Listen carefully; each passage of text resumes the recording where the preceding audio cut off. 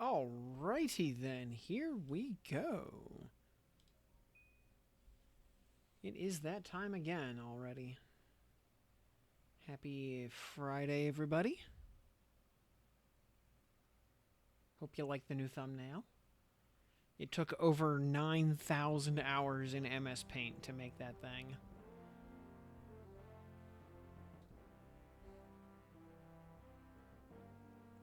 And you think I exaggerate, but you have no idea how bad I am at Photoshop. Or, actually, I don't even use Photoshop. I use Paint.net because I don't know what I'm doing.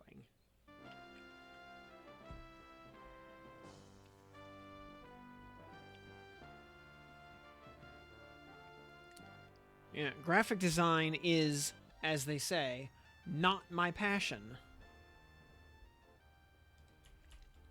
Now, we're gonna hope that we are able to spin up an instance. If not, we may need to go invent some fun.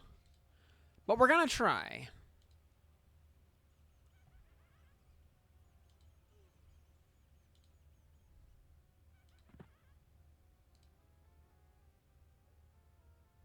Hey, it worked. Huzzah. I know people were having instance trouble again earlier today, but it appears that at least for the moment, the hamster is on the wheel. And Popper Panzer, good evening.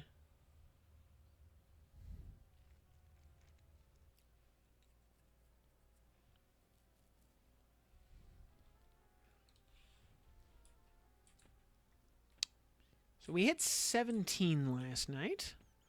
So we're looking pretty good. We should have a little to no trouble going into the bowels of the dungeon at this point. We are going to pop Asaka, though. We are in offensive stance once again. Yeah, we are going to show her what for. Make sure we have... Yeah, we have inversion on.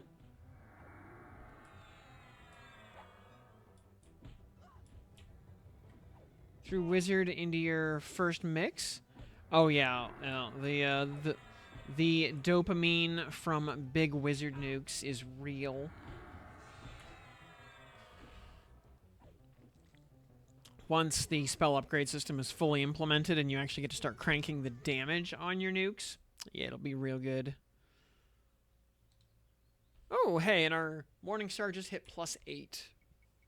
Still has not gotten its 13th point of damage, but it is what it is.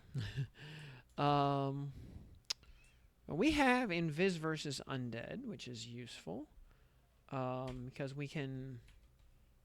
You know, if the spell whatever casts, I mean, we're getting better at divination by casting it. Yeah, we only blew up, 18% of our mana trying to cast that spell one time. Crucially, though, it does allow us to drop down the pit safely.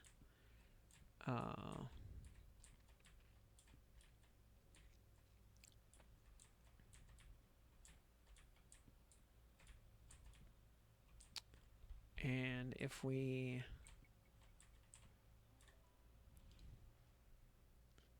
very careful, we might... This might work, it might not. Inverted, we might be able to lull this thing before it aggroes, especially if we stand like right behind it. Yeah, we were able to lull it. Can lull this one also. And we can kill it.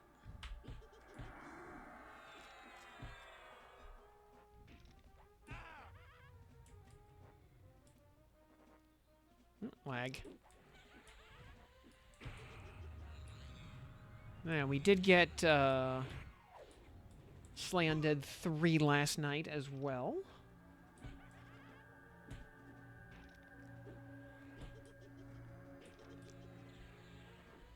So we got that going for us.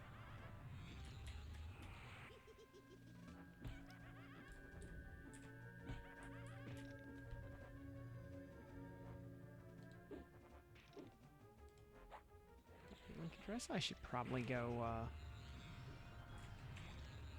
post in the live streams channel.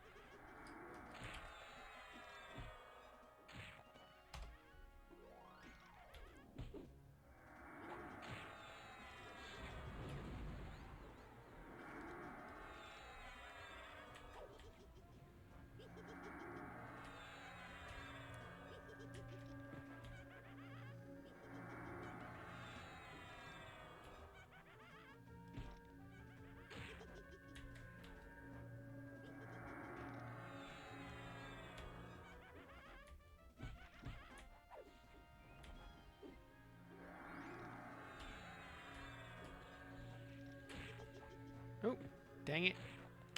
Well, that almost worked.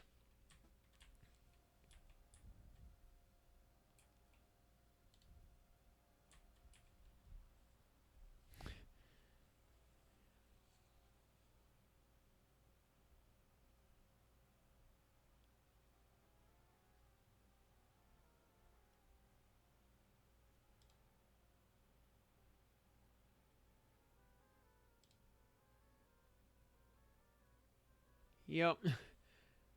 Yeah, no XP loss on death.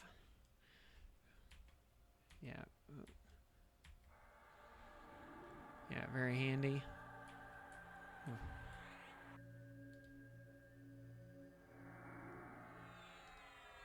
Getting on. Oh yeah, I need to set my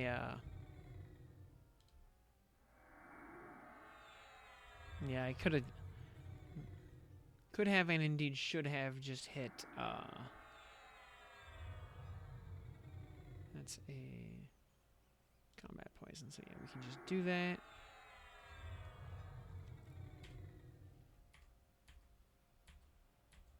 Yeah, those divination skill points are starting to add up.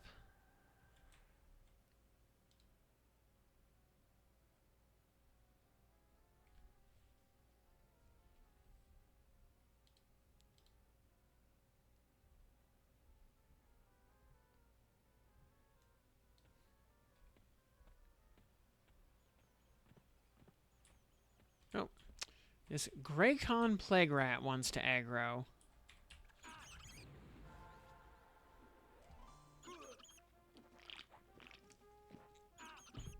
Do you think this Plague Rat is in the top percentage of Plague Rats?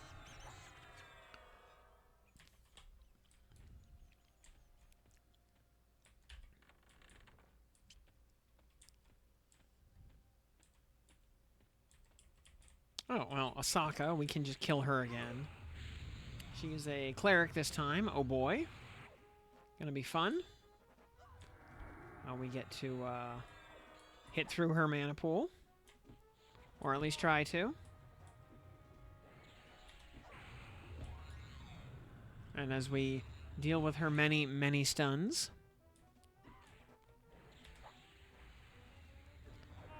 But she has to deal with our many, many stuns as well.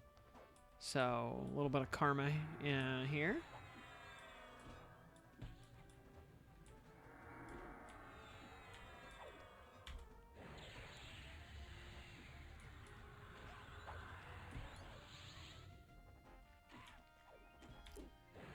And as I've said before, one of the great things to do with inversion is make cease and desist almost instantaneous.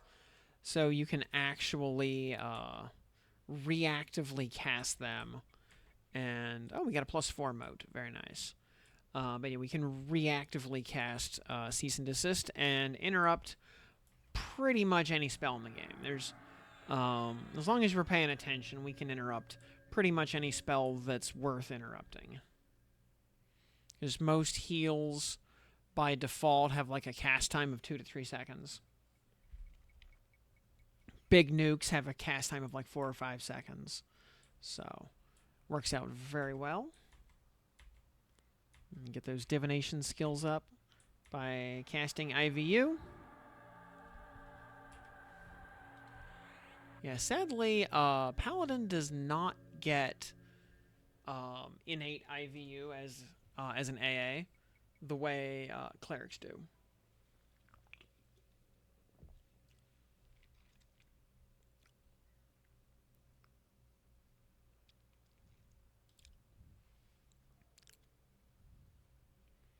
Also, the fact that Rogue's Purge Poison ability has a 72-minute reuse. Like, this is a, you know, that could be knocked down to, like, 5 minutes. And it would be at least respectable. There's not that many sources of poison damage in the game at this point. At least that get used against players. So even like just vanilla cure poison and stuff doesn't see a lot of use at this point.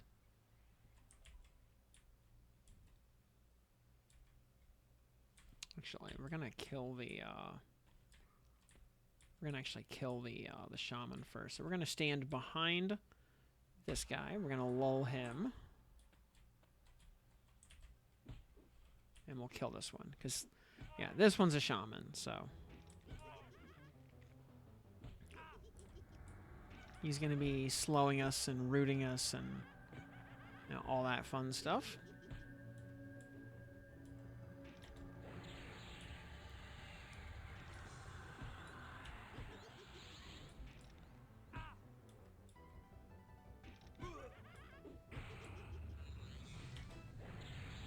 You know, I'll say I actually like having to pay attention to what classes enemies are and react to them appropriately.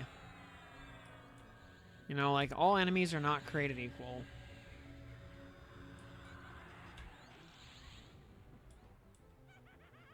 You know, if an enemy is a cleric or a shaman or something, we treat them differently.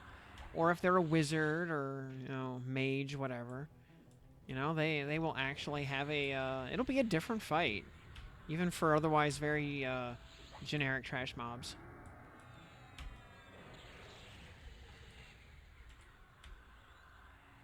Though, enemies really do not know how to play Bard. Like, Bard is kind of a freebie on monsters.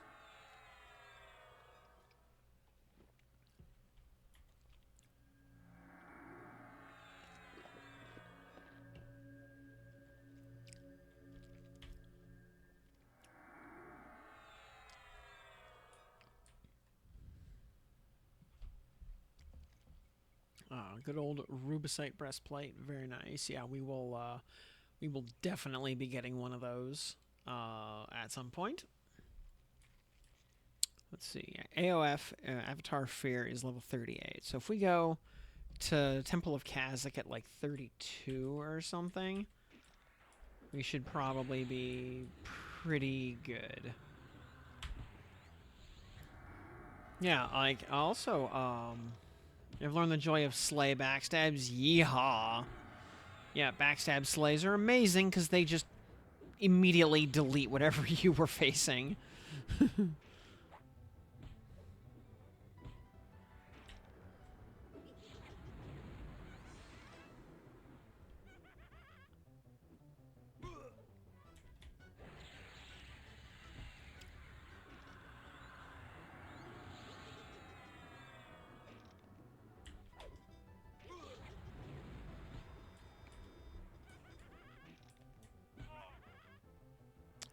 I think this skeleton's LOH has not repopped yet.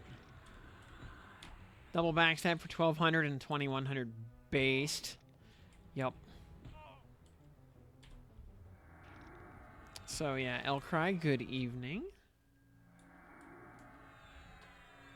So, alright, we got the, we're able to do a little break-in down here. Already going better than last time.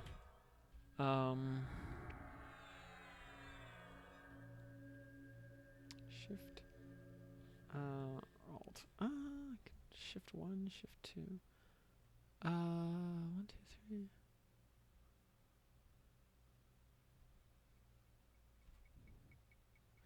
You know what? I think that's how we're gonna do this. Right, because I want to get stances and vocations. Okay. Arcane Mastery. All right, Divine Invocation. I think we're gonna set that as Control F1. Control F1. Overchannel.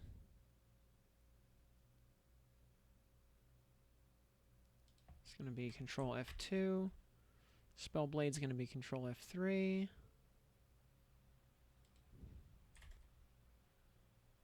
What's Control F3?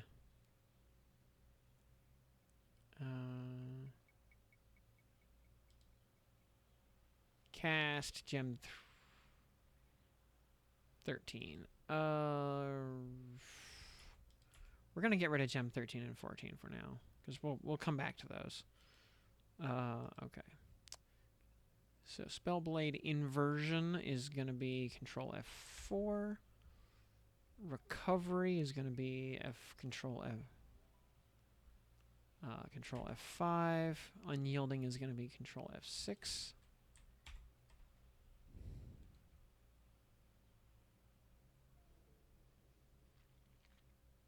Okay, balanced. I'm going to set these to Control 1. Control 1. Evasive. Oops.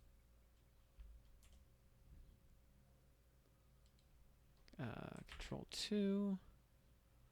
Mage Hunter will be Control 3. Defensive will be Control 4.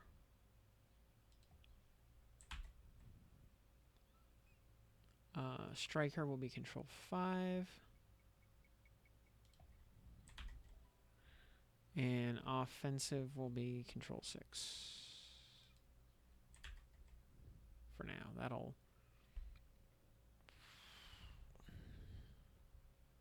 Alright, I'm pretty content with that. Button size, show text.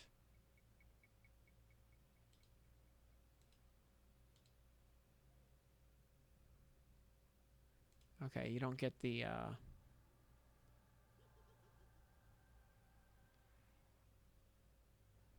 ground.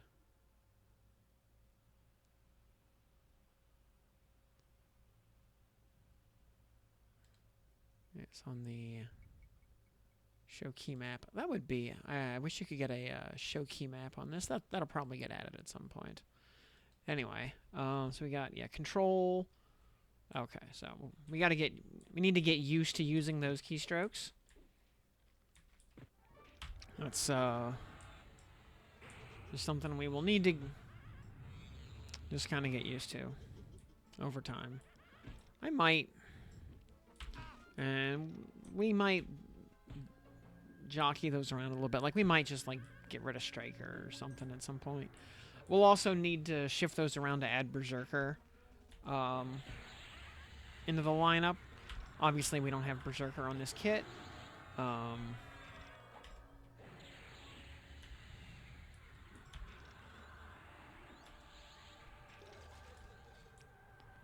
Okay. Once this next skeleton repops, we'll actually get to work going down the hallway. He should pop in about like 10 to 20 seconds, maybe.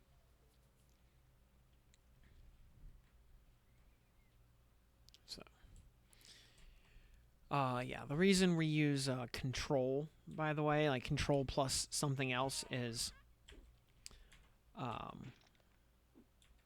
you know, I move with arrow keys. So my right hand is always on the arrow keys, which means there's a control and a shift right next to my thumb, because my thumb kind of sits on the left arrow key, or frequently it actually rests on the control key. Because I use control left and control right to strafe. So, when I need to strafe, you know, the thumb just holds down the control button that's right there.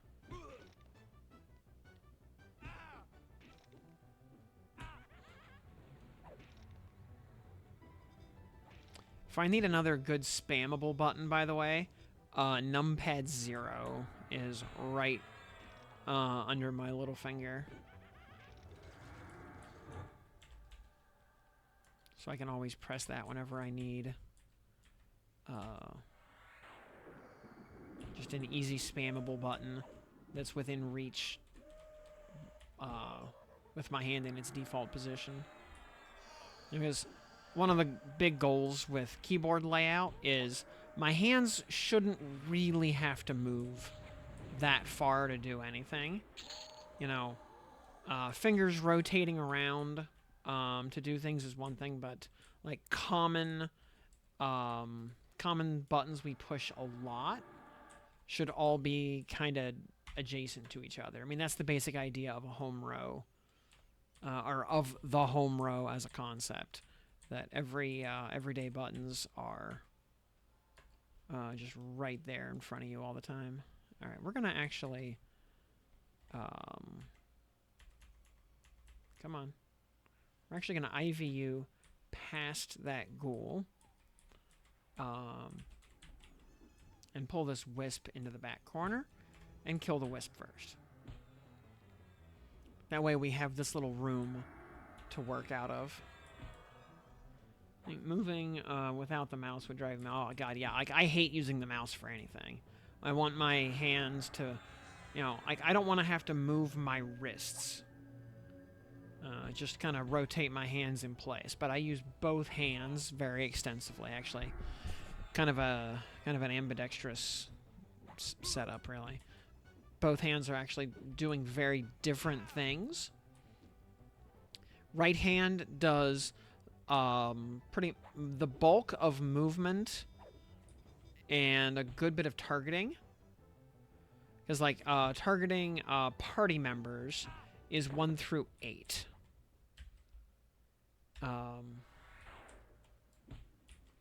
With myself being number 6. Another +4 moat. Also, I got the impression that moats are actually a lot more level gated by enemy level than they were on closed beta. It's like we were swimming in +4 and +5 moats in Befallen on open beta, or excuse me, on closed beta, and now not so much. Like we're still getting them, but I don't think we've. I think we've gotten like we've gotten 2 +5 moats. Period.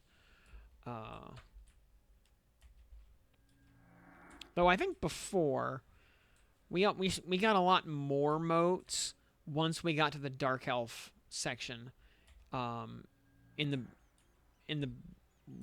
final area of the dungeon. So it might be that we just haven't gotten to the good stuff yet. All right, Arisen Thaumatur. We're gonna use Overchannel for this. We're gonna IVU him. We're gonna IVU him. Or, I mean, lull. We're gonna lull him. We're gonna pull the ice bone into the wisp hall. All right, well, Thaumatur just came too. That's fine.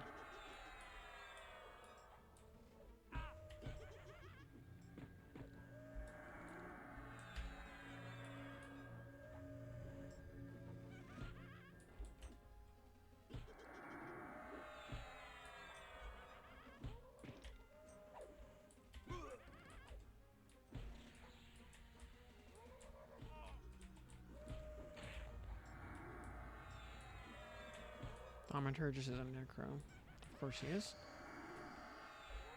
Necro Bard. Okay. Oh, this idiot's a shaman.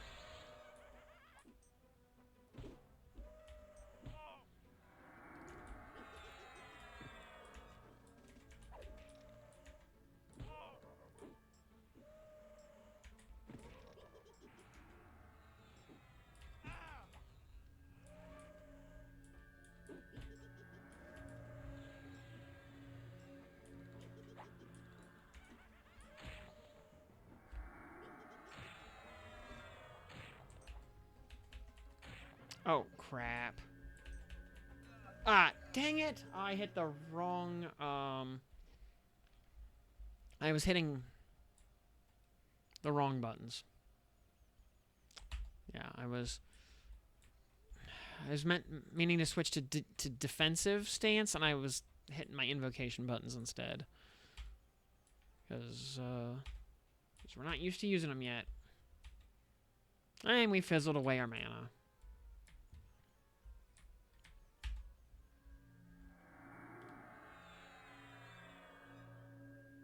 Oh, Salavi. I had meant to, yeah, that, actually, yeah, that, well, would have made sense there, what I should have done, what I was about to say.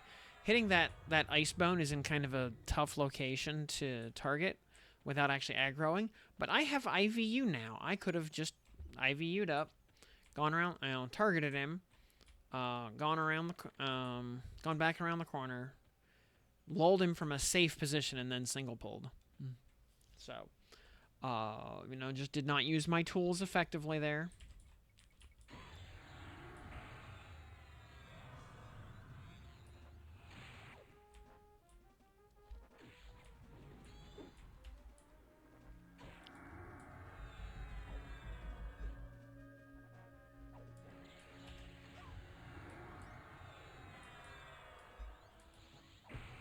Asaka, please stop stunning me. Asaka, you should really heal yourself. You're rapidly running out of hit points. There you go, see?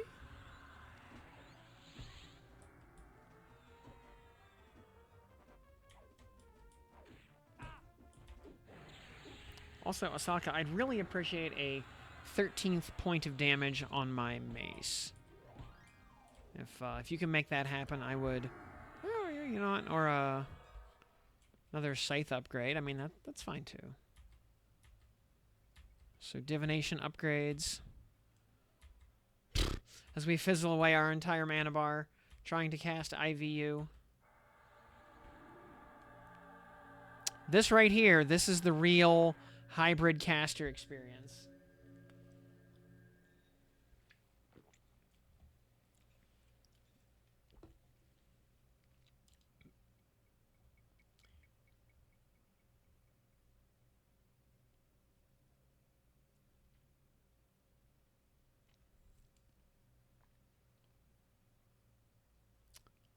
Almost bought Mastery of the Past just for that. Yep.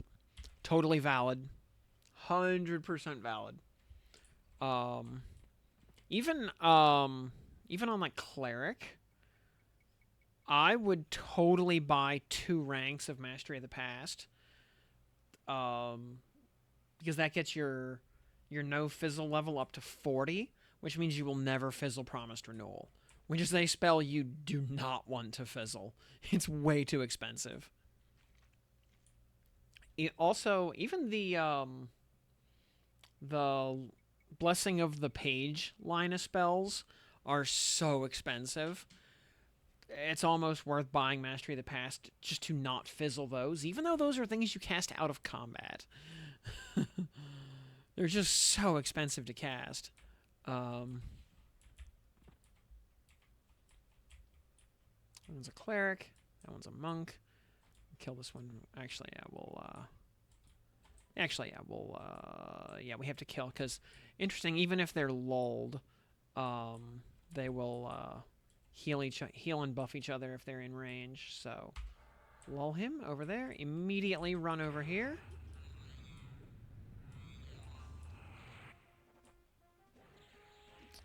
Get Giga stunned, as you do. Also, let's pull this guy down just a little bit.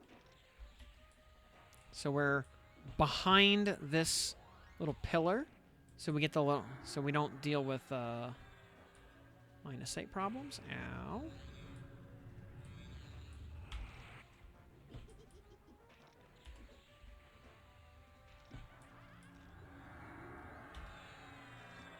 Now, as long as we kill him in the duration of lull, we will probably not have to deal with the other one adding.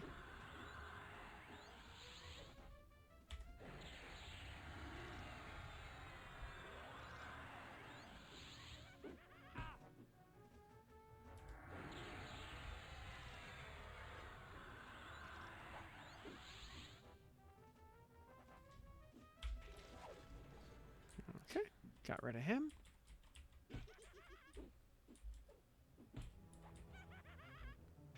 Got a nice little sleigh auto attack there. 383 damage, not bad. Yeah, once we get the ruby stiletto a little deeper in, we're gonna see a pretty good power spike. That might also just become probably just become our new offhand for a while. Let us use a better stat stick in our any slot.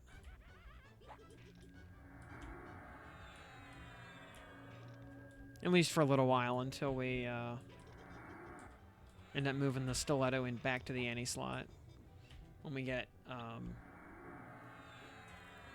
other higher ratio weaponry.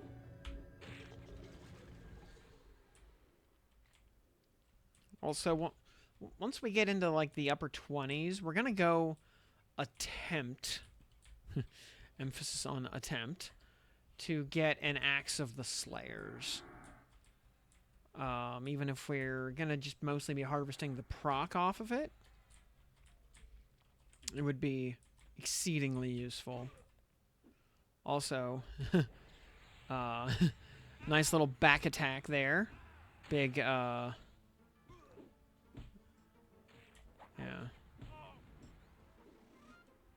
Couple of big crits. Also, yeah, we're in frenzy range, so yeah, we just kind of stunned the crap out of him.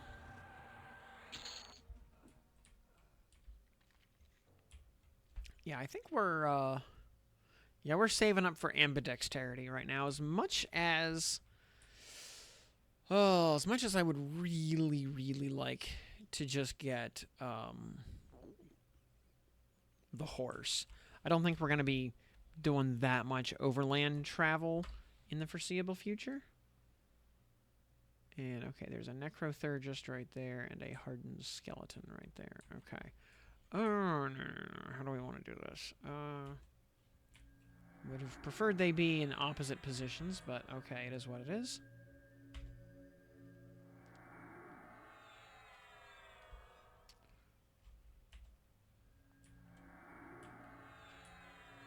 Yeah, we're going to see a sizable power spike when we get to 20, as we suddenly get vanilla healing instead of lesser healing.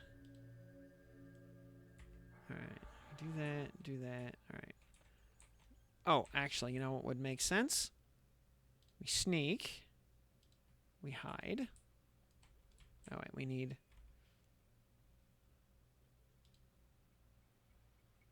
You just hide sneak past the... You failed to hide yourself. Okay.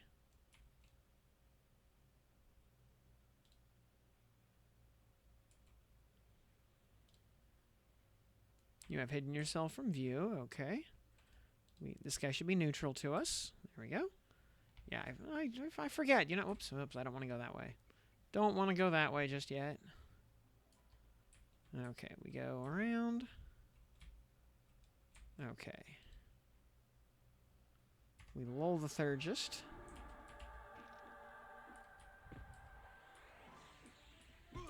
Oh. Oh, pfft. Our lull wore off instantaneously, because why would anything nice ever happen?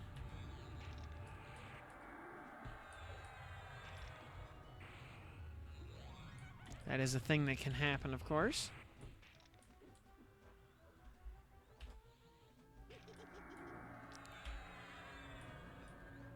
You hate to see it.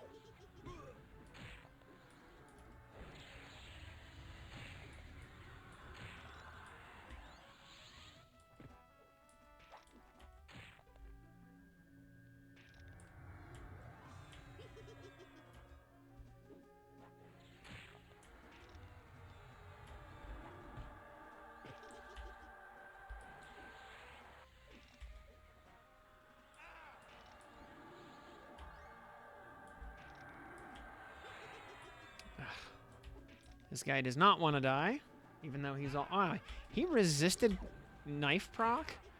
Rare.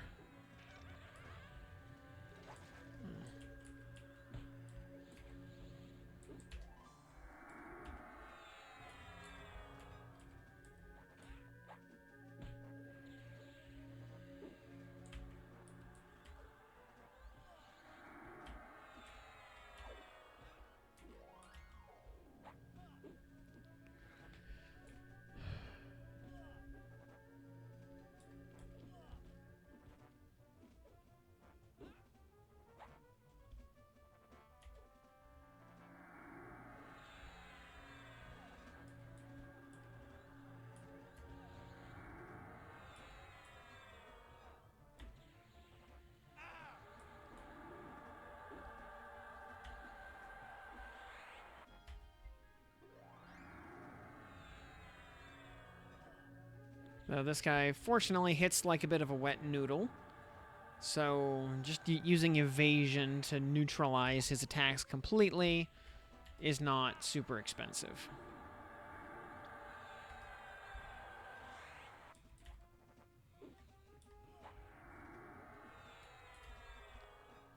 So we got that going for us at least.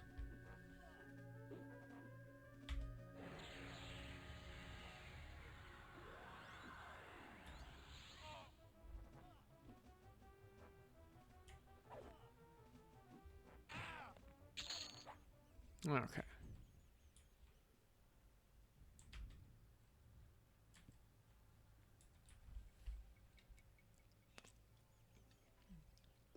Alright, we may need to,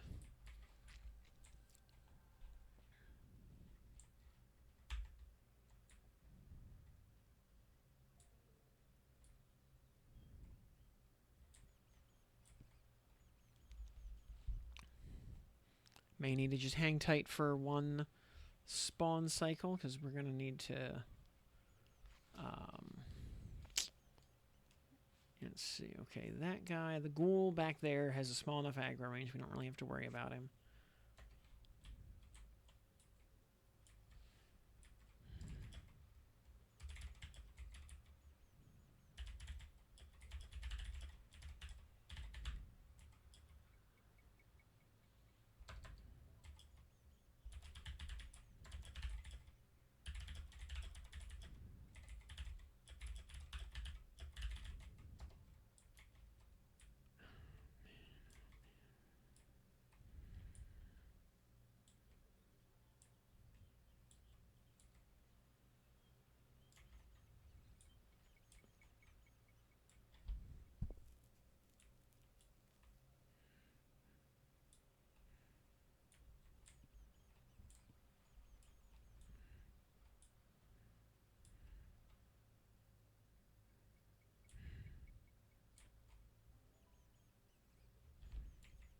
Yeah, we're just going to wait for the skeleton that was right here to repop, and then we'll... in the meantime, let's see here. Scythe plus... Oh, hey, Scythe is going to hit +7 here pretty soon. That's cool.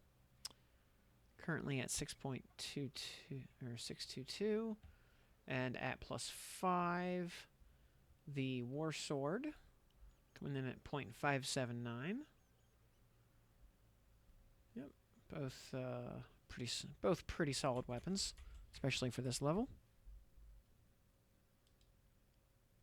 Giant Snake Fang also very solid. Oh yeah, we've got our bronze shortened spear here for the same 5 backstab damage. Also, tell me... Good, okay, I had to double... Thought I had kind of screwed something up a little bit there, but nope, all good. So, alright, as soon as... Yeah, maybe we could actually just... No, because now if I go to start pulling the priest room now... also, let me... Priest, I gotta actually double check his loot table. Priest Amiaz. Blackened Wand is doesn't matter. Star Rose, Quartz, Dark Elf parts. Okay, the priest doesn't really have anything of significance.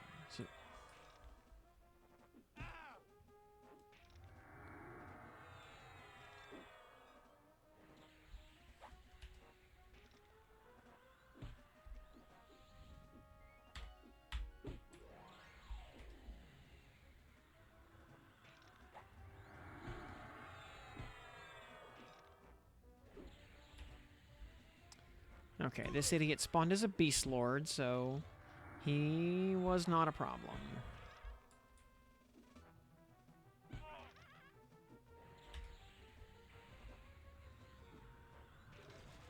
Cool. And we got a good slay off the bat. So, yeah. The Arisen Thaumaturgist. Let me double.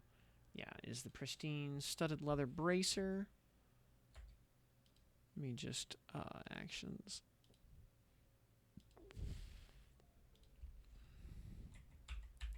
Pristine. Okay, we do not have any loot filters on pristine, so yeah, we're good.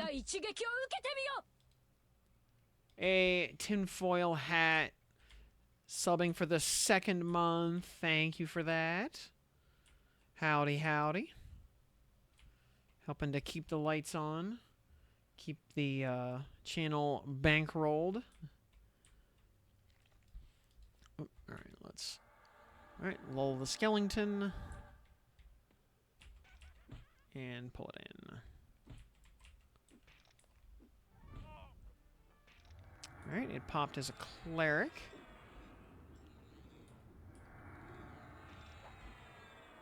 He can cast Root on me if he wants. In fact, I encourage it.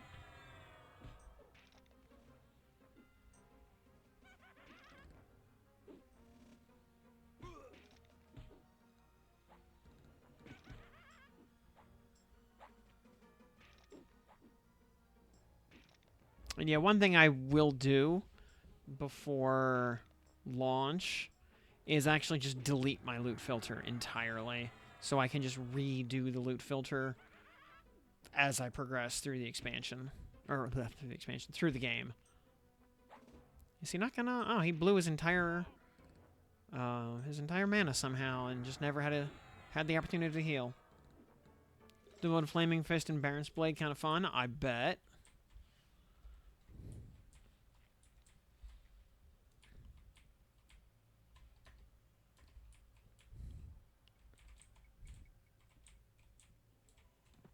Okay, Arisen Thaumaturgist.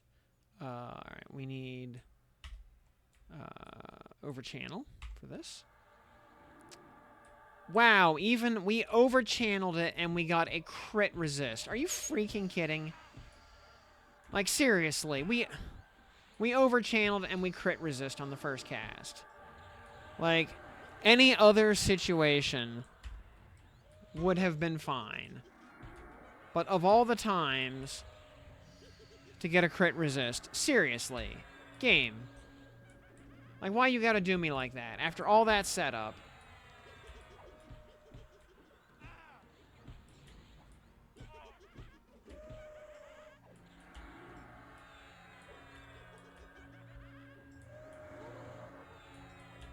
We have all these healing mobs here. We can't hit through this much mana. Unless we just get a massively lucky backstab. Come on, game. Like, that was not fair. Yeah, just kill me already.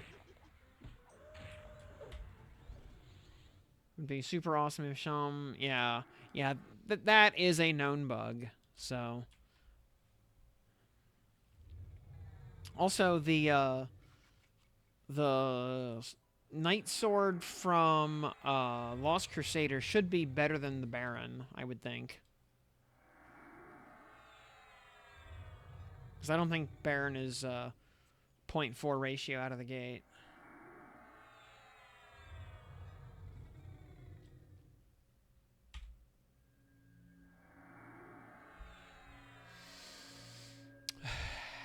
I'm actually a little mad about that right there. Very slightly better, but stats are worse. Fair. Yeah, the Baron is quite good.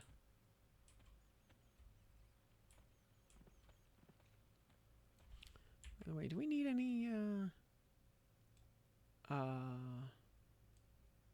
boots? Not. We would need 4 drops to get our boots up to +7.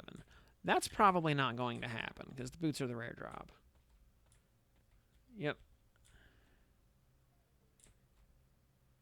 Yeah, I forget what the Knight Sword is called, but yeah, that and the Monk Fist are both from Najina.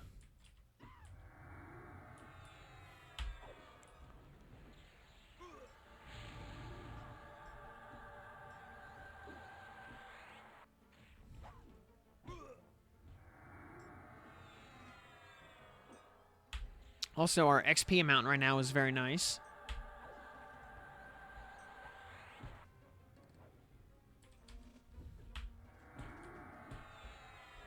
Also, it's worth mentioning, we even upgraded Lull to Tier 2 to give it an even better resist adjust.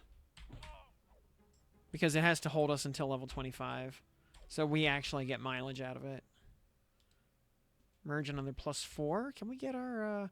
Nope. Man, how far do we have to go to get the 13th point of damage?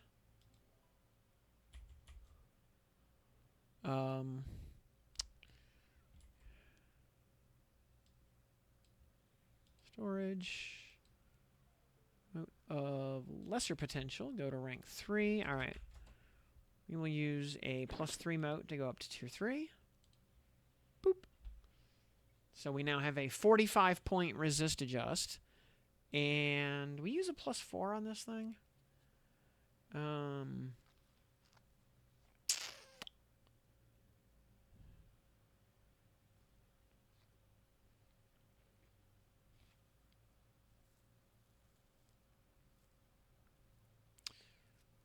don't know if we +4 it.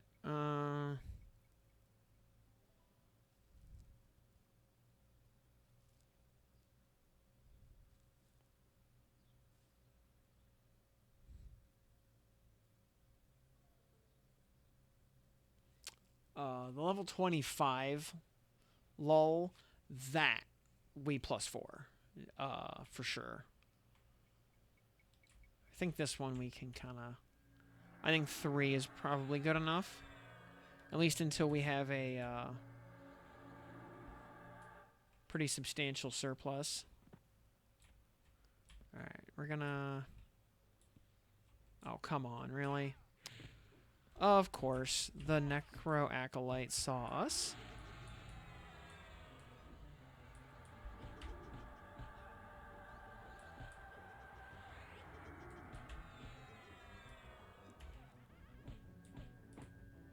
So...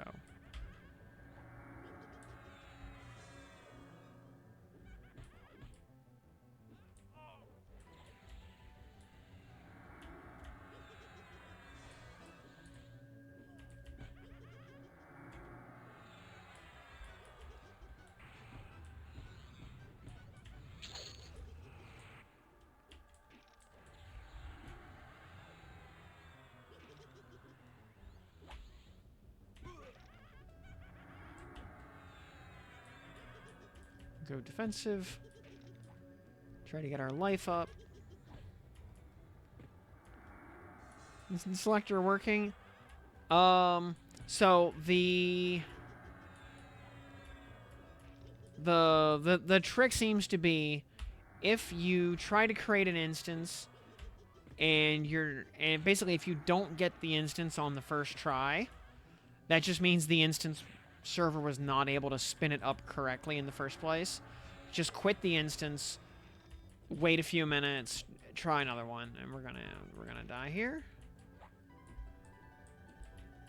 Actually, we might be able to get by with like evasive because I think he's out of mana.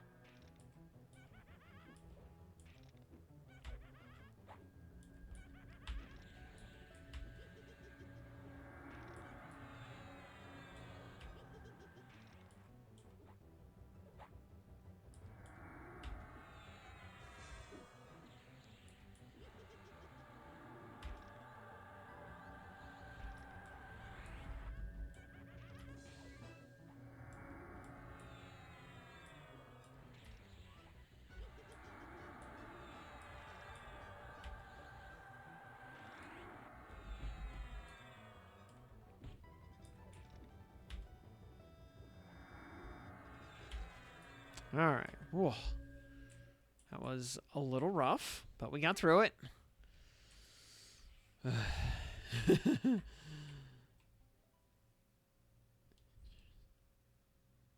a Necro from Neophyte down there and a Wisp. Okay, well, let's go ahead and hide.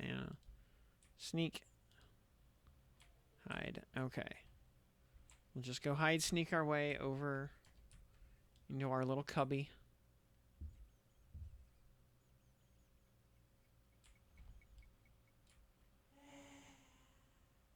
Ghoul sounds.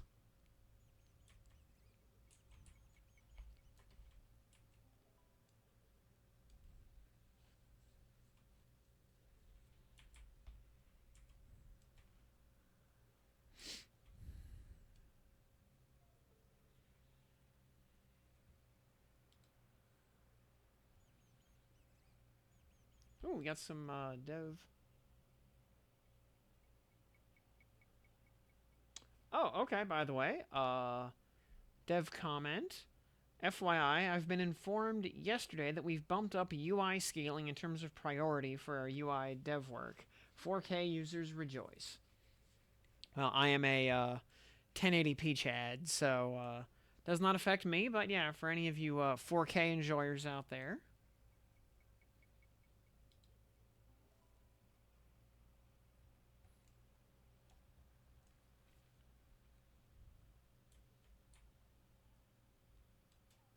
Hello, Wisp.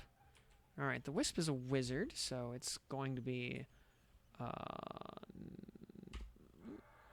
we get it lulled before it aggroed. Very important, by the way. So we can...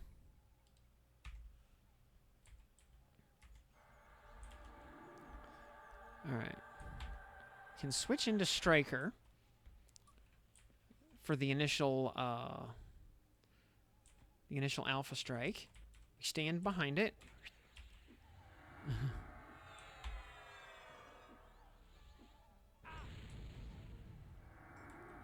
And then we switch stance afterwards.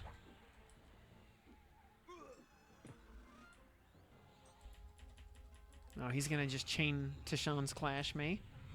Because he's a dick. Oops, shit. Oh yeah, we're not... Actually, yes, no, that was correct. Because I want to, yeah, overchannel. If we overchannel desist, we can actually land cease and desist on this guy. Sometimes with overchannel. Nightmare on 2K monitors map icons are like 1-point font.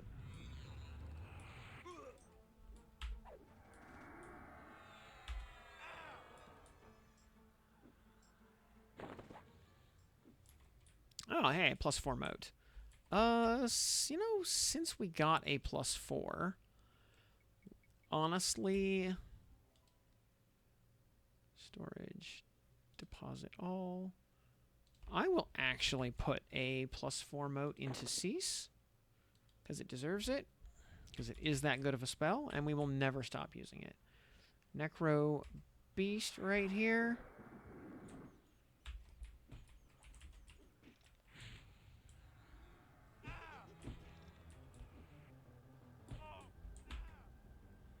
Oops.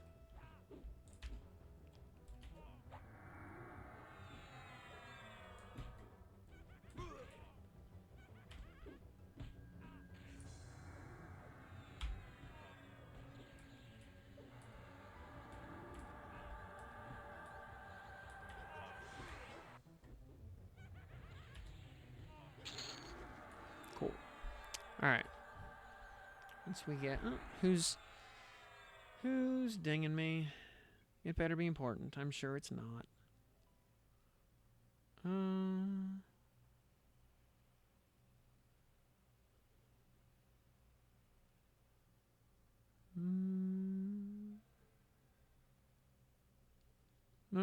Alright, I don't know, whatever.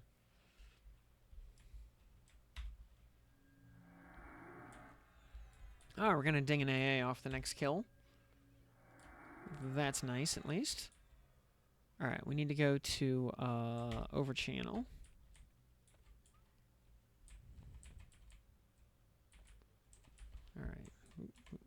we're going to hope that we don't get a crit resist.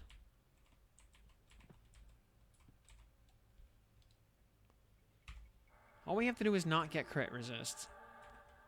Like, regular resist is okay. Priest Amia's pet.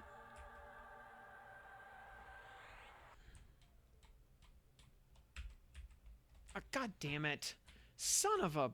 Oh. Again? Really? Man.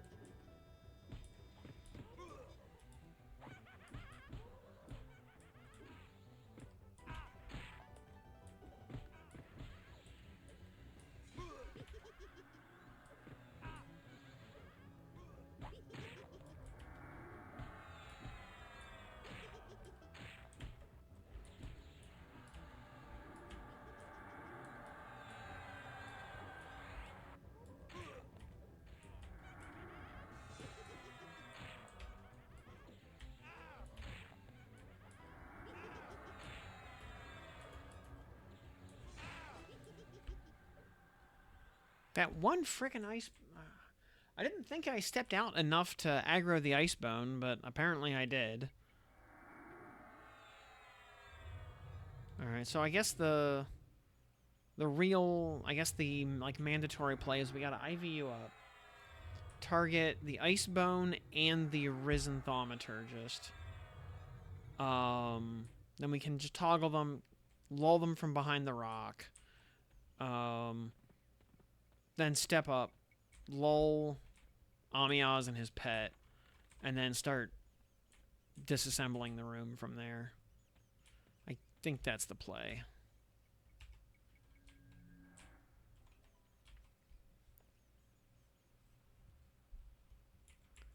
Also, I'm going to go ahead and upgrade Desist to Tier 4. Again, this is a spell we will never stop using. Cease and Desist are just core spells forever.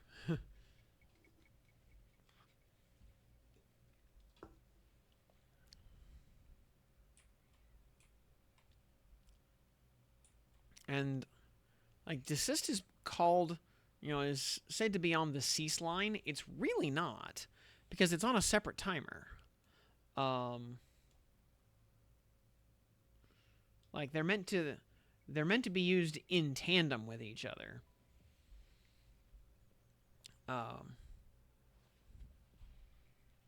So, like, when we look at, like, regular,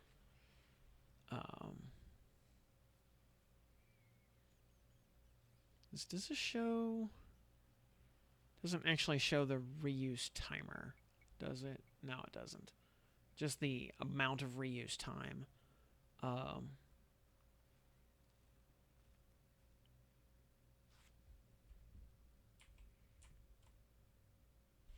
Yeah, they're... But yeah, you're meant to use both in tandem with each other. And then later on, you know, in vanilla terms, at higher levels, like circa Planes of Power, you'd start getting higher tier versions of both of those spells. And we'd get, you know, 2 different force spells that would that you would use in tandem.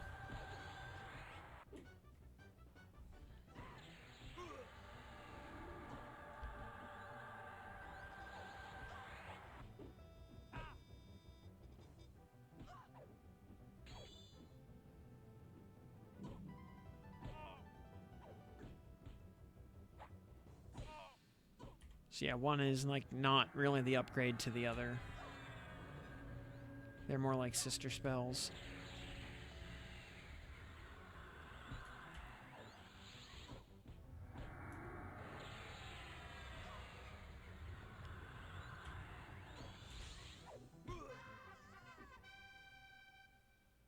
Ken has extra point of damage. Nope, not yet.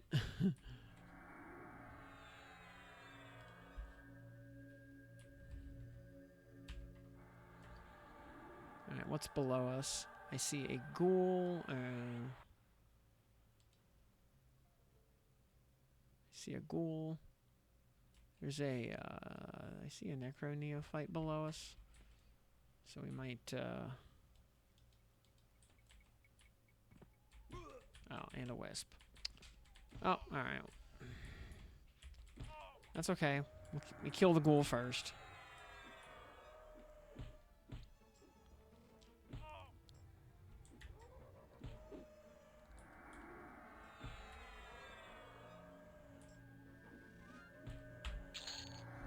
Ah, good. Nice little sleigh right there. Love to see it.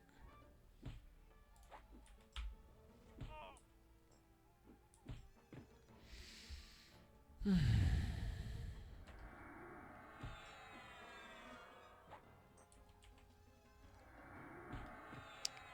have over here. Oh, okay, hardened skeleton, necro, right there.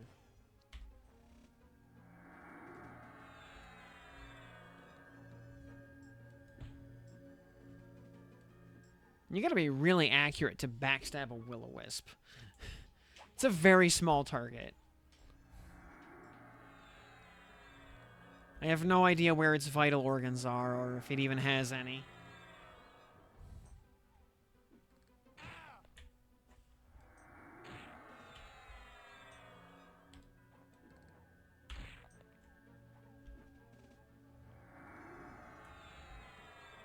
Which, tangentially related, one of the problems I had with 3rd edition D&D is that precision damage like rogue sneak attack and critical hits are very, very low value in that system because freaking everything is immune to it. Like, all undead are immune to crits and sneak attacks. You know, oozes, elementals. It's like everything. And a lot of really common creature types, especially. That, very mundane creatures.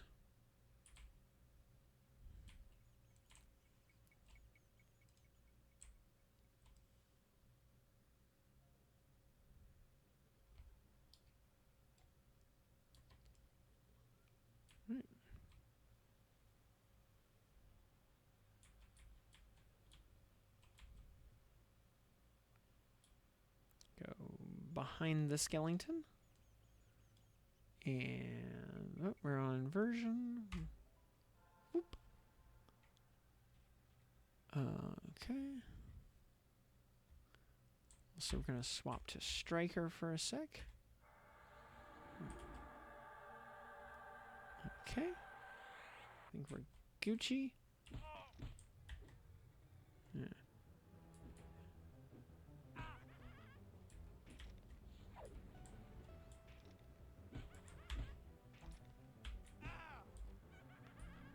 Yeah, I kind of like when we're able to actually like kind of ambush an enemy like that. Swap to Striker long enough to do the initial you know, cleave, backstab, alpha strike.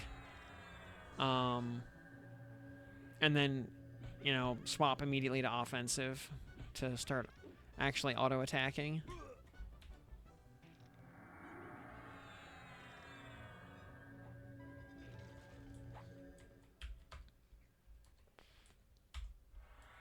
Alright, Necro Acolyte here. Should be no big deal. He is just a lowly Necro. And a level 17 Druid. He is also stuck using light healing at this level. He needs like 1 or 2 more levels to get vanilla healing. I understand his pain. Perhaps in a different life, he and I could have been friends. Comrades, even. But, no, he had to be born as a dark elf. You know, the best I can do is give him a chance at reincarnating into a form that is not pure concentrated evil. Of course, our IVU starts to fade instantaneously. Of course it does. Once again, as always, why would anything nice ever happen? All right, there's the Arisen Thaumaturgist to make sure it can't... The Arisen Thaumaturgist can see through IVU? Really? Are you kidding? Really?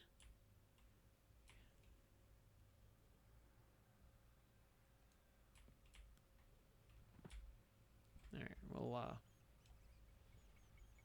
control... We're gonna overchannel a wise. Alright. We will lull him, at least.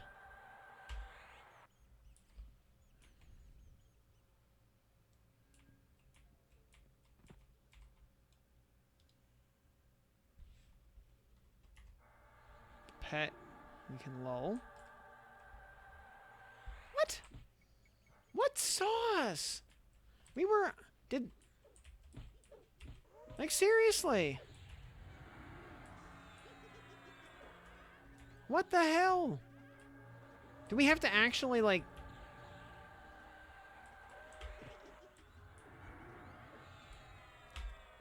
And yeah, Arisen...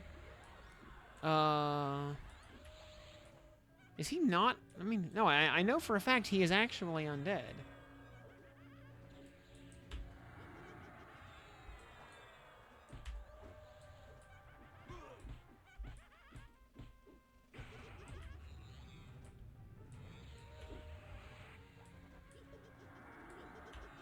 But he... Yeah, like, why does he see through IVU? That makes no sense.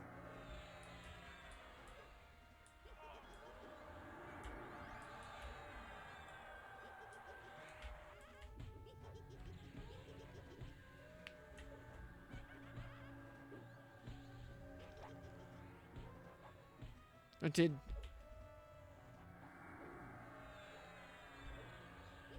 Or did Priest Amiaz aggro, maybe? Because we can usually lull him before he aggroes.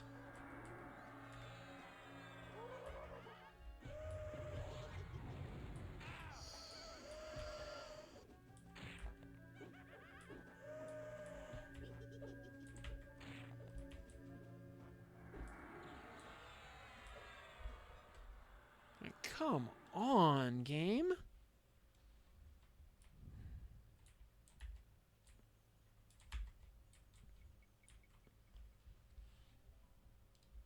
I guess we're gonna have to just hide sneak that room to try to lull it. Because we apparently... We get anywhere close to, like, visual range to target anything, and, we end up pulling the whole room. And the mobs end up pathing close enough together that even the stuff that's lulled will come along for the ride. Oh, what now?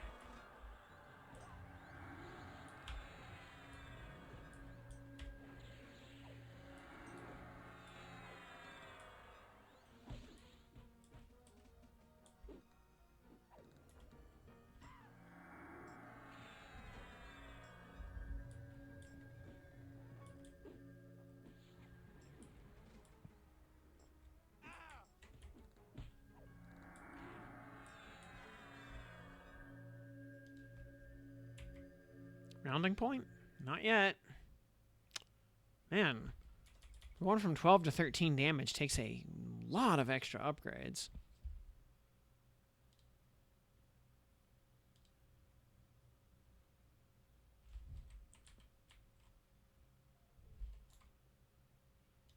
What is down below us?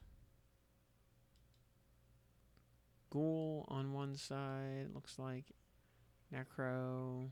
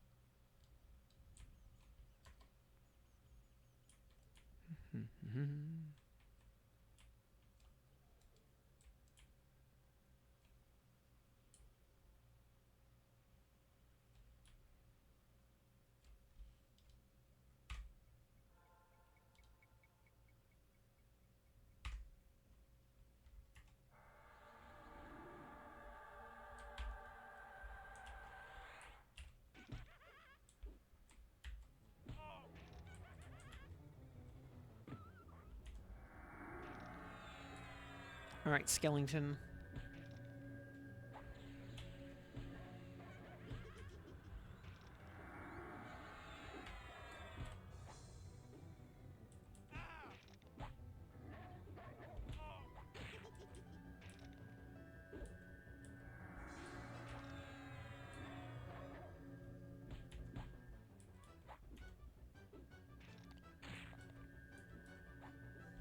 If I could get an actual sleigh here, that'd be super nice.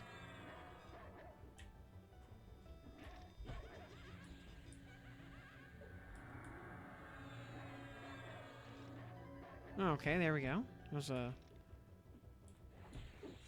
nice little string of damage. There we go. Oh, we learned Clumsiness Poison. What does that one do? From Ding 18.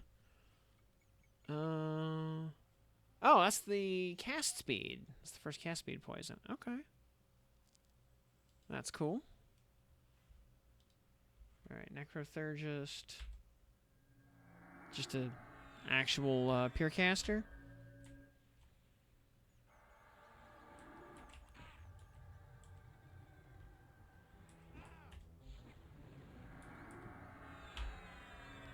Chippo. Hey, bud. Alright, very good. Now all of our skills are going up. Love to see it.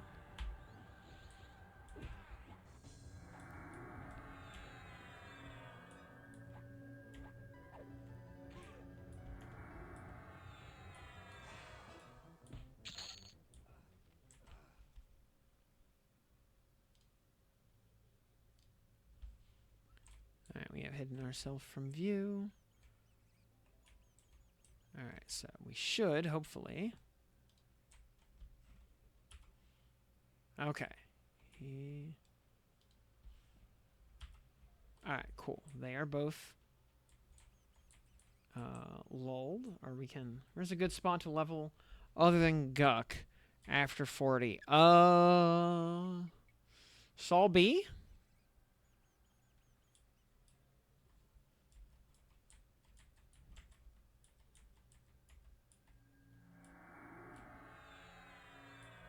Yeah, Sol B is good stuff.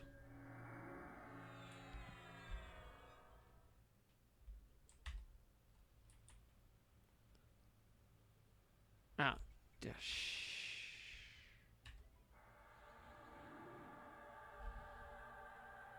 sneak.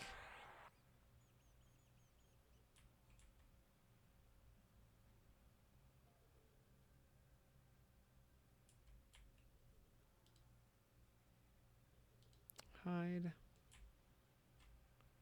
Really? He broke lull almost immediately?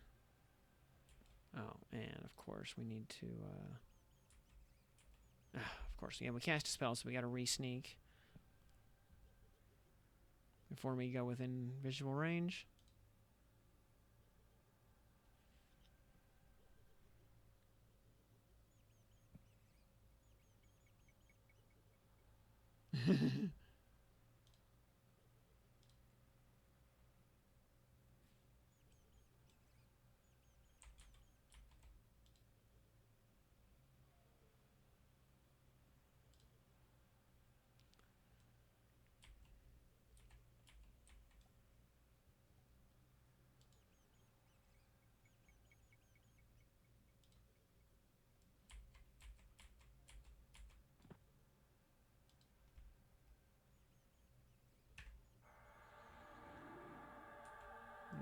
Okay.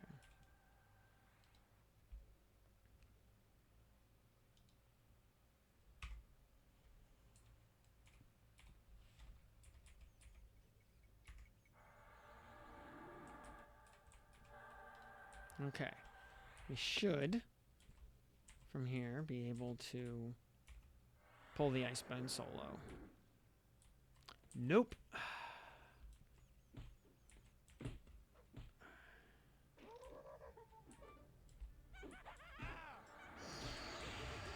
We got a...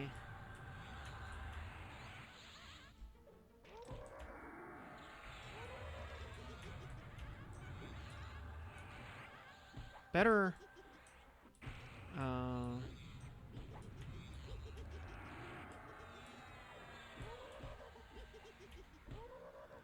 better run than most. So, I mean, I guess we take these.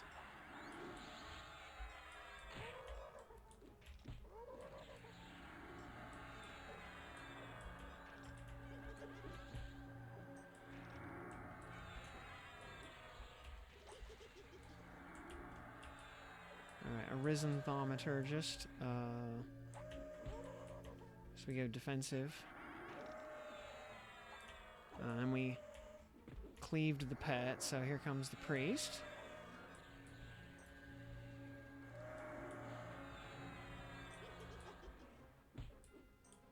Oh, and he aggroed the Necrothurgist along the way. Really?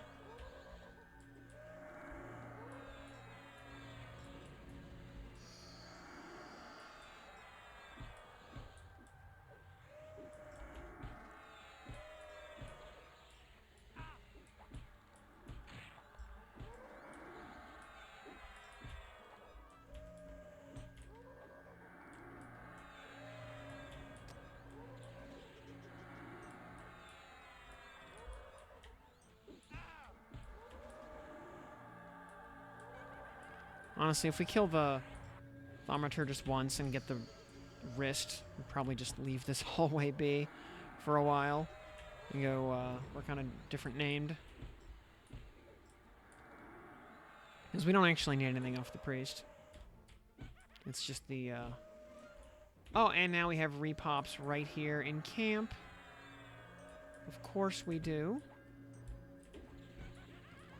Alright. Can we just please kill the Arisen Thaumaturgist? If we can do that much. Oh my god.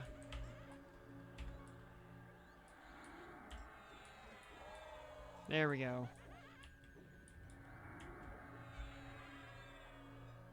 We take those.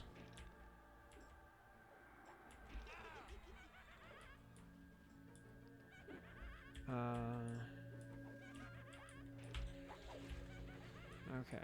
Hardened skeleton. Yeah.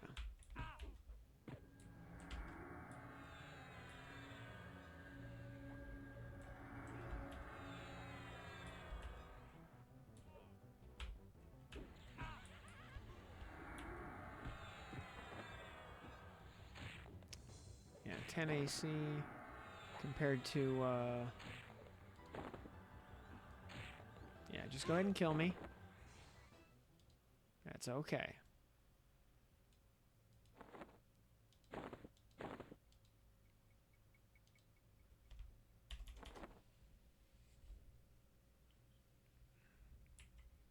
Yeah, just, we got our bracer at least, so it's fine.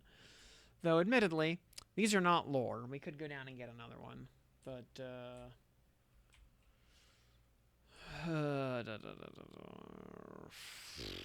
because he drops it, because the Arisen Thaumaturgist drops that 100% of the time, I think. I don't think he has any other drops. Yeah, that is the only thing he drops. So.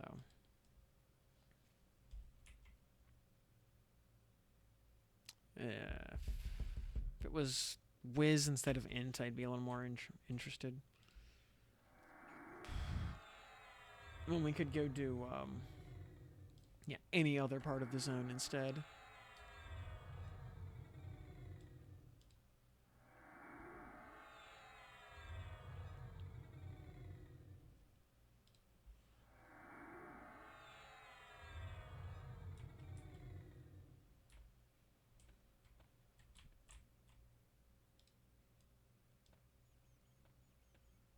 We were able to get most of the good drops from Sol based. I think Scarlon, yeah, Warlord Scarlon is actually part of the raid instance. The Raising Sword is a thing. I don't think it's terribly interesting, but it's part of the raid instance, so you know, if you're gonna go do Nagafen, then you might as well. Oh, the Giants are also in open world. Okay. Yeah, because they have weekly lockouts. But yeah, if they show up in the public instance, then so much the better. Yeah, Rokeel's Channeling Crystal, actually good for int casters. Yeah, Tranix has the crown. Plus, oh yeah, the mithril armor off those guys is actually useful. Pre-planes.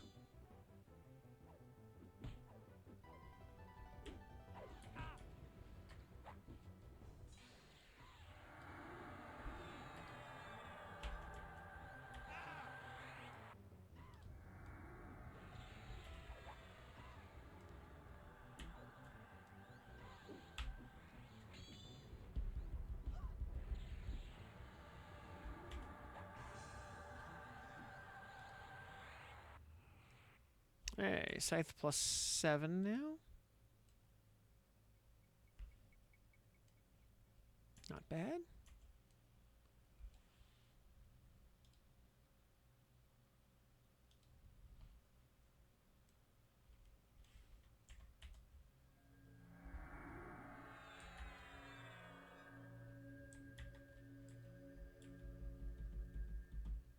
Tranix Torque, actually very useful. Channeling Crystal, yeah, your only good shield drop. Oh yeah, I was gonna say, yeah, because Blade Stopper drops off Nagafen. Blade Stopper's a great drop to get, you know, right at the point where you get, where you're able to seriously think about doing dragons. So, once we get Ambidexterity, we will probably focus on Fear Resistance as our next AA. Because I think it takes 2, 4, 6, 8. I think. 12, 20, yeah, 20 AAs. We started at like 25. Yeah, something like that. So yeah, we should hit full Fear Resistance by the time we hit like level... Because I don't think Unyielding... Unyielding actually gives you 25%... Or Unyielding Invocation. So if you don't mind sitting in Unyielding, you can make yourself fully Fear immune with just 3 ranks. And actually handy for the pure melee types who are not tanks. They can get they can take 3 ranks of Fear Resistance, and then they have no other invocations to use. So they can just sit in Unyielding and be fine.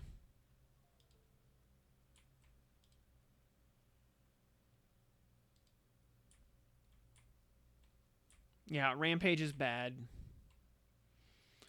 Rampage is the sort of thing that once it gets some upgrades and extra ranks and stuff like that, it will become good one of these days. Kind of like Radiant Cure. Radiant Cure will eventually become excuse me, completely, you know, like core for priests, but we're not there yet. So there's a hardened skeleton and a necrothirst. I don't know. Do we do? No, I want to go down. I don't want to do those idiots again. I want to just. We could go up and. I think even the Shadow Knight was probably a pain. Let's not, you know, because we have the ability to do so. Let's just go walk down the hallway here. And see. Alright, make sure. Tear doll. Yeah, there's a bunch of. Yeah, some of these are. Let's see here. There's Bobbin, or Boondin, excuse me. Teardoll. Most of these guys are just horrific red cons. It will probably wreck our face. Main thing I'm curious about, though, is Corvin. Like, how... Teardoll, actually... Captra over here in the corner. Actually, she's only yellow. We can probably do her and get a Golem Metal Wand, which will be a major upgrade. Yeah, Captra. Oh, she saw through our invis. She saw through hide sneak. All right. What a cheater. How did she see through hide sneak? Cause she's a cheater, that's why.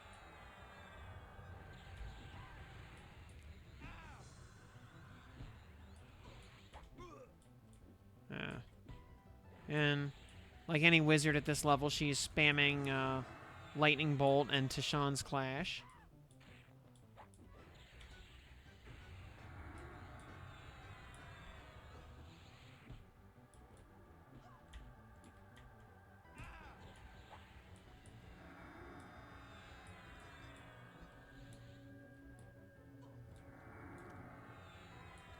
Cease and desist tip. Yep. Yeah, great spells. Yeah. Yeah, don't be fooled by how low level they are. They are absolutely core.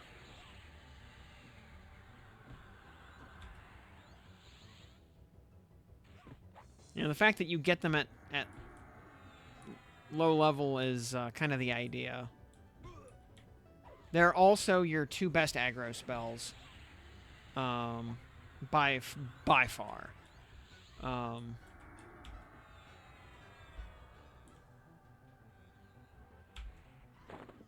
There we go. There's our Golem Metal Wand for Pillage Enchantment.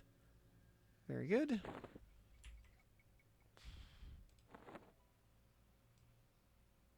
We'll take that, and we will stick that in our... just stick that in there.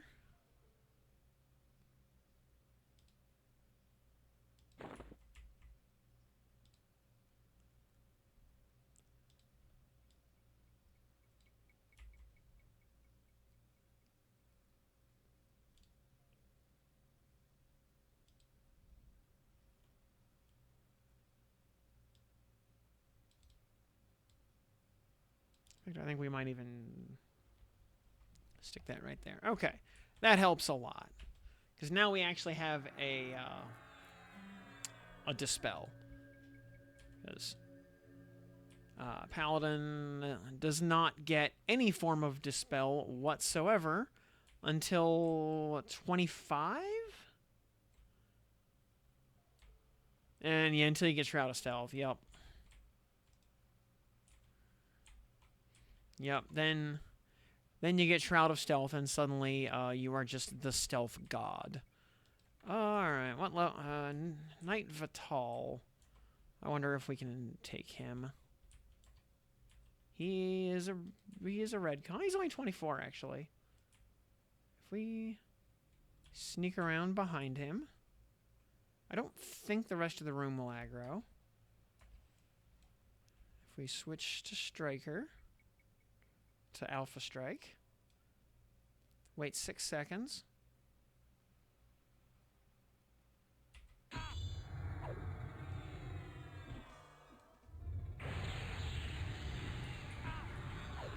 Ooh. He does hit kind of hard. Oh, and of course he cancels life. As of course he does.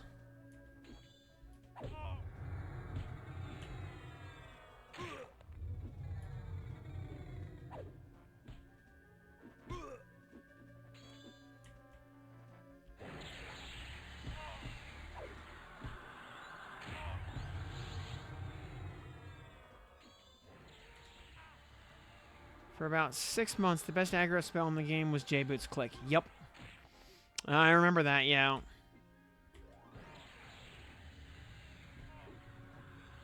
That was a thing.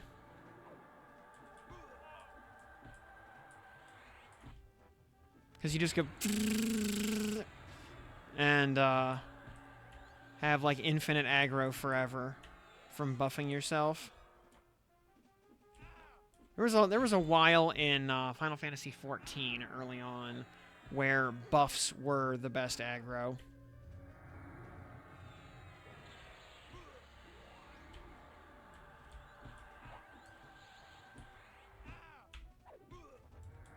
Which is just goofy.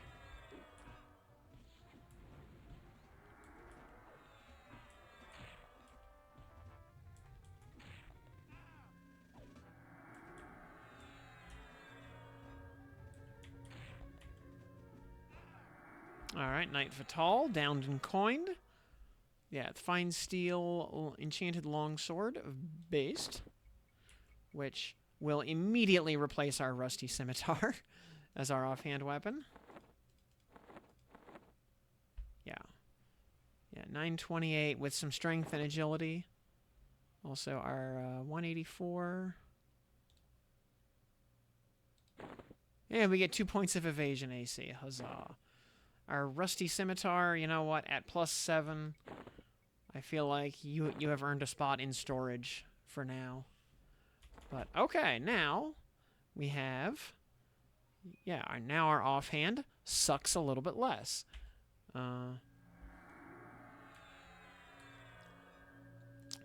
Someone found there would be 600 videos, and yeah. Yep, back then, nobody said anything. Right, this Shadow Knight right here, we're gonna lull her pet.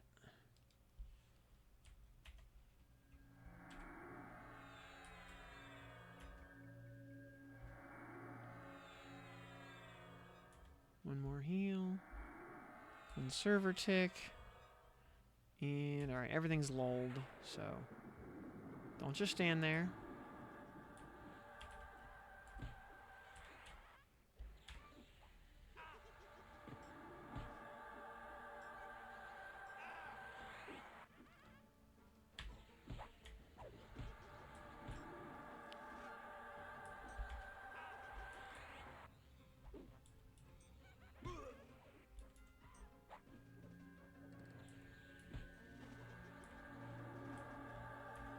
The Redcon Shadow Knight with the pet might actually be more dangerous than the named. Which is kind of amusing.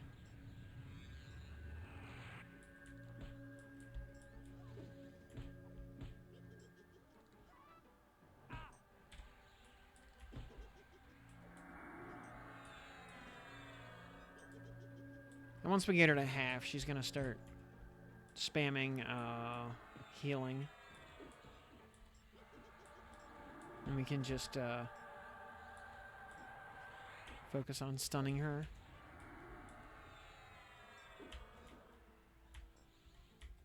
Why is she casting light healing? She has real healing.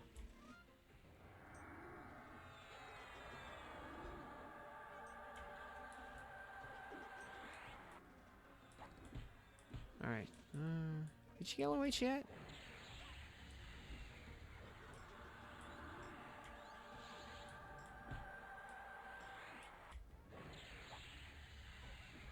And yeah, Charlize, absolutely very fat loot.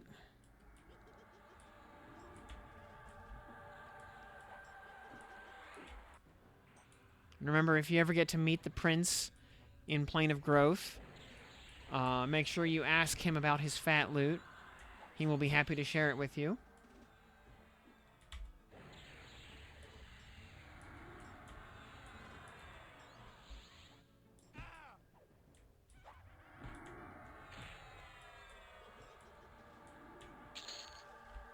Oh, hello there.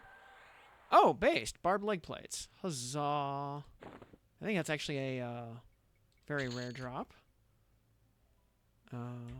Cool.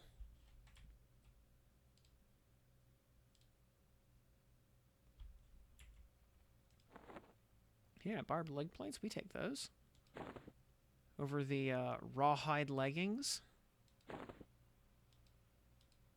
Yep, okay, cool.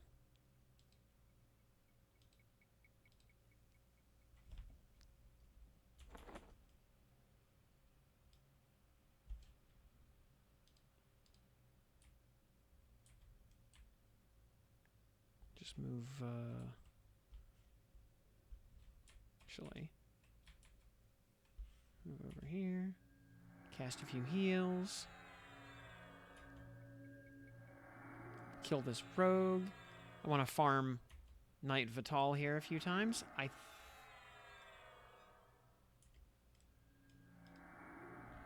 he's a monk this time. Sneak. Fortunately, he actually has a very small aggro range.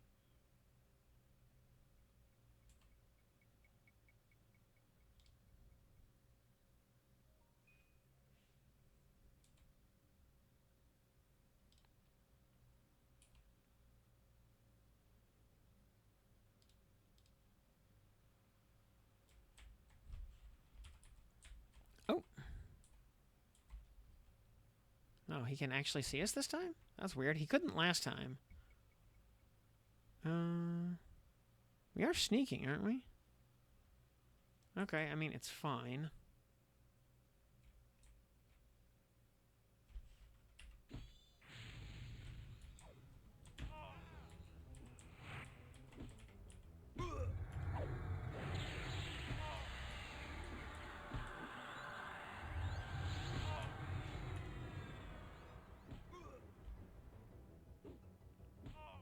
Blood Siphon.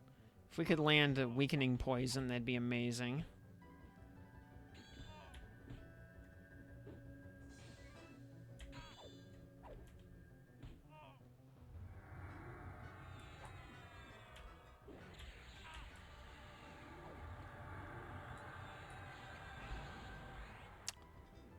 Hate canceling of life.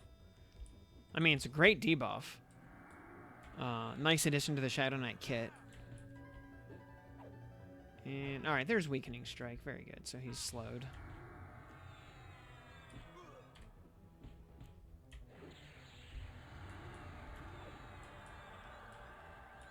Sadly, he will not get stuck in a loop trying to heal below half.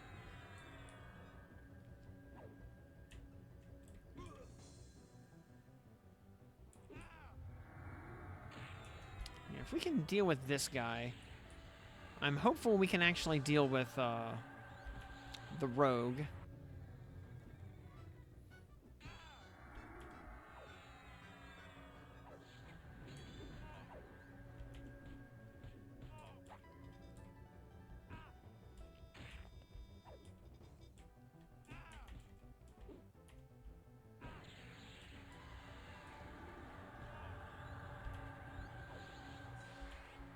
If we can get our 10 damage backstab.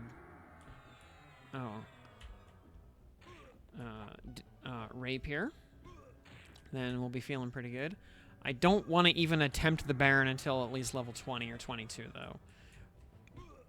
Because we need a heal that's actually worth casting. Oh, and there's the Bastard Sword. Okay. Yeah, a 0.69 ratio at this level? Yeah, very good. We will absolutely take that. Add it to storage. Yeah, compared to...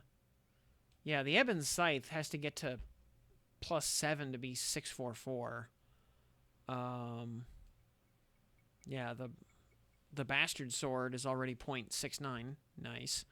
At only +4. So, yeah, that's... Oh, and it actually dropped most of the way to +5 as well, which is cool. Because it can do that. Okay, and the other Shadow Knight just repopped. She is an enchanter this time. Oh, that's no fun. Especially because that means she's going to start hasting everybody. Oh, that's bad. That's bad. Alright, well, let's lull him. Lull the pet.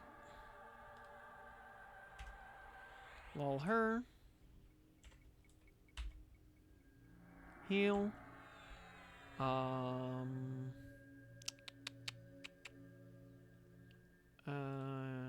Pull with Pillage Enchantment.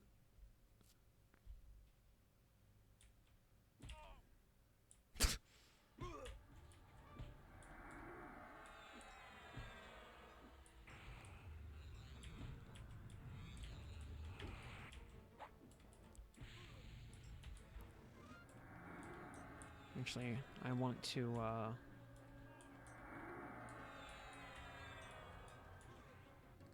kill the pet first, because it can heal.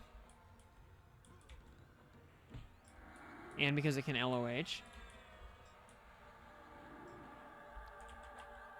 And we don't want to deal with any of that nonsense. Chaotic feedback, get out of here with that.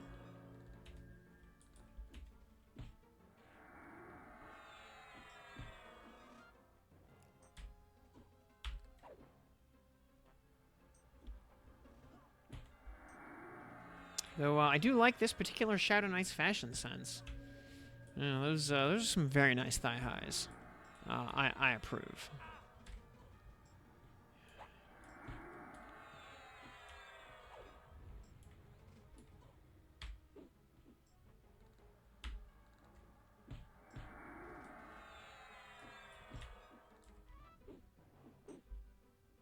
Not to mention the fishnet top.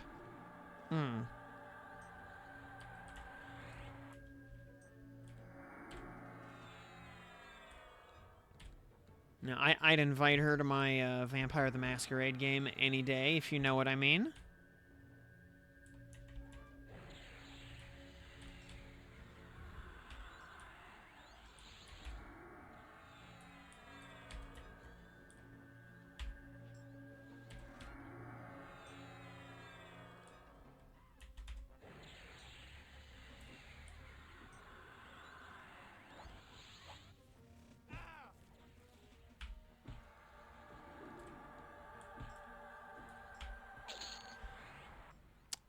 No pants that time, unfortunately.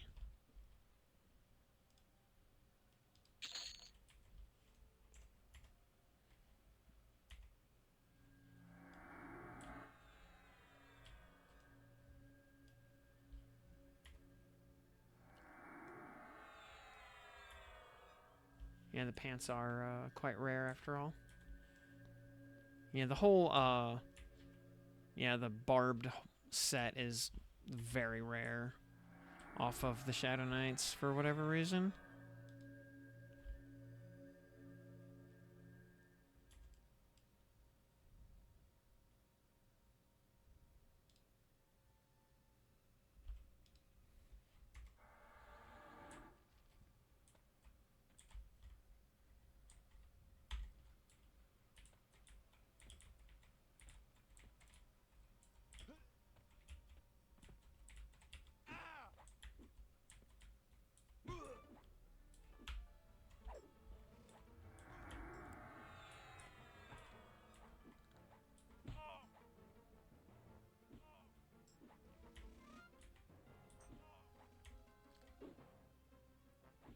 Oh, I have, like, just barely enough time to kill the Shadow Knight and Knight Vital before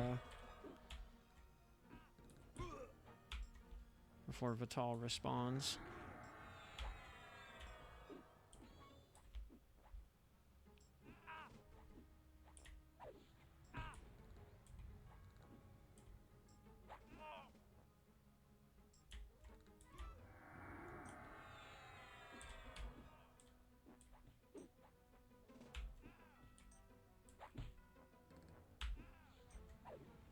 Now, the nice thing about the Shadow Knight, or the elf area of the zone, all the mobs are kind of spread out.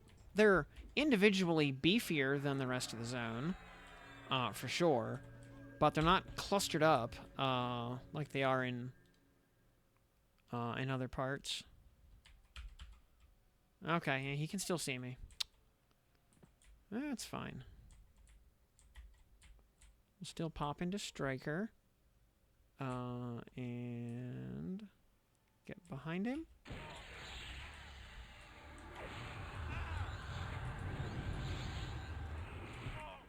He's a warrior this time, so he's going to be cleaving and whatnot.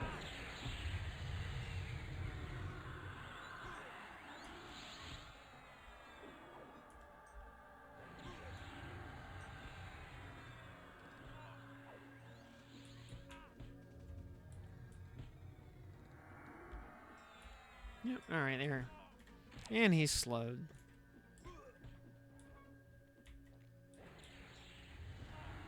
If he tries to cast Canceling of Life, I will definitely try to interrupt that. Like so. That is a fast cast, though, because it's a Shadow Knight only spell. So, you know, it's meant to be woven between melee swings.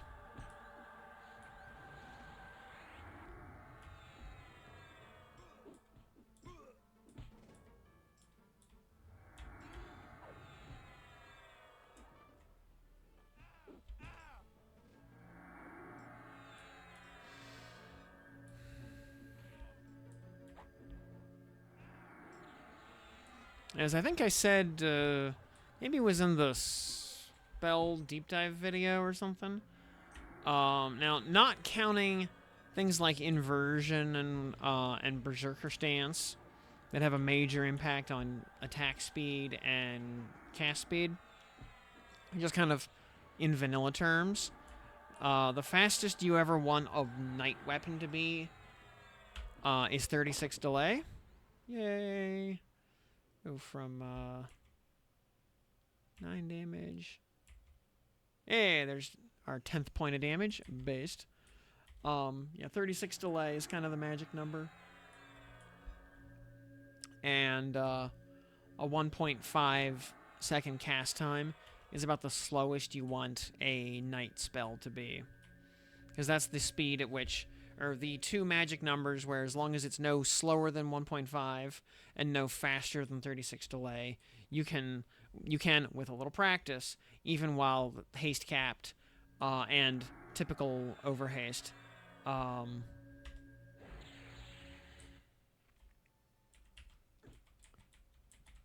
you can weave between spells with, here, let's pull you over here before the rogue shows up. And yeah, we got her before she was able to make a pet, so that helps a little bit.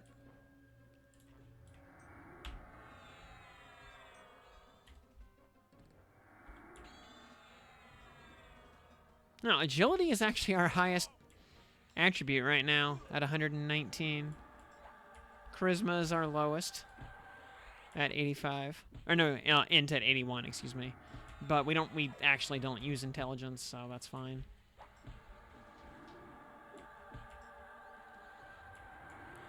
We have no stamina on any of our gear. Huh.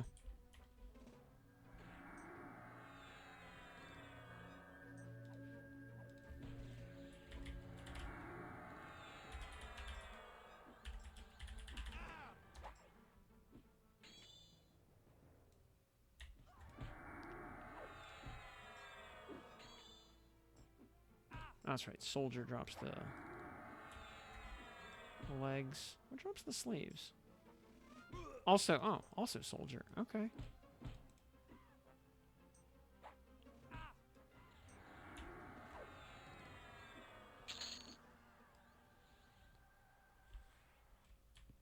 Oh, at like 6% XP down here per mob. Yeah, not bad. If we can... Yeah, now... Yeah, we can't lull the Baron, because he's level 28. And lull is capped... Oh, wait, no, we can, because it goes to level 30. Okay, I was thinking it was capped at 25. No, yeah, okay, we actually can. If we can, Oh, actually, you've hidden yourself from view. Okay. Let's see. Let's go check on our good friend, the Rogue. Yeah, Soldier of Vizier. We might be able to do the soul. We might be able to do soldier. Yeah, like I said, I don't want to try my hand at the Baron, but soldier might be doable. Yeah, Baron can see us. Soldier can see us also. Okay. Can we... He's a warrior enchanter. We might be able to... We might be able to kill him. Carefully into the corner. Over channel. Yeah, 28. Oh, he's only a druid. He probably can't do Baron. We lull.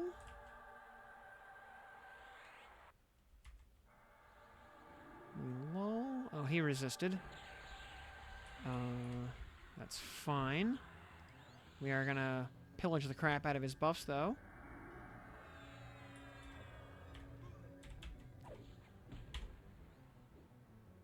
Oof, he hits hard. Holy moly, he hits hard. He hits way harder than the other guys.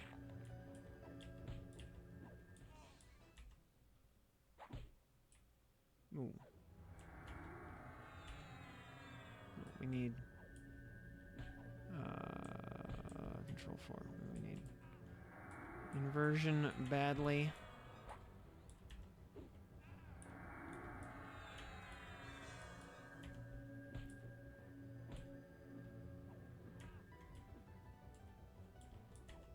Of course, he's going to keep hitting us with tepid deeds until he runs out of mana.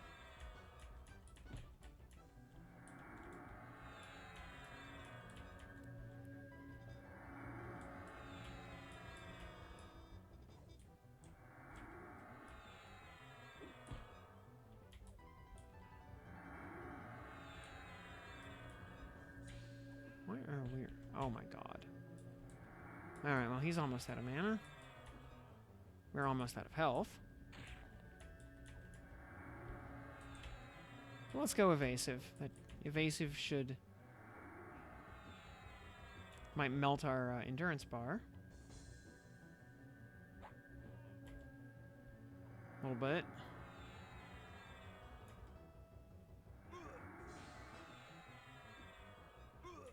Is he getting...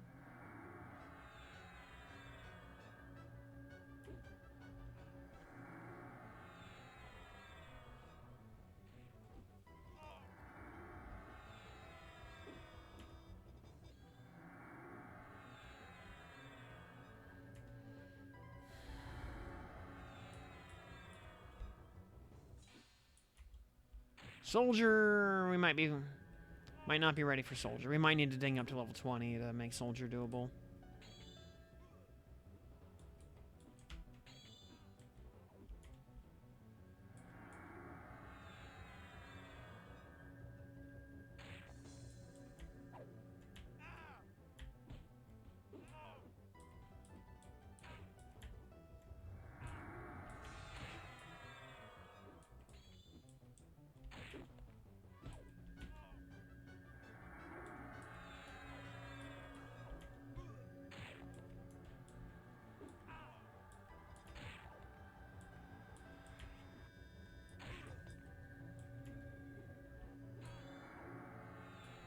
Well, I mean, we got close. We got close. Had he not resisted, lull,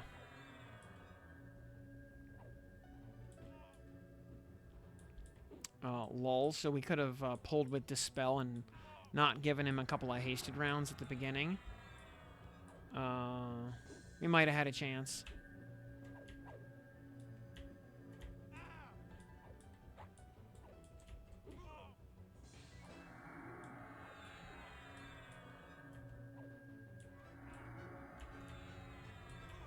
Yeah, almost. We almost got him. Yeah, like maybe like one more level. Yeah, we'll get him on the next try.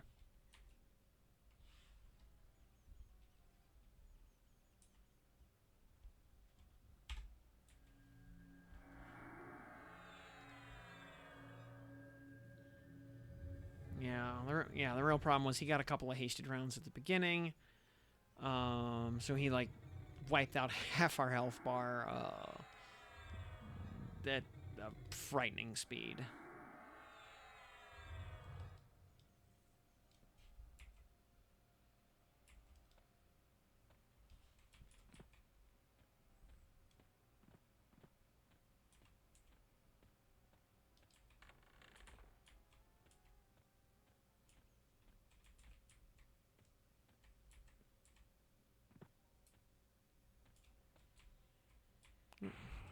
This lesser... Wow, really? This Greycon Lesser Mummy wants to,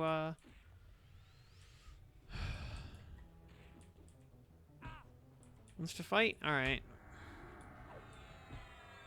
I'd say it's your funeral, but that happened like 100 years ago, so, you know, whatever.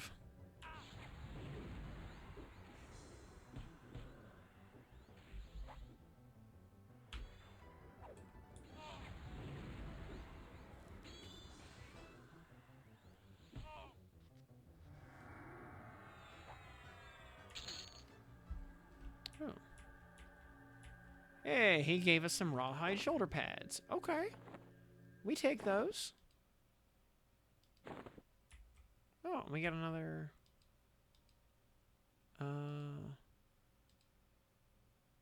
Another +5 moat somewhere along the way. Cool. We definitely take those.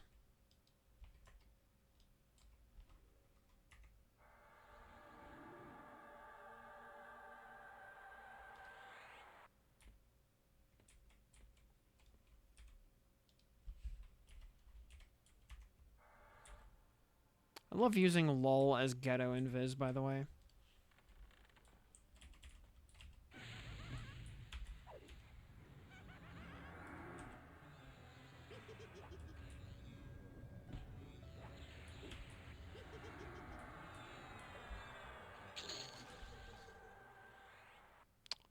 Rusty Morningstar. Yeah, we will not be needing those.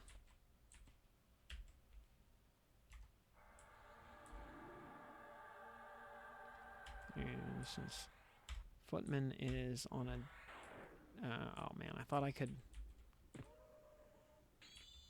No.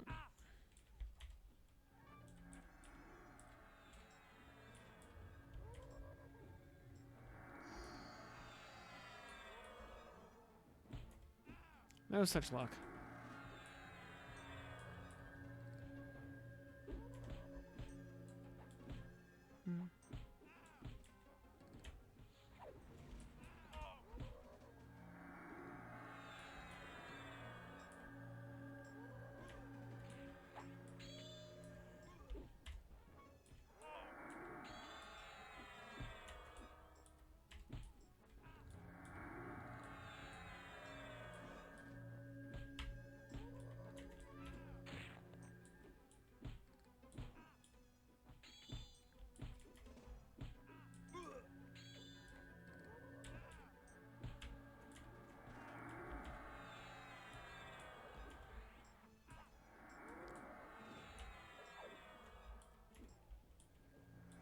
Alright, Mr. Footman, I'll take another glove upgrade if you don't mind.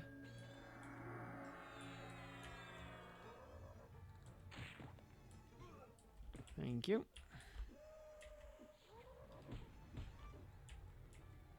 Okay, our gloves... Well, yeah, gloves have a long way to go before they get to +7, but that's all good. Alright, and Mr. Wisp. Yeah, so we're, yeah, we can definitely see the progress in our overall power level, though. This 3-pull that would have been instantaneous death not that long ago. You know, as recently as last night.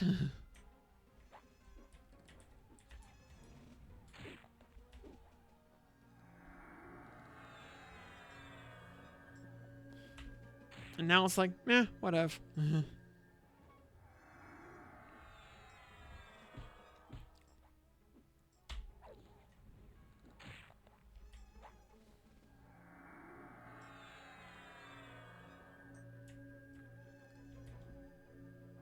Which gives me hope that we can go kill that rogue idiot and get his dagger. And maybe at 20. Or I don't know, maybe at 20 we go over to Najina and... Hey, somebody dropped a +9 moat. Very nice. At 20... He's linking it. He's level 26? No. He was the easiest of the bunch down there by far. Yup. I mean, he's just a half-elf, you know? I mean, he's...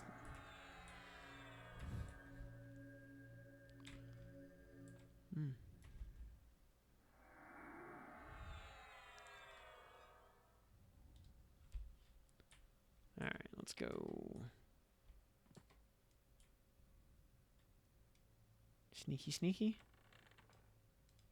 Is the elf scout? Alright. Does Gynok? Actually, well, for one, is Gynok active? And does he see us? Gynok's active.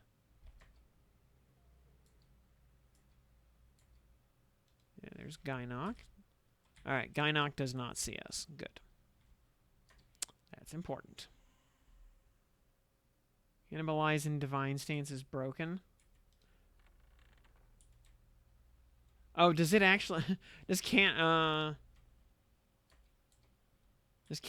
actually heal you in Divine Stance? Teardoll Ranger. There's nothing. Teardoll Priest. Ha! Nice. Okay, Bobbin's over there. Yeah. Or, Bundin. Bundin over here is used for one of the, Cleric Solro armor quests, by the way. The whatever of the Ardent.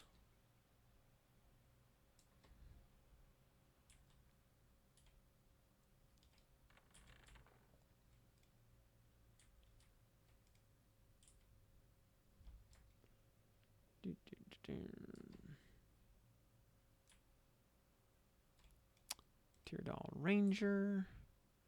Corvin Nasir. Okay, Corvin can see us. And there is a Teardoll Shadow Knight behind him. Wonder... Alright, we gotta be a little bit careful here. Alright, Corvin's right there. Ranger's right there. Okay. And he's facing in the direction. I don't think he's going to aggro. Ranger.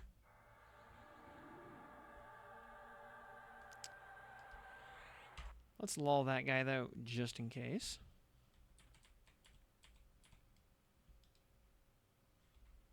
Corvin. Let's go ahead and lull him. Go ahead and lull that Shadow Knight. And then let's pull this Ranger. Should come solo. She did. Come on, let me,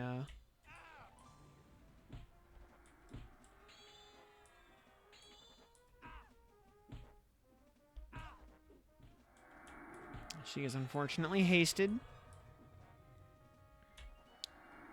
There we go. Now she's not hasted.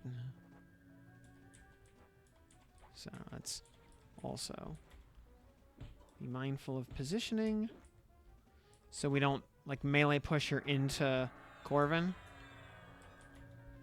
We want to just push her into the wall.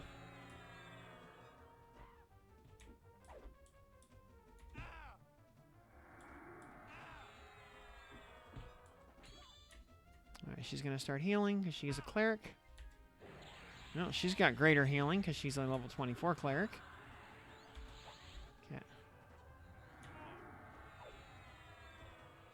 Renewing Echo. Nah.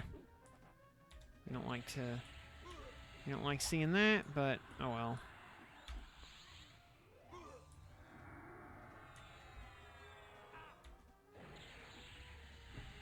long as we stop the greater healings, she can cast Holy Might if she wants. Maybe. Wow. Ow. That hurt.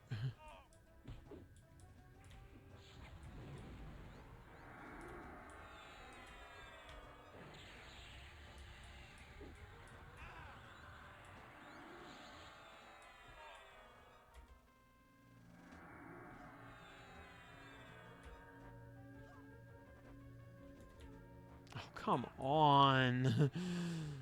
And she's back to 66 health. Oh, and she's gonna... Man, she hit that one Holy Might, and then just, like, totally swung the fight in her own favor.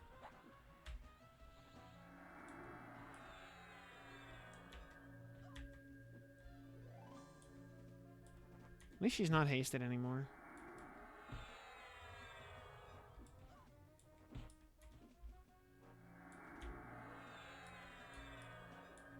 And her damage shield wore off.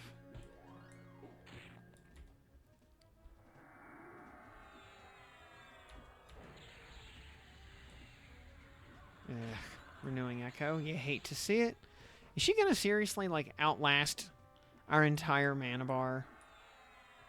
Because of that one Holy Might?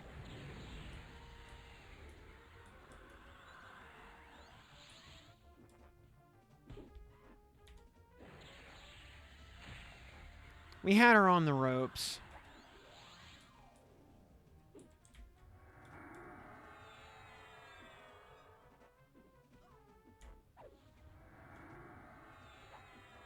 We had her dead to rights.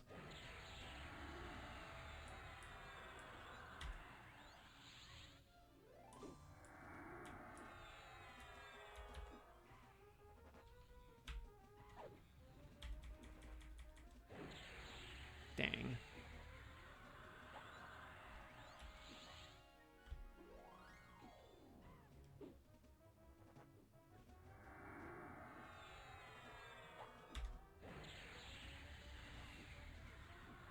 Yeah, an enemy casting a greater healing at this level is actually like a big shift in HP. Oh my god. God, why? Because she's a dual class Wizcaster. So she actually has a lot of mana for this level.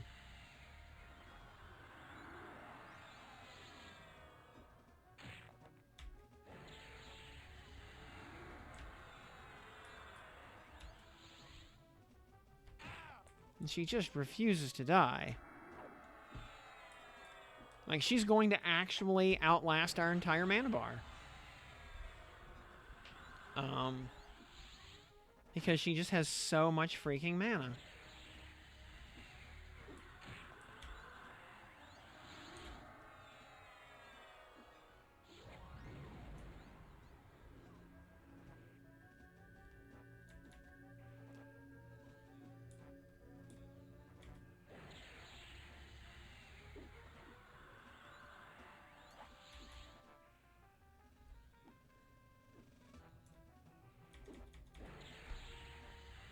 Poisons are all up. Yep.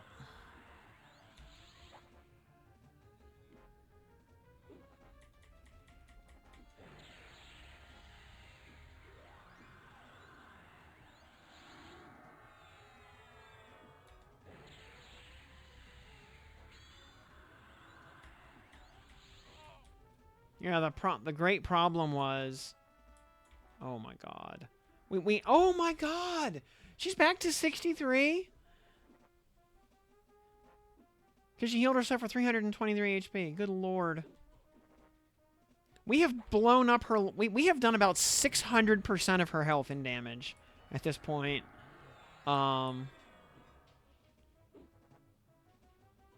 She has no mana, but neither do we.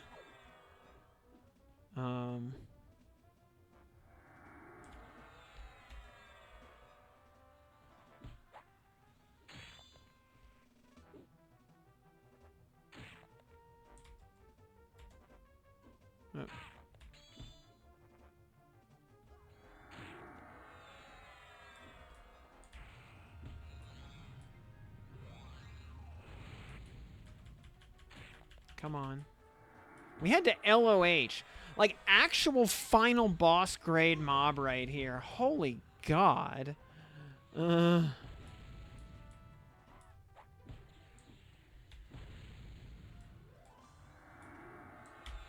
not over channel.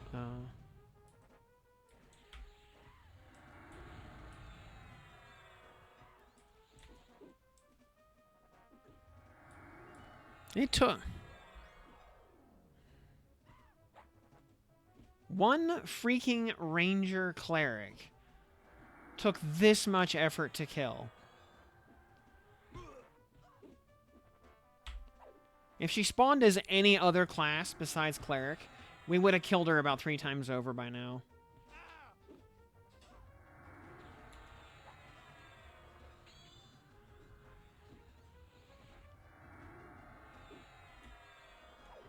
But she spawned as a cleric, so we're going to have to basically med to full, kill the respawn of her, and hope she spawns as something that's not a cleric. Oh, we'll just hide sneak. Well, we will try to hide anyway. Good God.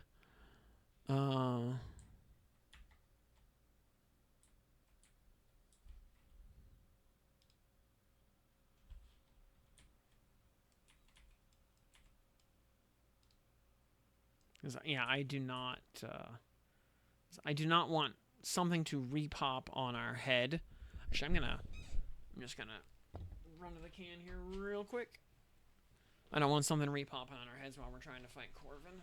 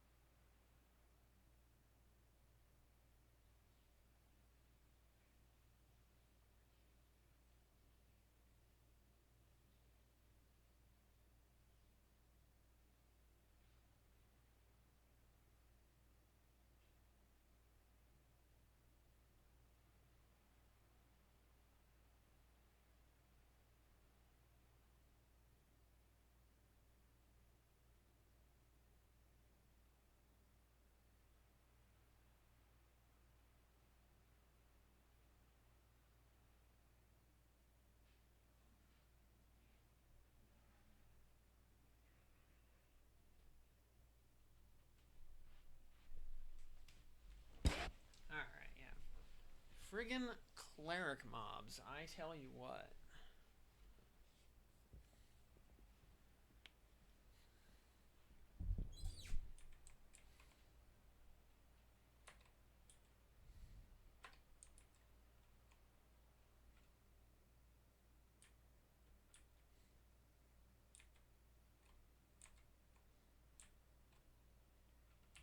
Alright, 3 AAs.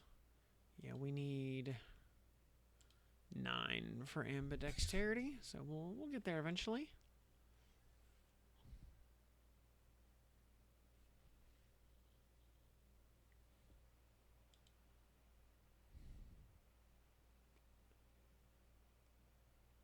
It reduces the reuse time of sense traps and disarm traps. If only those skills had value.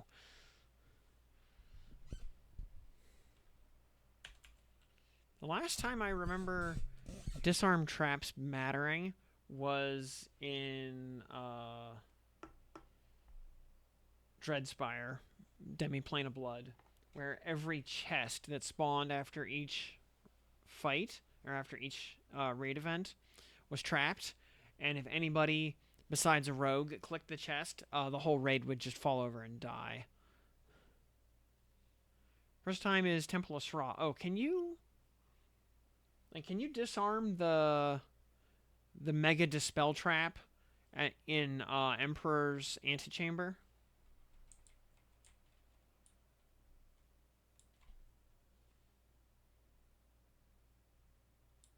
And the curse ones. Where's the curse trap? I don't remember that one. Yeah, I just remember the rug in front of Emperor that rips all your buffs off.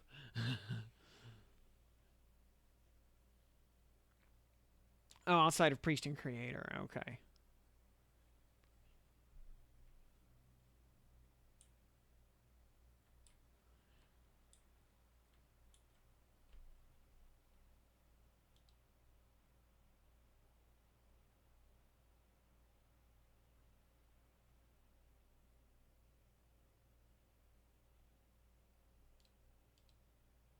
Oh,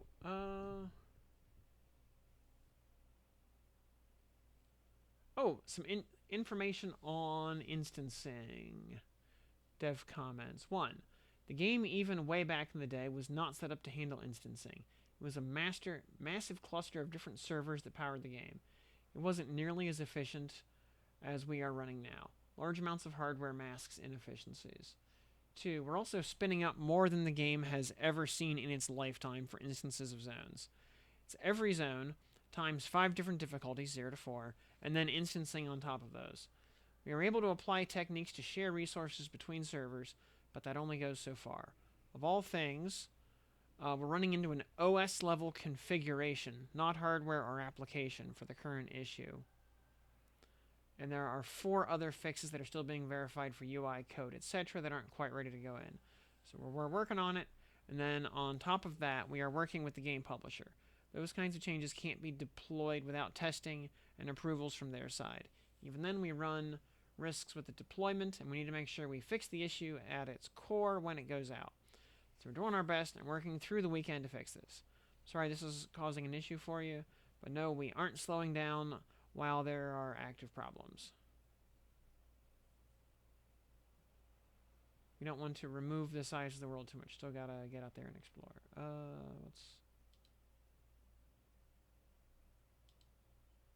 Would assume.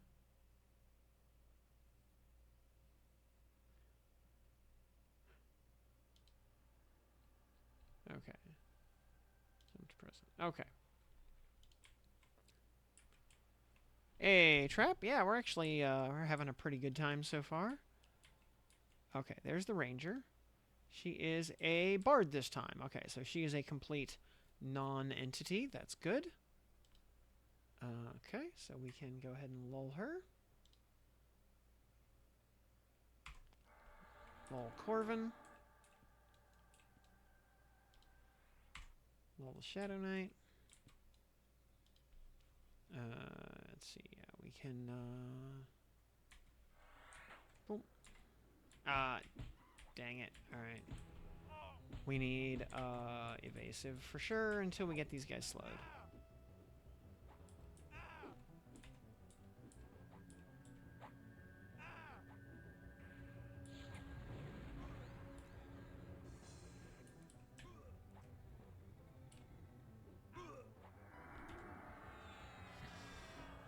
Both of these guys at once is probably going to kill us. Oh, yeah. For sure.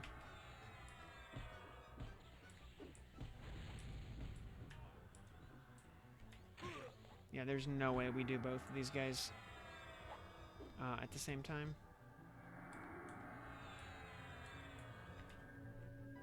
Lol resists suck.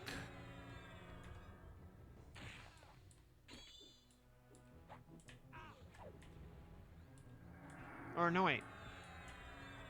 No, wait. I didn't resist lol. She just pathed in a completely obnoxious direction. That's...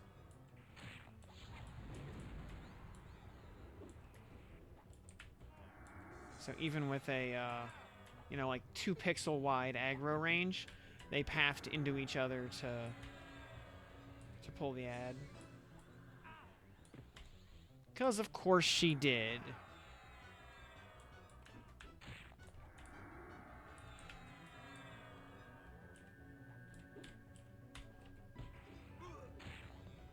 Yeah, we only ever have to kill Corvin once.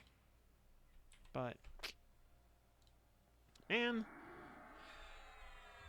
Stupid Dark Elf came... Stupid Dark Elf pathed correctly the first time. And then just chose not to the second time. He doesn't always drop it? Okay. He seems to drop it... like most of the time?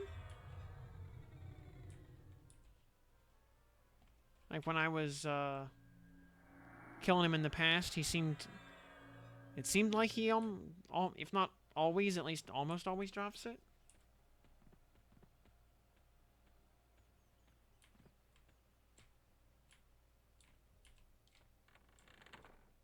A lot of fine steel off him. An annoying amount. Rip.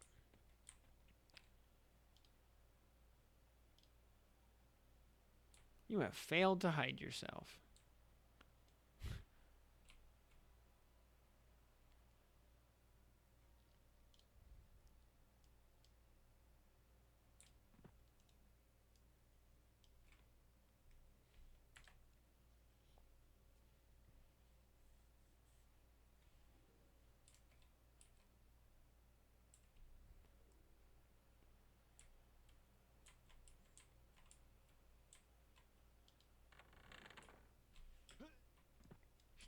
Should have checked if Footman...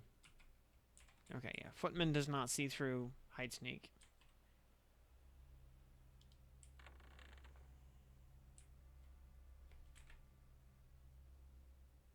Hey, Gynock. Bye, Gynock.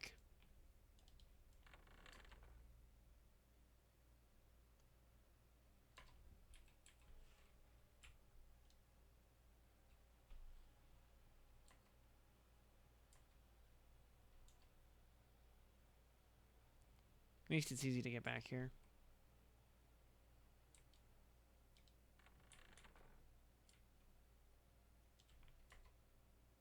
And yeah, thankfully, that Tyrdal Shadow Knight is facing the wrong direction, so he's not actually a factor.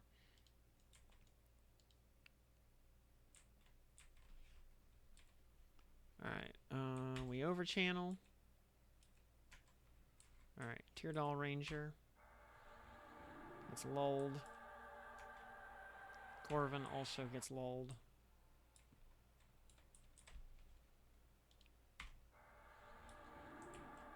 Gets lulled. Alright, Ranger.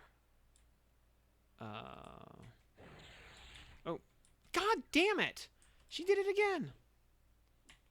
Alright, just kill me.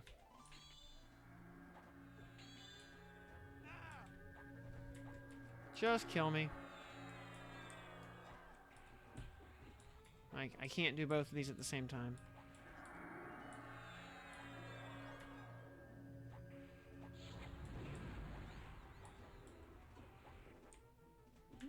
Actually, if we go defensive, how fast do they melt our stamina bar?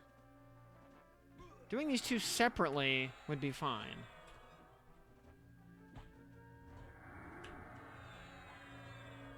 Only Steed is win for Fashion Quest? Yes, that is correct.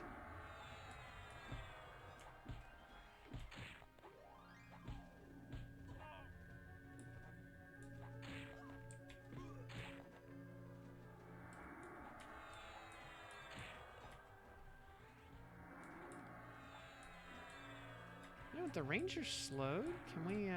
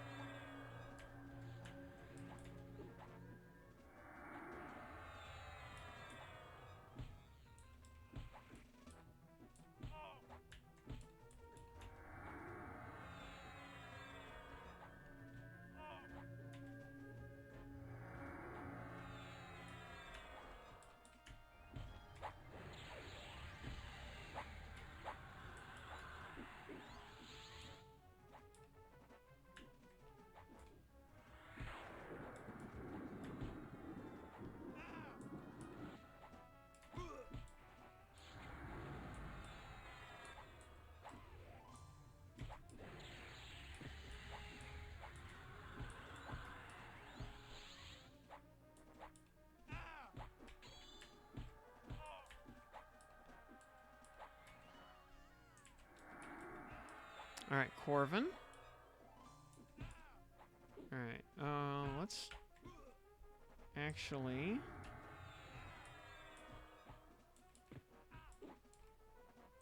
We get him slowed.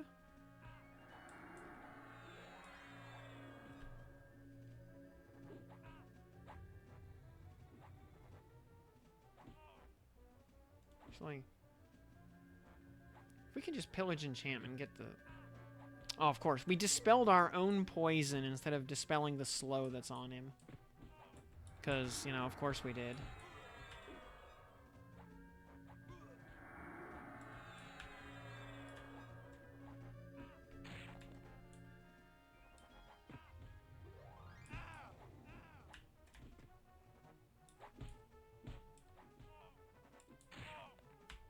Can you put a bard instrument in a bow? If the instrument had the range slot on it. I think every currently existing bard instrument mod, though, is just primary, secondary. There we go. Alright, we got him slowed.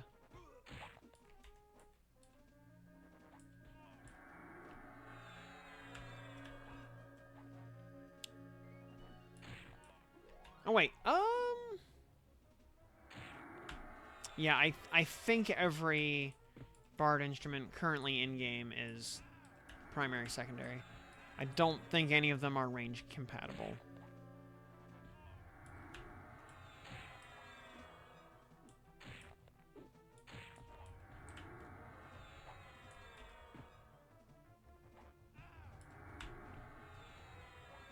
And...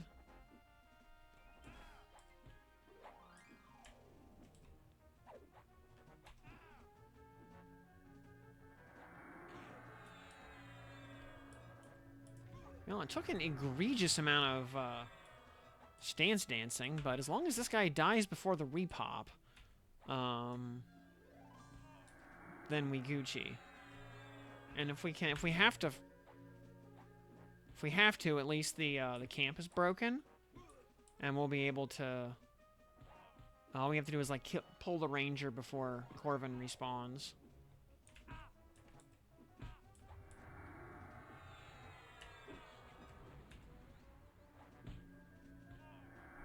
I mean, if he doesn't drop the rapier on the first try.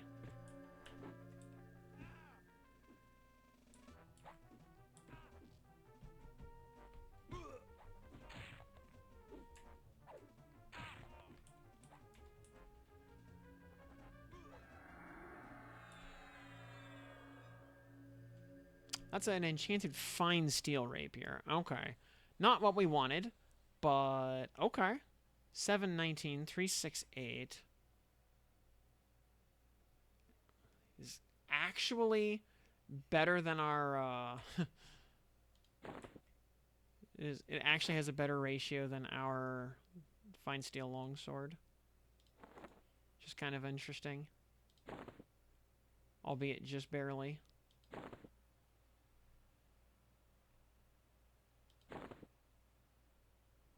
On the other hand, we also have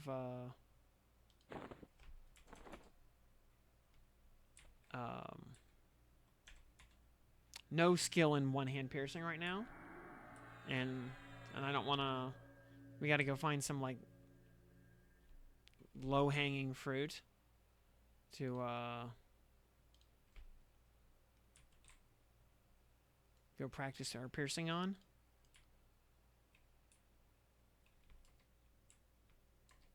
But, yeah, the fact that we were able to do those two mobs simultaneously, I'm feeling pretty good about that, actually.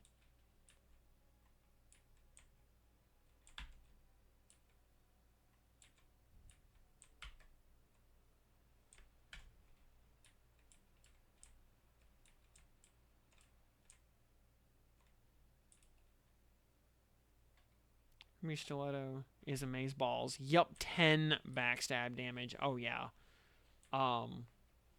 Easily the best backstab weapon up until probably Serpent's Fang from Master Yale.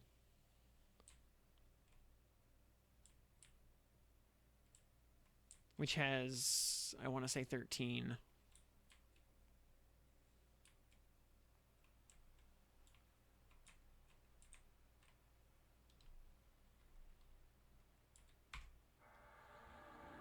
Alright, lull him. Lull him. this guy.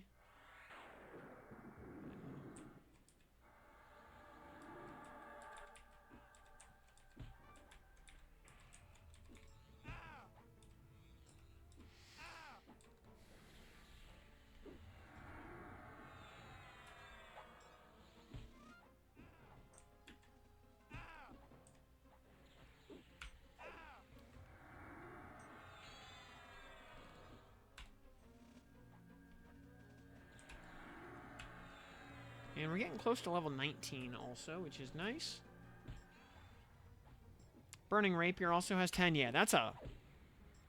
That quest is... a thing.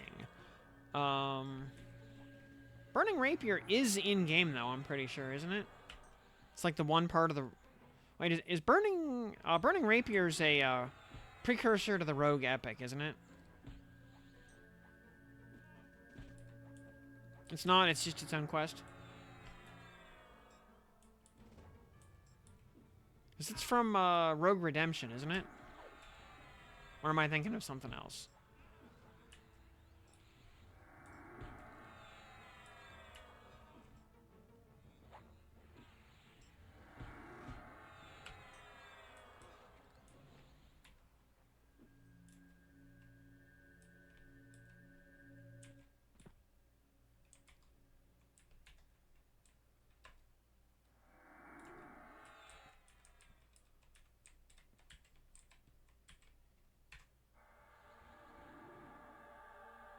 Yeah, the Rogue Epic is really dumb. Though, being able to just sub Enchanter actually solves half the Rogue Epic, doesn't it? Because it's mostly about, like, collecting illusions and stuff. So being able to just cast them as an Enchanter just, like, solves it.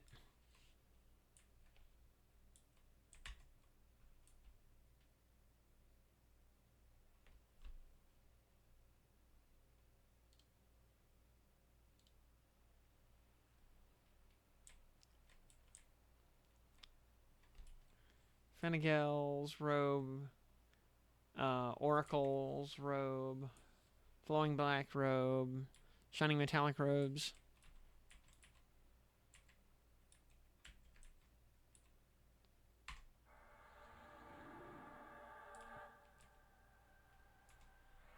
Oh, alright. Corvin spawned as an enchanter this time.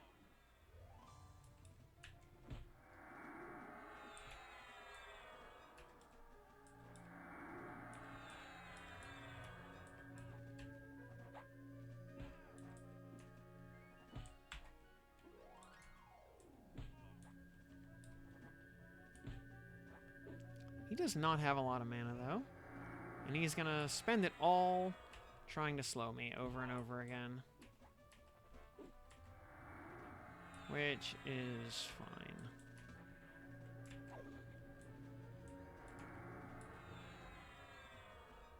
And he's slowed now.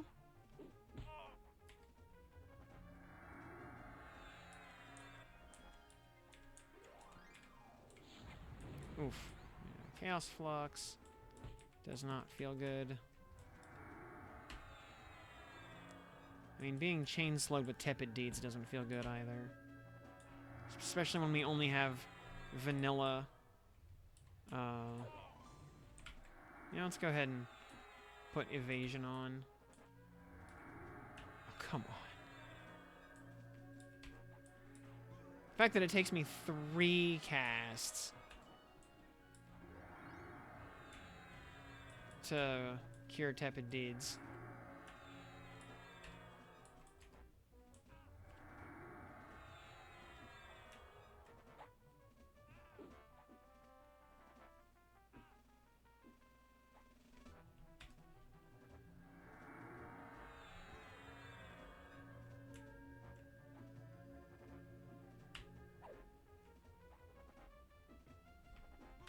And man, evasive stance is so good.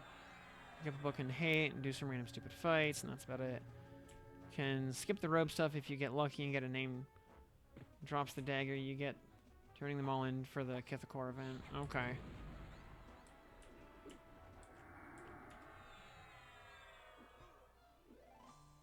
I remember General Vigaire, or whatever his name is, being like a total chump.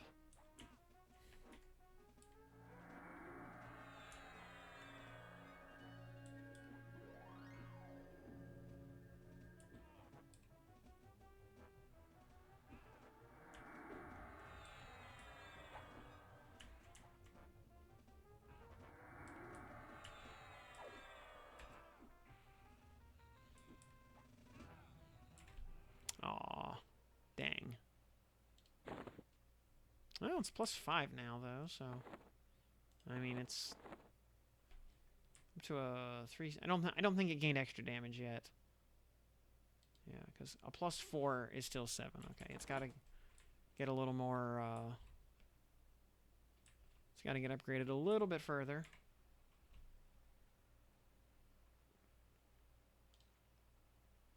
But that's okay. We actually have a...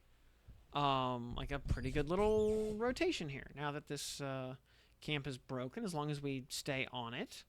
Like, neither mob, neither the trash mob, nor... oh, okay, I was gonna say. Oh, he's a Paladin Shadow Knight. What a dork. And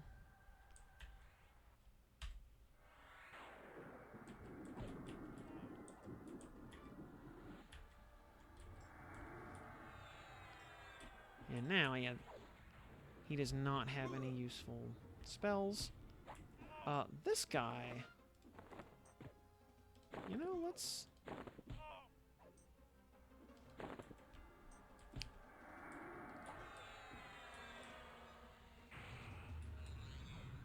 let's actually use this guy to...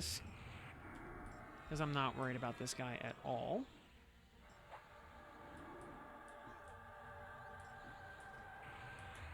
See if we can get some piercing skill ups.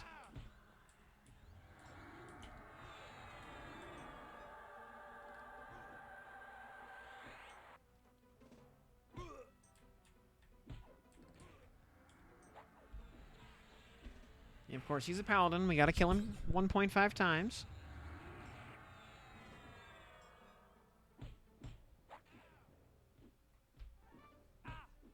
People wanted all the name from his event for the loot. Yep. Kind of like Ragefire.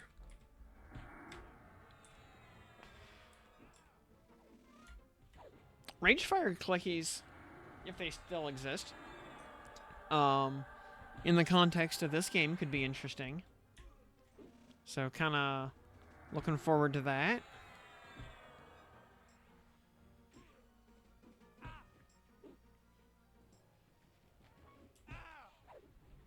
Also, maybe being able to realistically, you know, stack up a few Ragefire spawns, and do him like, you know, 3, 4, 5 times in a row. Would be kind of neat.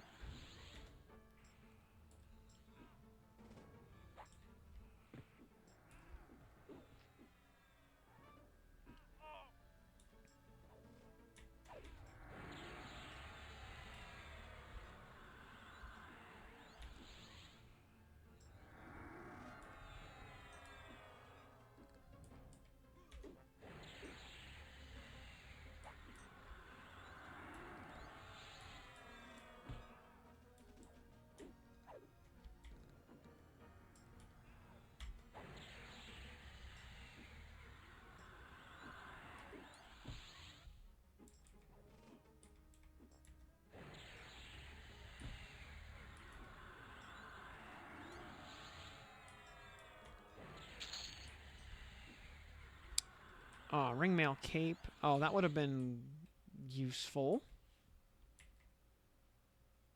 10 AC on the back slot that is currently empty. Dang.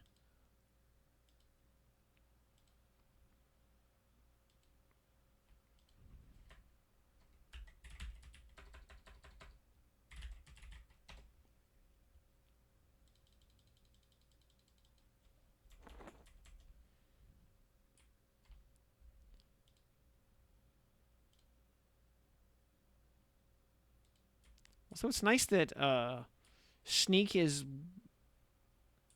actually working at a decent rate now.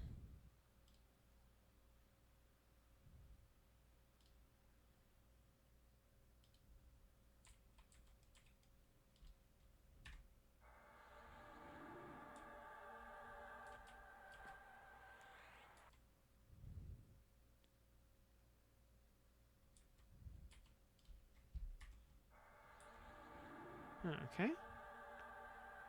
He spawned as a Shadow Knight. So we're going to hit Spellblade to start off until he harm touches. There we go. And...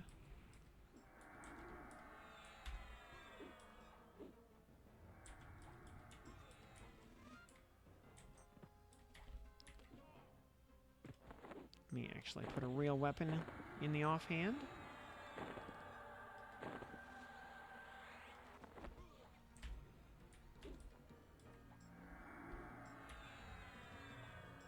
You know, evasive until he's maybe slowed.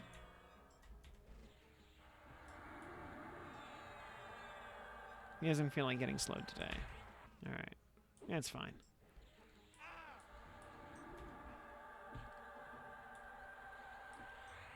There we go.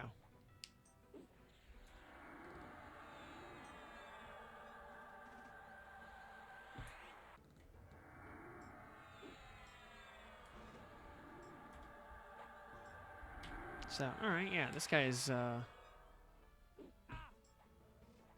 kind of a chump. Actually, even the Knight Vital was honestly kind of a chump.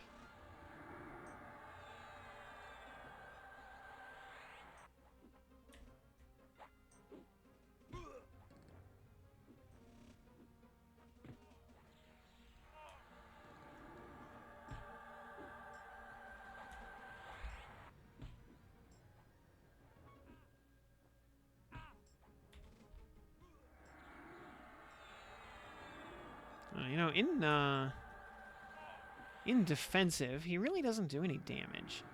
Especially once he's slowed.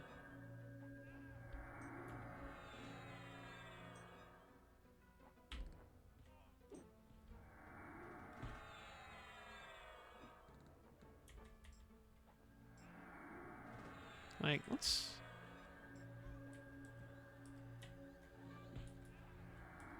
hurry up and kill him a little faster.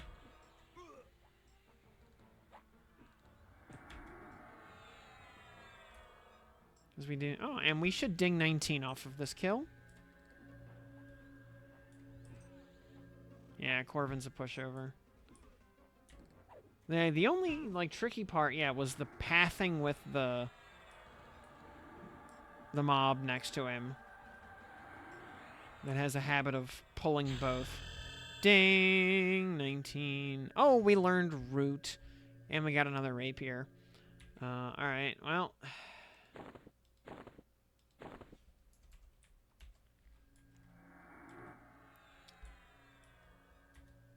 At least we finally learned Root. You know how to report bugs? Boon of the Garo is broken. Nothing happens when I cast it and its border is, like, blacked out. I think it's, like, /bug. Please report bugs and feedback on the Discord server. Use /Discord to join if you have not. So, there you go. Yep.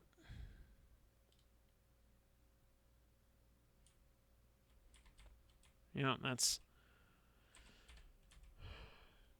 what happens when you actually input the /bug command. Of course, as I was saying about sneak actually working once in a while, as soon as I say that, it immediately you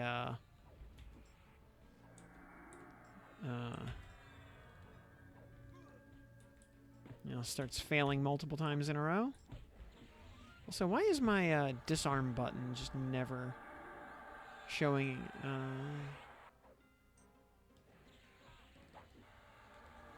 we go.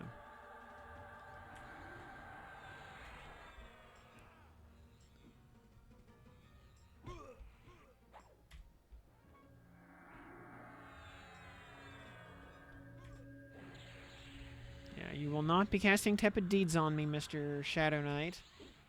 I regret to inform you that that is not how we do things around here.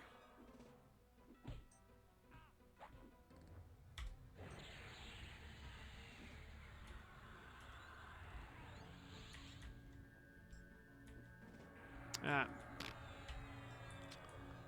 Alright, well, you get one. Everybody gets one.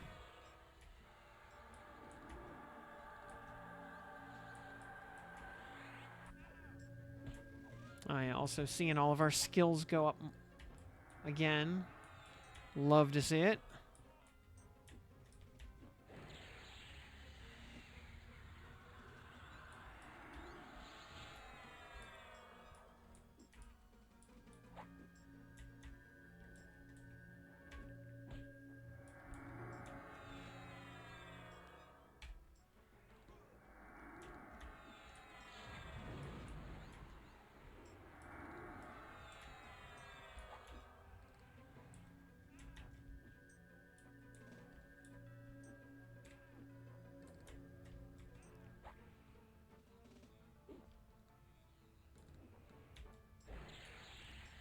You keep casting tepid deeds. It keeps not working. But by all means, keep trying.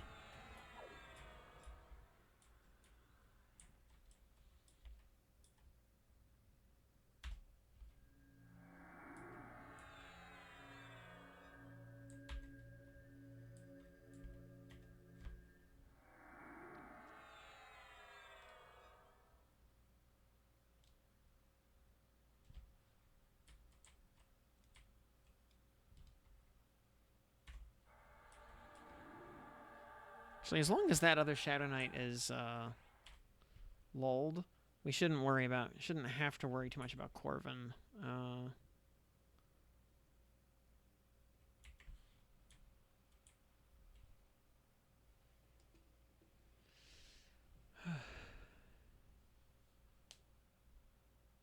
So, and in the meantime, if we, the next upgrade will pop this up to +6.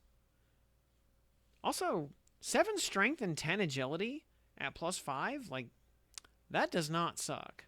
Compared to only, same deal with the Fine Steel Longsword, just the same thing backwards, basically. Strength and Wisdom on the Morning Star. You know, the Morning Star itself is not lore. We could actually just get 2 of those if we wanted. Since it is, but on the other hand, Najina is kind of calling to me.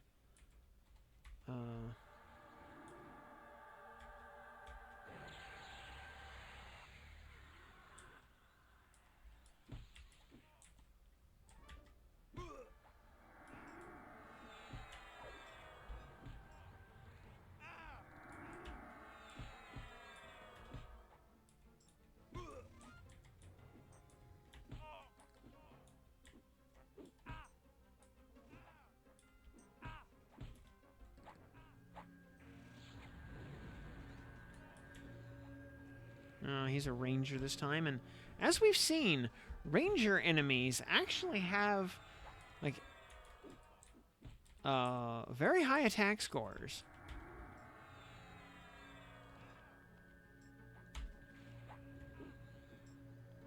Like, ranger enemies actually hit fairly hard.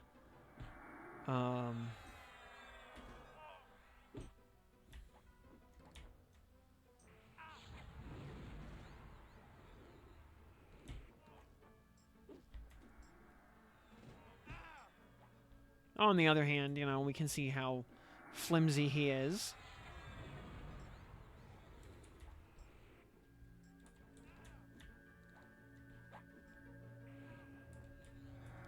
So he really is a ranger.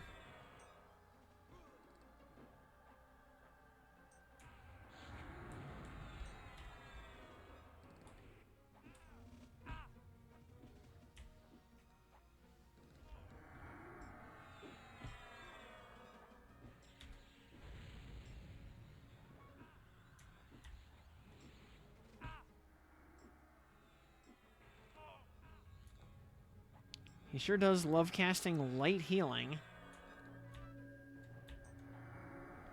He thinks it helps.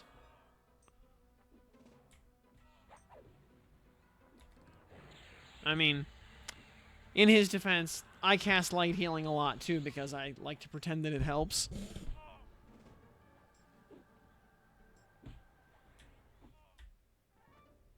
But that is just, you know, pure copium on my part.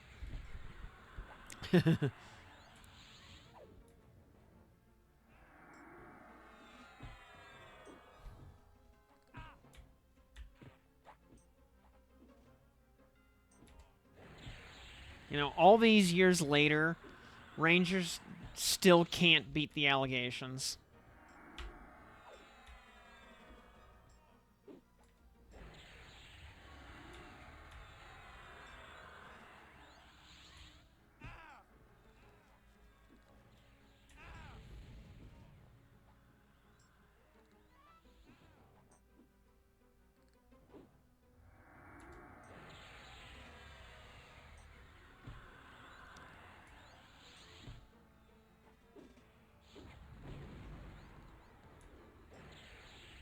Oh, and the Ranger respawned.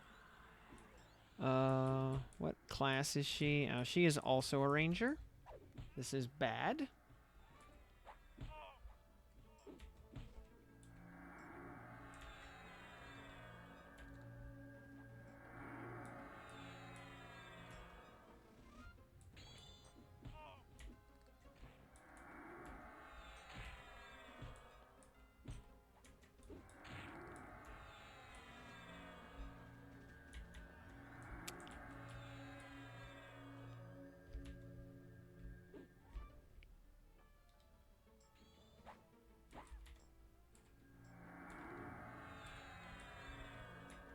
We get our, hey, very nice. We got our, damage bump at +6.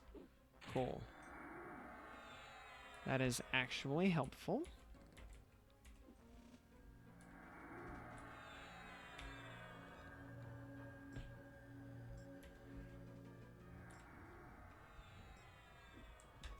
Oops. Wrong,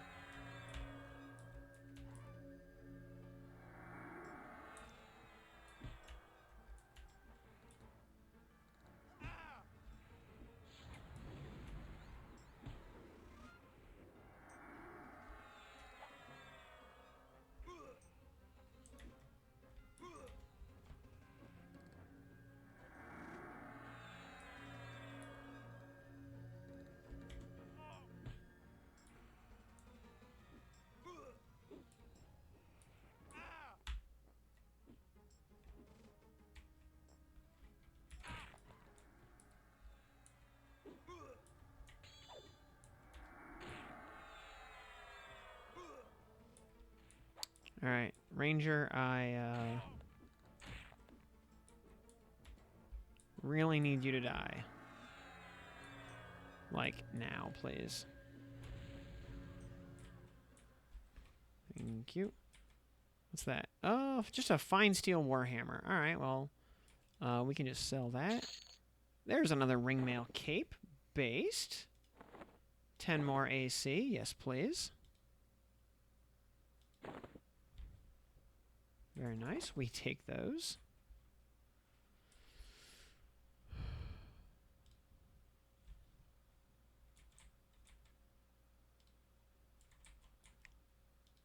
Tear doll. We're going to go ahead and lull you just in case. Hopefully we can,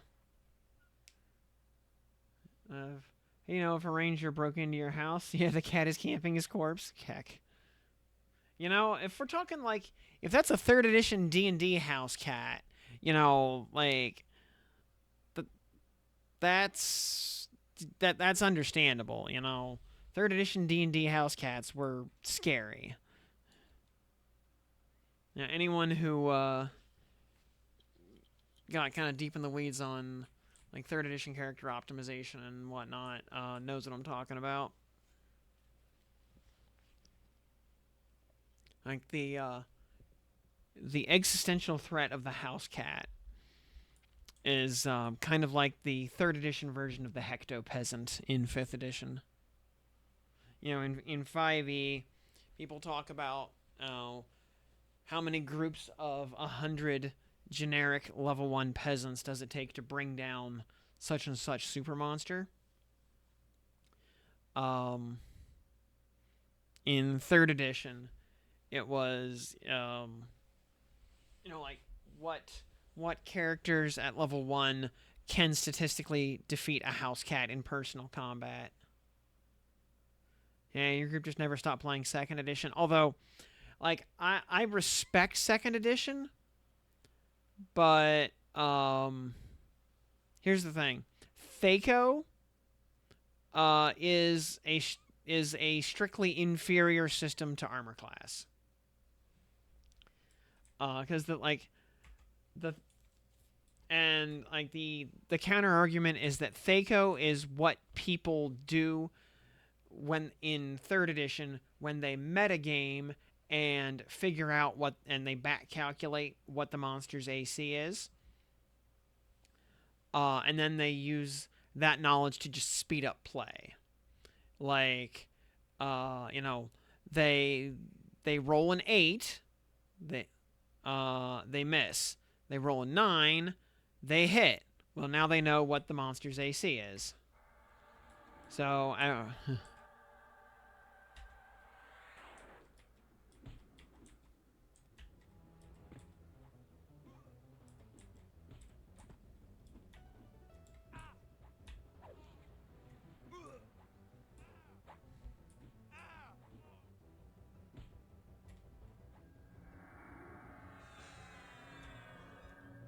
And since they now know what their to hit is, they're now effectively doing Thaco in their head.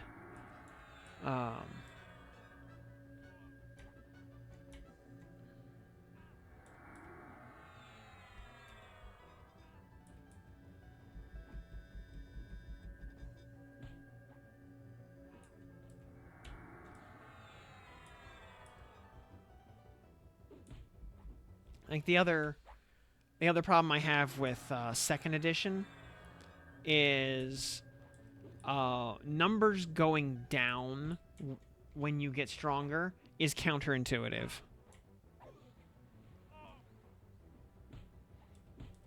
It makes sense when the stat represents the number on the die that you need to beat to do a certain thing.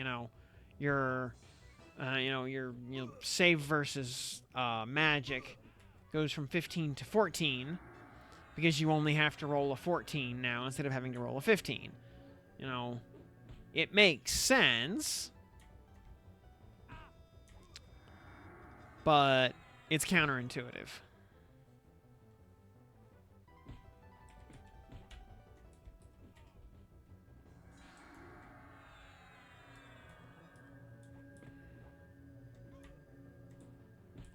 All right, Corvin, you've and we've had time to level up our piercing to be level appropriate.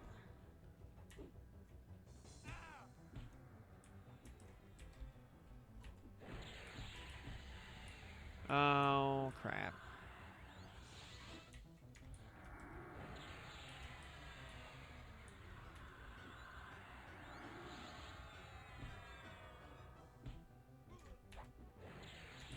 Now we have to play this game.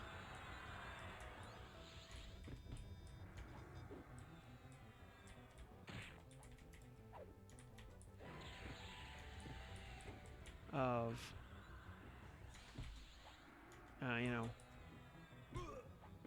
stunlock the healer while she tries to keep the rogue alive.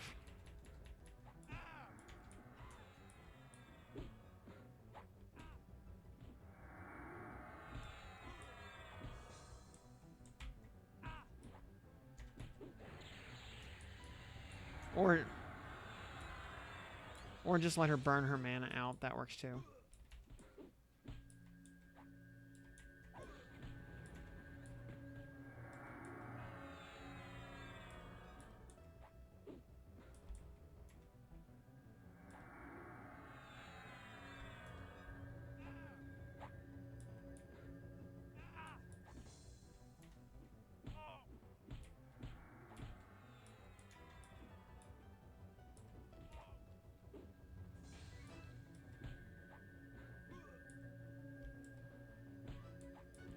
He was so low on health, and then a healer joined the group.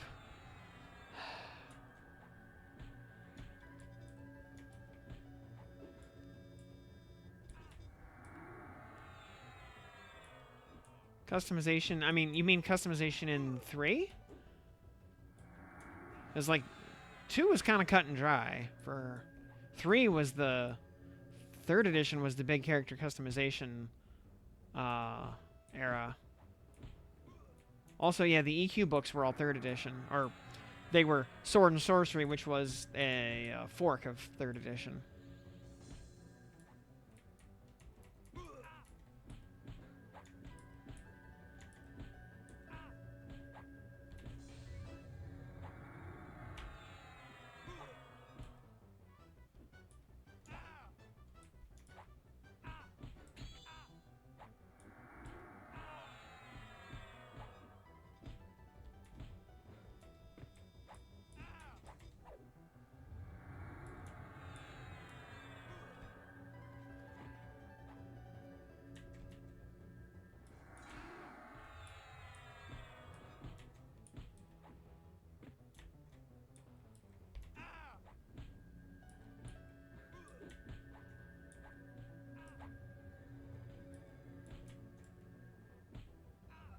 Hey, look at that. We can't upgrade it, so we know what it is. Yeehaw.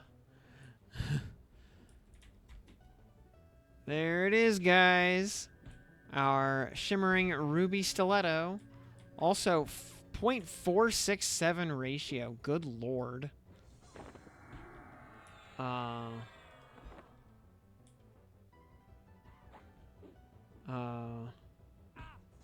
It's actually, it's actually just going to be our main hand weapon.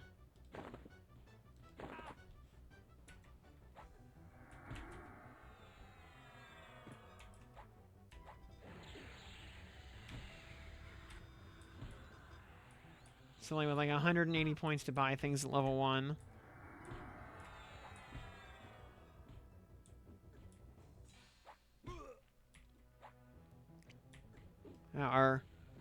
We actually kind of look like a rogue right now.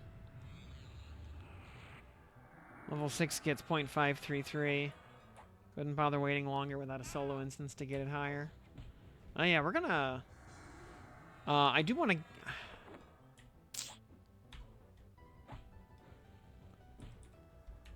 I kind of want the...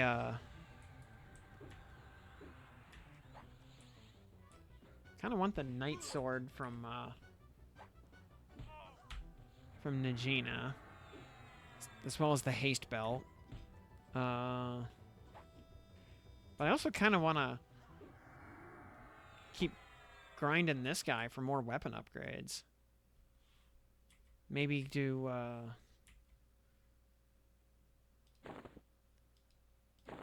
yeah, Fine Steel Longsword actually goes by the wayside as much as I... oh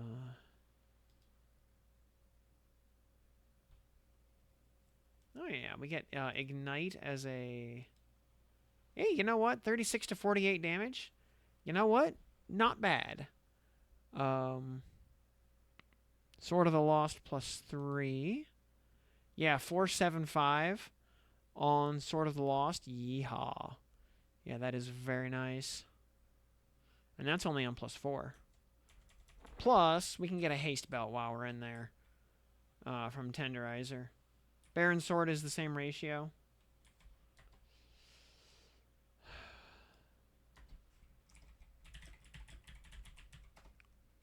Yeah, they're... I also really need to get the body armor off of the Baron. I'm thinking at level... Well, we're gonna... Alright, we keep wailing on this guy until we hit level 20. Then... we should get auto-granted the healing upgrade. So then we go do Soldier and Baron. We'll try Soldier. If we can clear Soldier, we'll try Baron. And if we can farm those two idiots, then cool. But yeah, I will save that for level 20 because I want the bigger, better heal. I don't think we get any other like major power spikes at 20 besides just slightly better heals. Or spells. Also, I guess... Let's look at our unscribed spells. Oh yeah, we have access to Smite now. Yeah, 20 gets healing, which will almost certainly be auto-granted. We will immediately bump it up to like rank 5. Because this is gonna be our only healing spell until we hit level 30. So we want it to be as efficient as possible. Yeah, even light healing we took to level 4, or to rank 4, because it makes a difference. Yeah, you're still using Baron and Ruby +6, I believe it.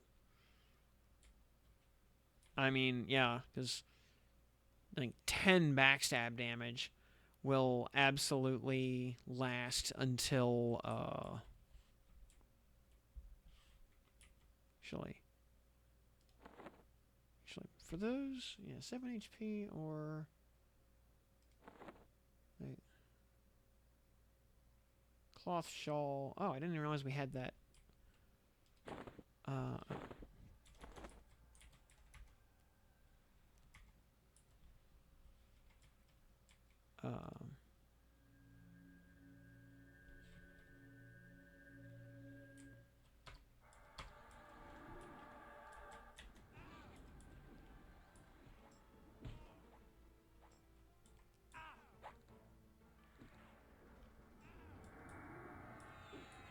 Oh, he spawned as a mage this time.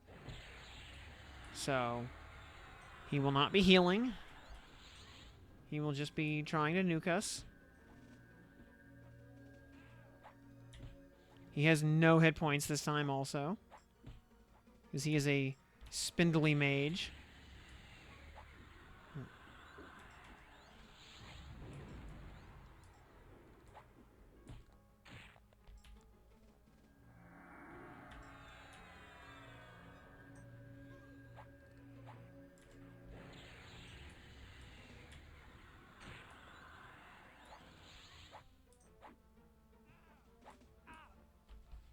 Now we can't see what it is until we look at it.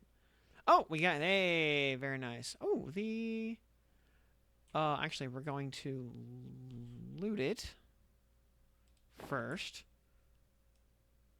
Pull out the exaltation. Put that in our offhand, so we have 2 of them. Oh, crap. Oh. Put evasion on for a sec.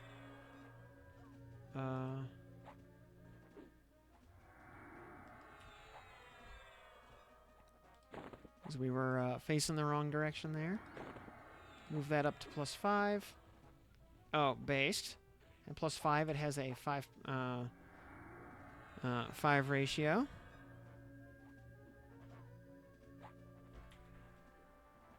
Very nice. So, man, evasive stance is so good. Because you just kind of don't take damage in evasive stance. Alright, we can go back to offensive, though. Now that we have things under control. So, yeah, very nice. Nice thing also, if you, yeah, real healing will be amazing. Also, yeah, just having actually good weaponry, so huge. Yeah,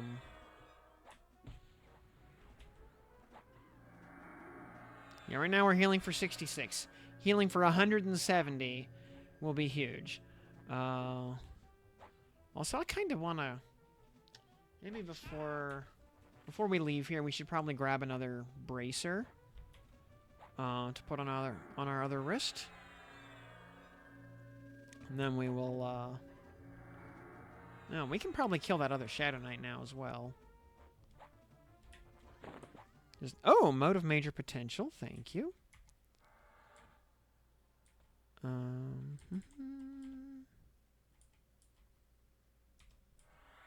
think we can actually kill all of these idiots now. And kill...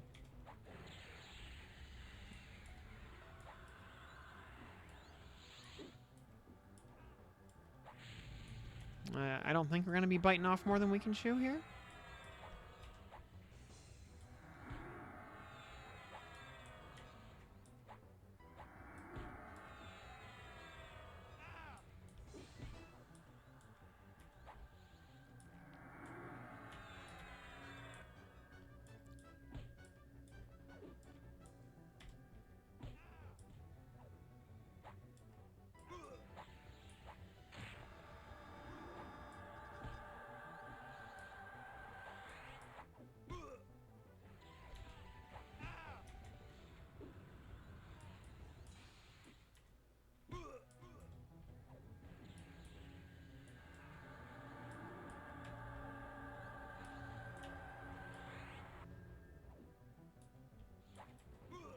I mean, even for non-backstabbers, the Ruby Stiletto is still a really good weapon, just in general.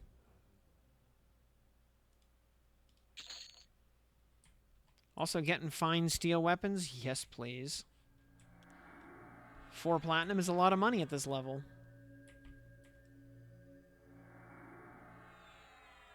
That's good. You're playing Ranger as only melee?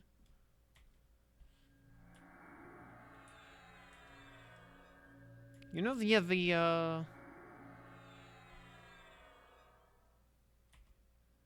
Ranger gets a bad rap, but it's a good all-arounder. Like, it has a lot of stuff going for it.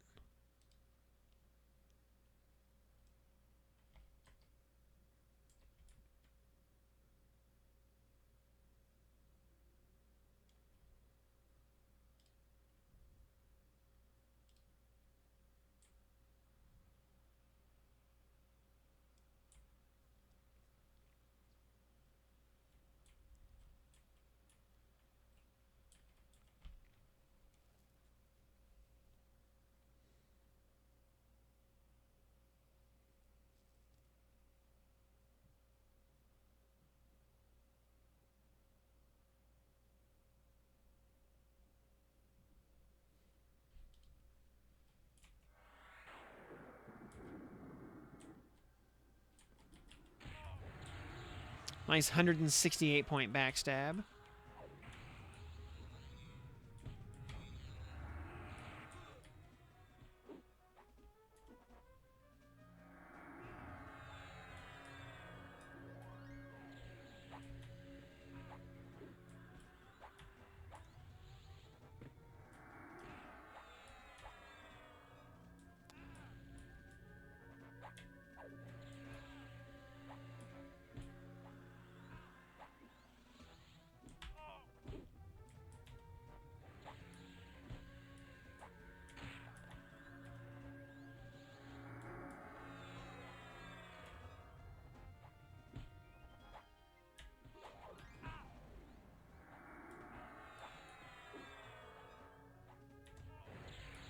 He has access to full-blown healing? What a cheater. It only heals him for 10%.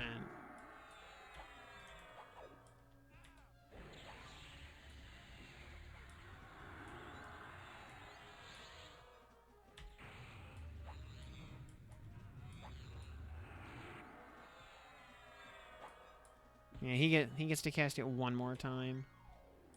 Then he's out of luck. All right.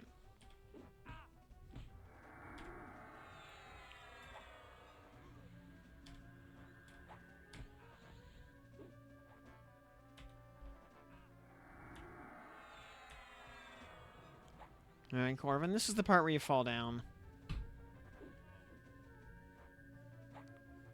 Yeah, so you got Ranger and what's the rest of your kit then, Charlize?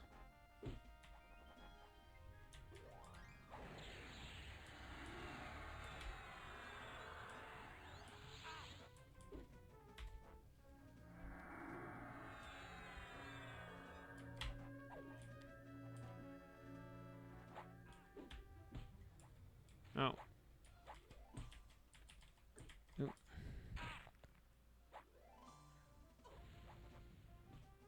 Another enchanted fine steel rapier.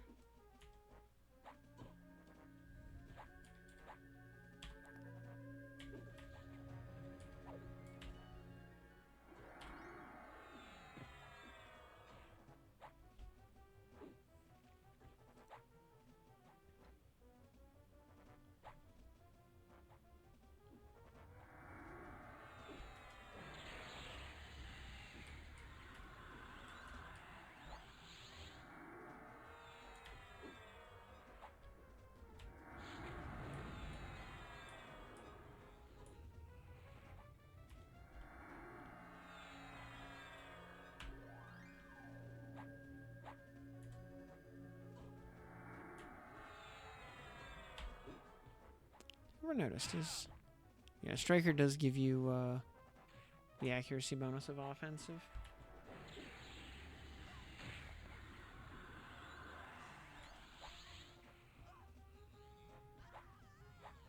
Ooh, hello there. From 8 AC up to 9. All right. Hey, you know what? We take every little upgrade we can get.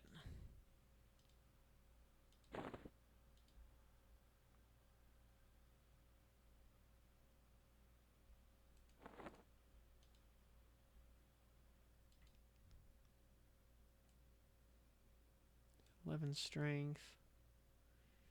Actually, I don't know. The 10 strength, 7 agility might even be better than versus 10 strength, strength and int. I was looking at some of these. If maybe putting one of these in the other any slot instead of the tutorial boots might be good.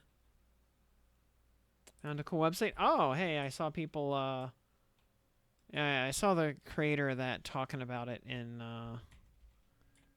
Discord earlier. Wait, we just killed the other one, so. All right, we're gonna pull you over here.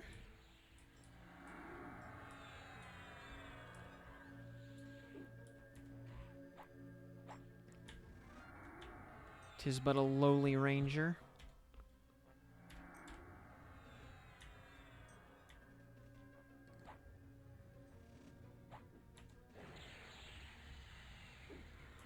The light healing casts don't do a lot, but you know, if we can cut a little bit of time off the fight, then that helps.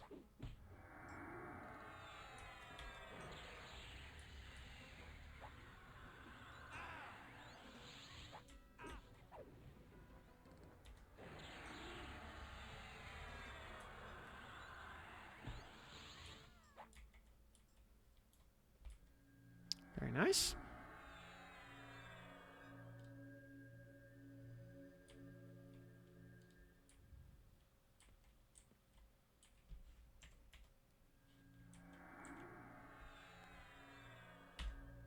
Yeah, we're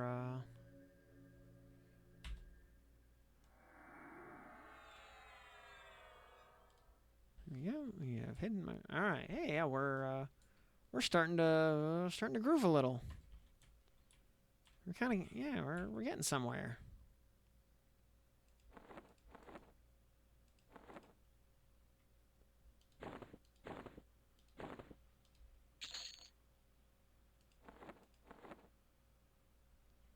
bronze. Yeah, bronze short spear. We never need that again. Likewise, sorry, bronze longsword.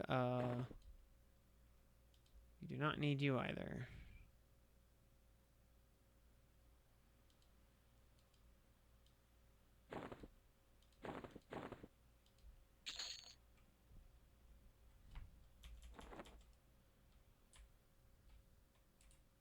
Oh, even bronze longsword sells for 2 platinum. Not bad.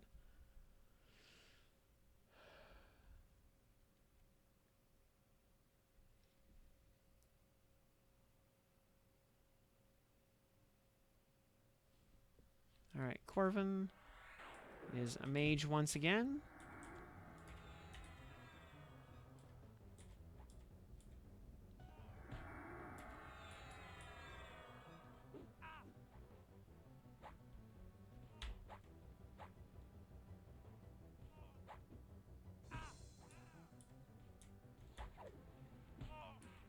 Yeah, those, oh.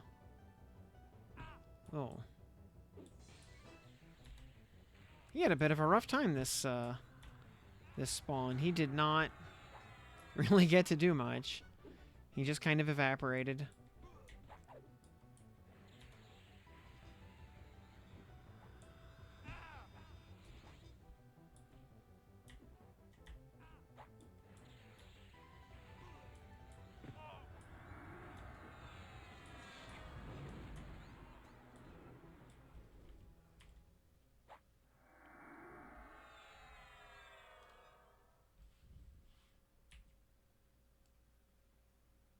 Rapier's almost up to +7.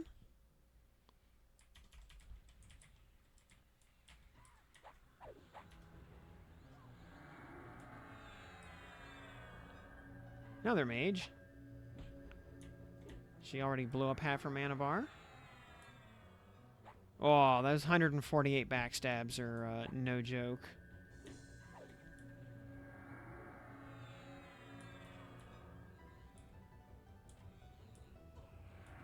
Yeah, those are real nice. She's trying to snare me instead of just dropping nukes like a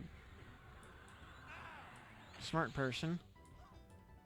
Well, I mean, intelligence is a ranger's dump stat, so you know this tracks.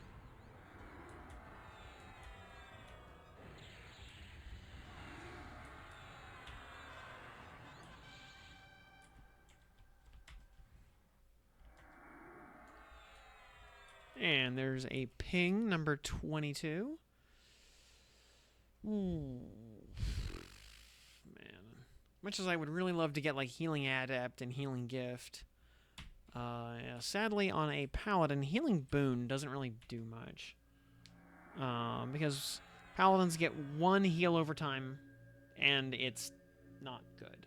Like, as we were kind of saying, I don't know, on one of our leveling runs, there's this little gap where you get Celestial Cleansing, but have not yet gotten Superior Healing, and which is like 40 from 44 to 46 or something. Yeah, you get Ethereal Cleansing at 44, which is not a good spell. It's really not. But it's but you don't get Superior Healing until 46. And with the spell upgrades available, you can pop this up to like 6 ticks pretty easily, especially and you make it a little bit better than its default stats, and it starts to suck a lot less. It doesn't make it good, but it makes it suck less. You pop it up to rank 5. And it's something to cast in between your other heals, especially prior to getting Superior Healing.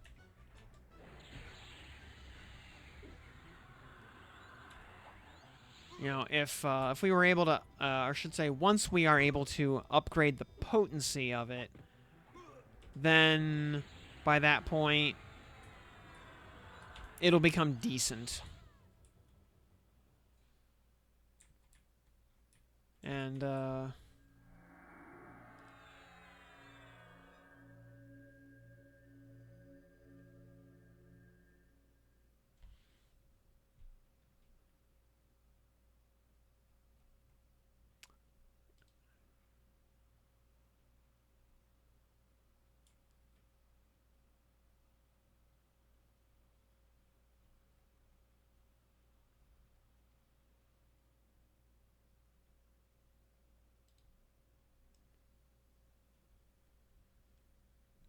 oh yeah, with the, for the Plane of Sky quest, I was actually just going to build, like, a spreadsheet to track item drops, but I think that site is probably just better.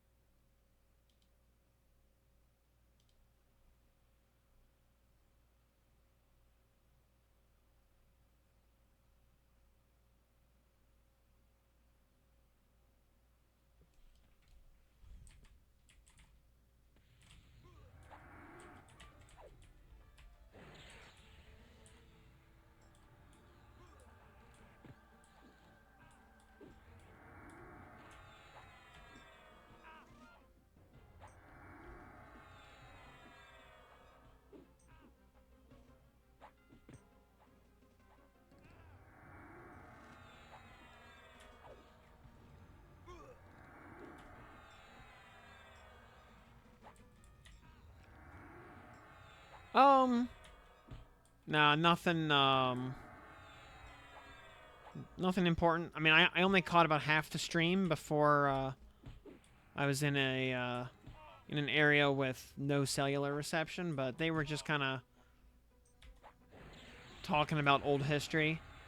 Yeah, just, campfire stories, not really, like, game information. Talking about the old days and how they got started on the game, you know, 20 plus years ago. So, I mean, interesting stuff. I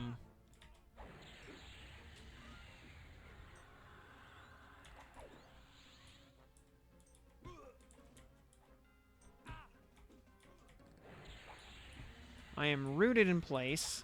This guy is, like, right on the hairy edge of max melee range. And another fine steel rapier. That's fine. Up to +7. Still 8 damage. I still think I want a, well, we get either a,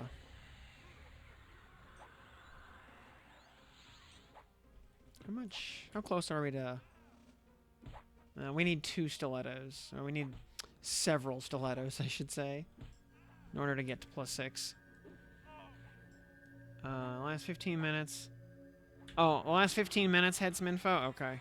Anything, alright, yeah, I clearly missed that. And anything, anything noteworthy?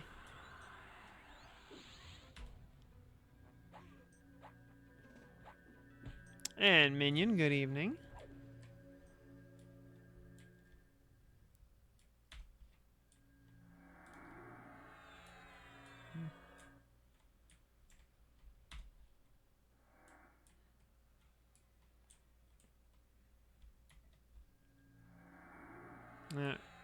Yeah, we knew there'd be some kind of MTX doohickey.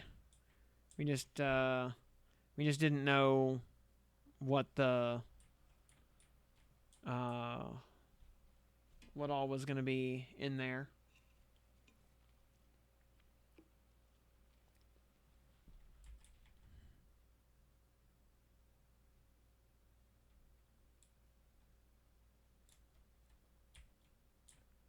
Yeah, going from like 16 loadouts on closed beta to 2 loadouts seemed pretty harsh. And yeah, server issues. I mean, admittedly, as we've talked about before, so many people are so accustomed to like early access.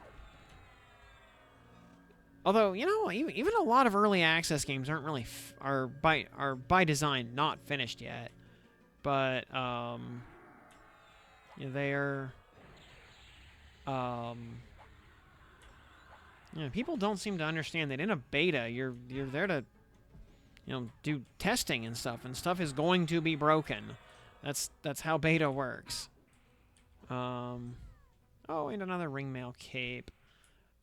Let's see. We could actually probably. Yeah, we'll just merge.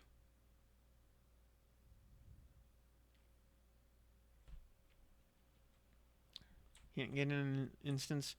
Yeah, it apparently, yeah, if you try to create an instance and like if you're not able to join it on the first try, that means the instance just did not create correctly. Kill the instance, and wait a little while, try to make a new one.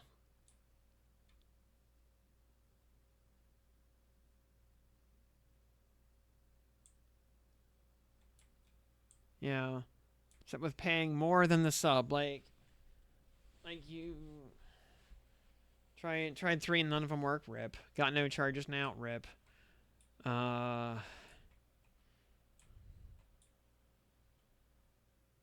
Yeah, we were reading the dev notes on that right now that they're basically running into some yeah. We're working with the game publisher. Let's see, of all things, yeah, they're actually running into operating system level problems on the game.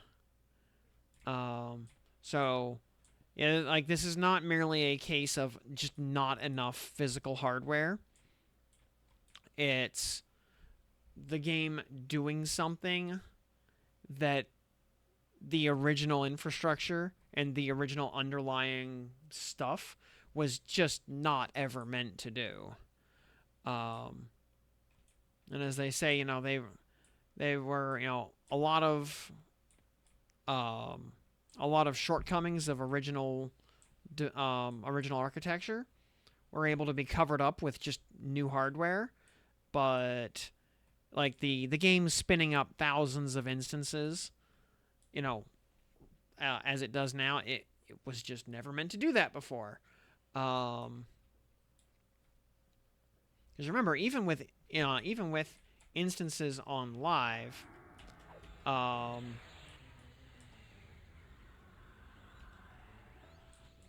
you were not allowed to make solo instances for most things for reasons of server stability. Turns out there was a reason for that. The game really just cannot handle, like the server operating system cannot handle the abuse it currently is under. So they're having to work with Daybreak to push OS level fixes on the architecture.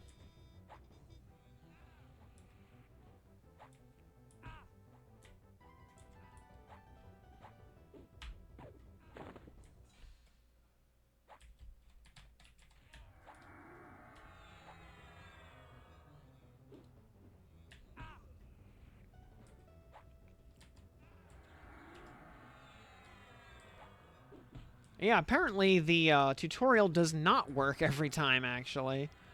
That people actually have problems where they start a character, and yeah, the tutorial instance does not spin up correctly, and they just get booted to the starting town.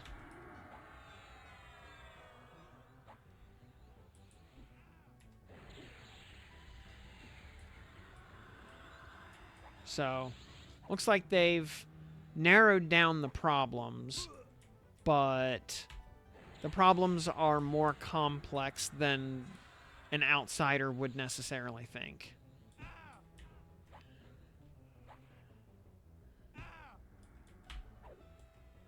You know, like an outsider would think, oh, just plug in more boxes. Problem solved, right? No, apparently not. Last Gambit, hello. Welcome to the program. Glad to have you here with us. Well, leveling path for weapons, gearing, Paladin. Absolutely. So, bunch of good options because knights generally have kind of preferential treatment when it comes to itemization. Any idea what the rest of your kit is going to look like? Because there's some good weapons out there that are not necessarily knight usable, that are definitely worth looking into as part of the path, like the Ebon Scythe. Ebon Scythe is not Paladin usable. It's Warrior, Shadow Knight, Berserker. But if you're running Berserker in your kit, which is quite popular, and rightly so, then that becomes an option.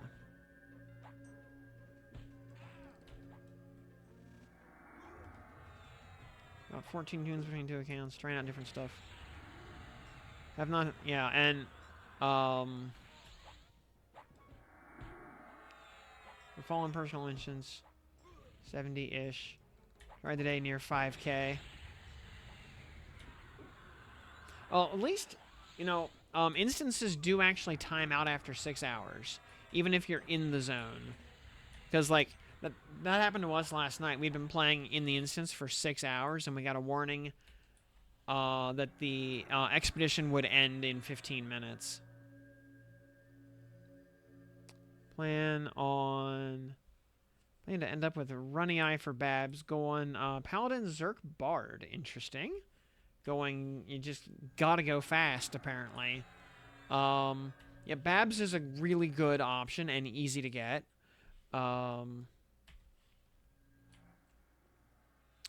In that setup, then I would definitely say grab the Ebon Scythe off of Asaka Leray at the entrance to Befallen. She is very easy. You can probably do her at like level 10. Actually, you may be a little earlier with Berserker. And it is her uncommon drop, but even her common drop is a good one-hander. Her common drop is the Enchanted Fine Steel Morningstar, which is very solid for a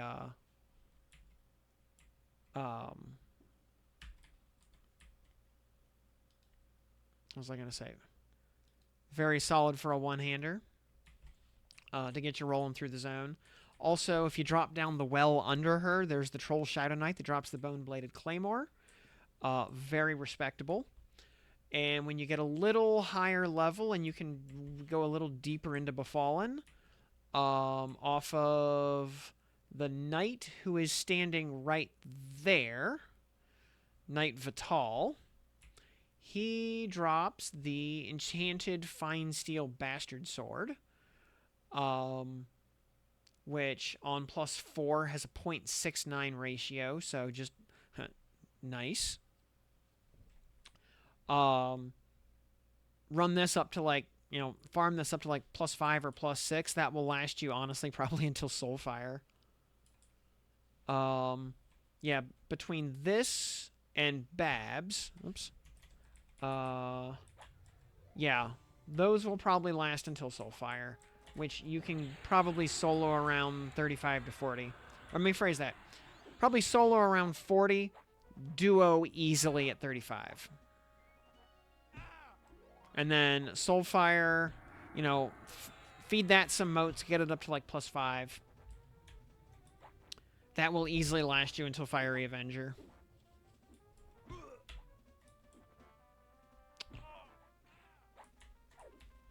I don't think Babs beats out Soulfire, but, I mean, feel free to fact check me on that.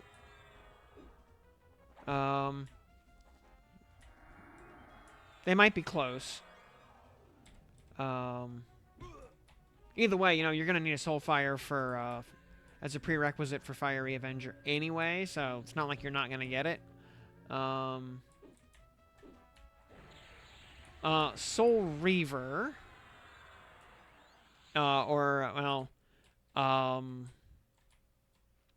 There's the Reaper of the Dead, which is the Shadow Knight Promised Renewal clicky.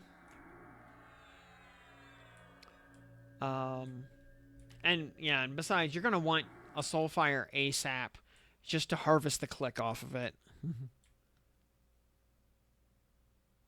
That's what you want for your SK as well, you should. I mean, it's not a hard quest either. And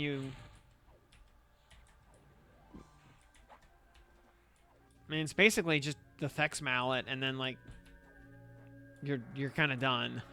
you farm the Elf Skeleton in Befallen, who's right next to the Footman anyway. You get the 2 mallet pieces. There you go. I mean, the only trick is you kind of have to be a Dark Elf Shadow Knight in order to have the faction to do the quest. So if you're not a Dark Elf Shadow Knight, you might have some difficult faction work, or at least inconvenient faction work. Yeah, you're gonna level in Befallen anyway, so no reason. Oh, you're Ixar. I mean, check your faction. I mean, go look up the Thex Mallet quest. Check out the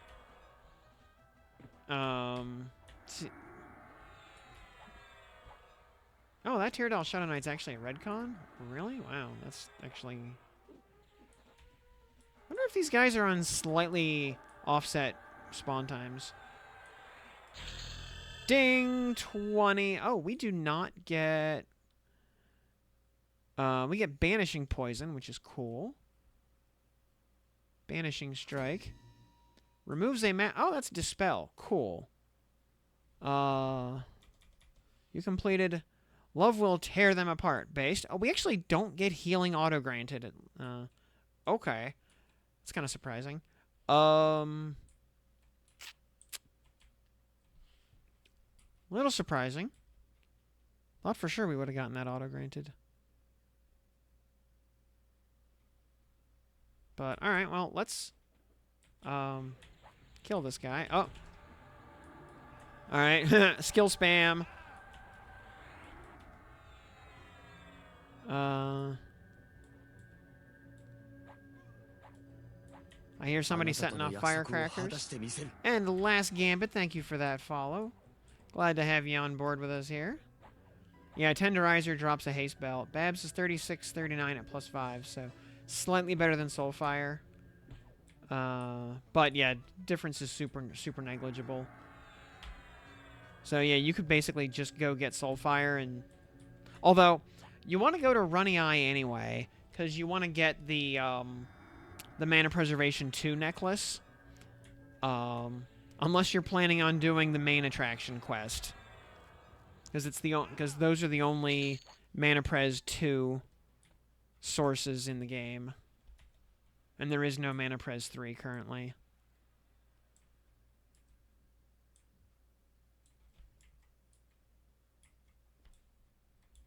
Yeah, Tenderizer's near the beginning. Yep, and so is one of the Lost Crusaders is right next to him. I kind of want to go get that. Yeah, I kind of want the haste belt.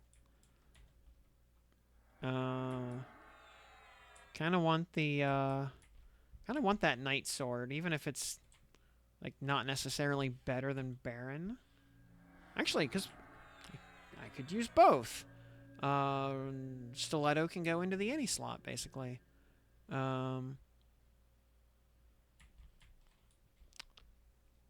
Been liking my YouTube content? Oh, thank you so much. I really appreciate that. We will, yeah, I want to do an AA guide. And no, I don't, sorry, there's no, bot commands. But hey, Moose. Well, I mean, I can just link the... Let's see. First day of pre-order beta. That was the... Okay, cool. That was that one. All right, so we have not done day 2 yet. All right. Cool. Because I can use the new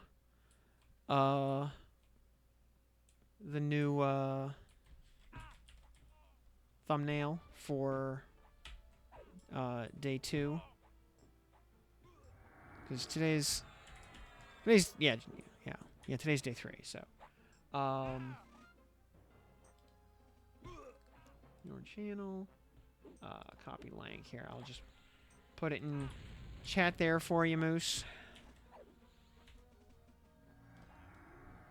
Yeah, I want to do like a rundown on AAs, but I know there's a bunch of AAs, like on the class tab especially, still coming down the pipe. So like anything I say about AAs right now is going to become obsolete in sometime between now and full release. Phrasing? Are we just not doing phrasing anymore? Went High Elf, Paladin, Berserker, Bard. Okay, cool. There's only Camping, Tenderizer, Haste Belt right now based. I will be, probably not... Hey, you know what? Maybe we'll do, yeah, because we're already, what time is it? Yeah, I just looked at this. It's about 10 o'clock now. I want to do Baron and Soldier. I want to finish up, like, Befallen tonight. Though I want to also probably... Ring Ruby Stiletto. Alright, maybe at some point I need to go back to... I'm gonna have to, like, Origin back... You know what? Let me do... we'll do one more Corvin kill. Then we'll Origin to town and then gate back. Because we are... I actually bound myself right outside Befallen. So, Paladin only player based. Even in 40k, you play Salamanders? Okay. See, now, I don't play 40k, but, you know, I enjoy the shenanigans. I am very much a sororitas enjoyer. I love my nuns with guns. Which is why, you know, I hate Grey Knights. You know, if you know, you know. Went to Najina and got right in. Well, there you go. I think I'll do, I'll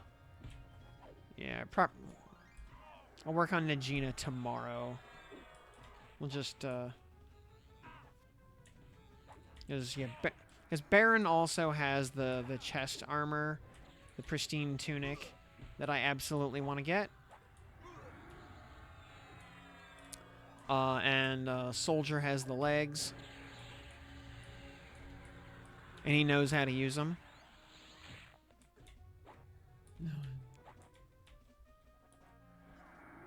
Grainards are the best. I mean, oh, hey, another +5. Nice.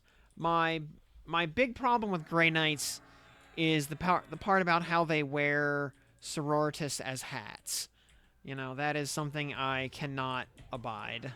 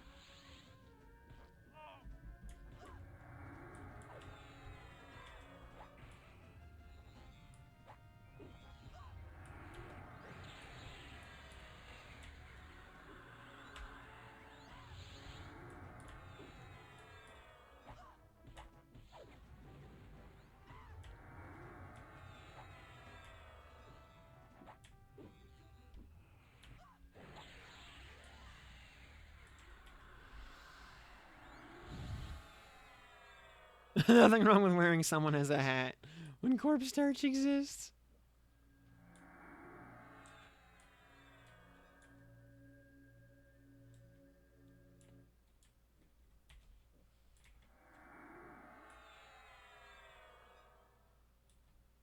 Yeah, now, when I say that I want to be covered in sororitas, um, what I'm not referring to is carving them up and turning them into purity charms. I have something a little different in mind.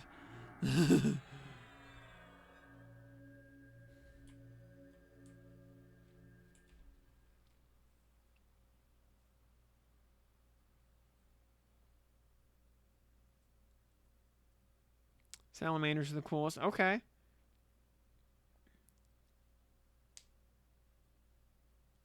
Yeah, I mean, yeah, salamanders.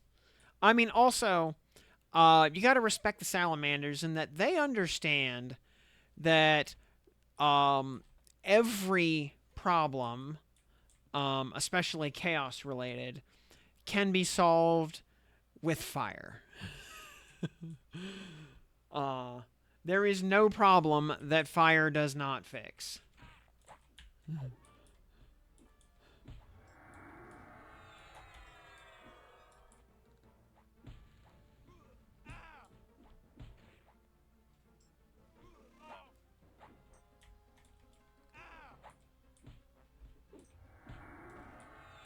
Poor Corvin spawned in as a spindly mage this time, so he has no hit points. And he also spawned in with no mana.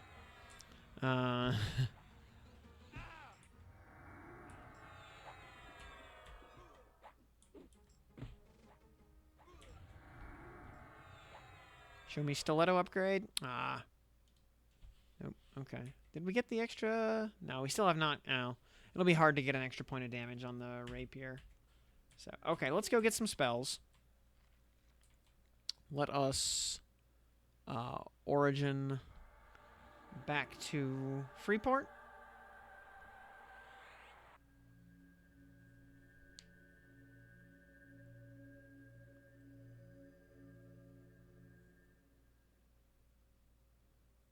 Yeah, Vulcan definitely mogs Sanguinius.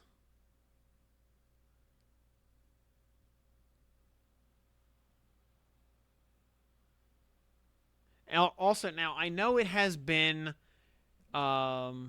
definitively debunked in the modern era, but, you know, I am still very much a proponent of the Dark Knight Horus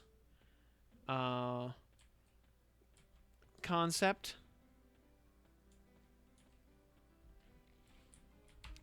You know, the conspiracy theory that the Emperor was actually dead all along, and that it's actually Horus on the throne.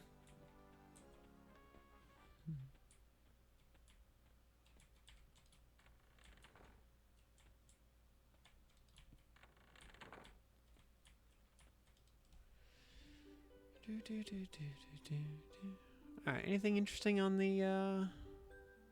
Alright, Armor of Faith. Oops, well, we don't need that one yet. We can't afford it anyway. Anything interesting? Nope.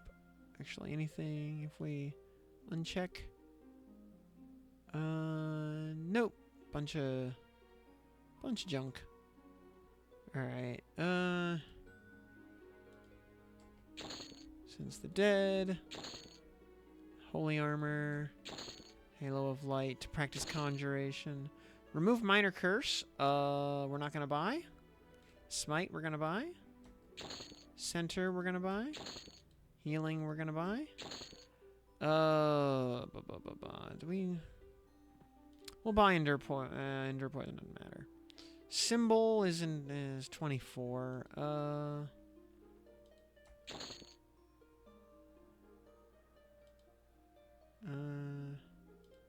You know what? It costs 7 silver. We'll just buy it. Reanimation. Buy that. Soothe. We buy that. Stun. We buy that. Endure Magic. We buy that. Greater Healing. We buy that. Spirit Armor. We buy that. Expulse undead. We buy that. All right, that's enough spells for now. That's like all of our spells up to 32, I think.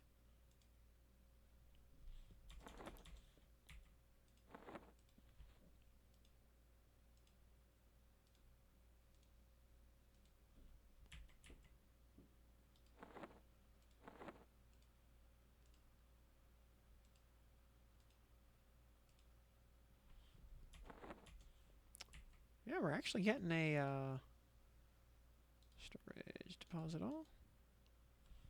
All right, so light healing. Thank you for your service.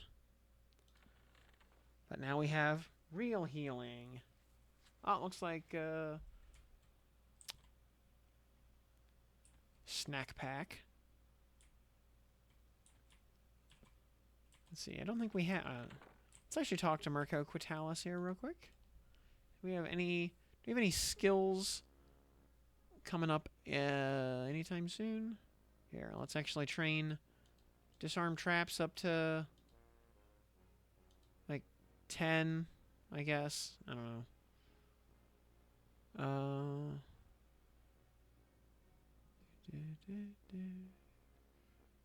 Oh, we actually have 6 points in safe fall. Woo.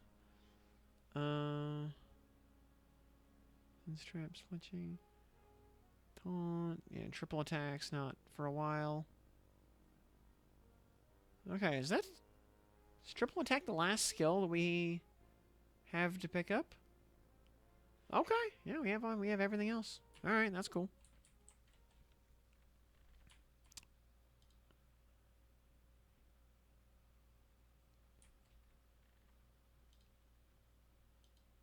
Oh, yeah, for some reason, checking the unscribed spell page is it actually takes a minute to load. Dead Emperor and a crippled false Emperor Horus on the throne. Gilliman's head is kind of a sick concept, TBH. Yep. Yeah. Exactly. Yeah, basically, it also is the idea that the Emperor basically sacrificed himself to save his favorite son Horus. Oops. God damn it. Oh, no, that was what I wanted to do. That was right, because I was bound outside in West Common. So, yeah, actually wanted to zone in here. And then from here, we can enter instance. Maybe? If the enter instance button will actually work.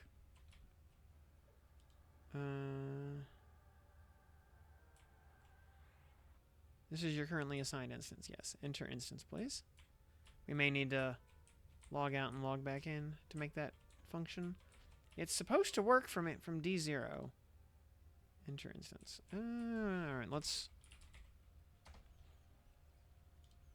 It might just be kind of borked. I mean, we should be able to enter our instance.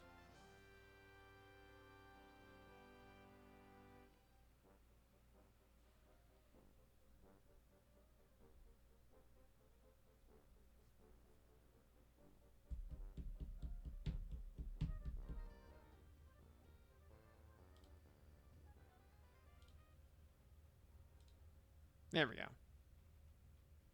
Yeah, sometimes the confirmation box just doesn't pop up for UI goof reasons. Also, we can get rid of Fuhrer. And we can put on Smite.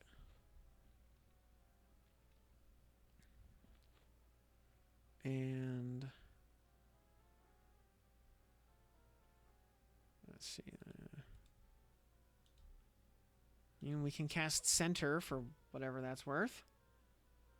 It's not a great buff, but it is something. Gives us a chance to practice Abjuration a little bit. Oh. We can cast Yelp while we're at it.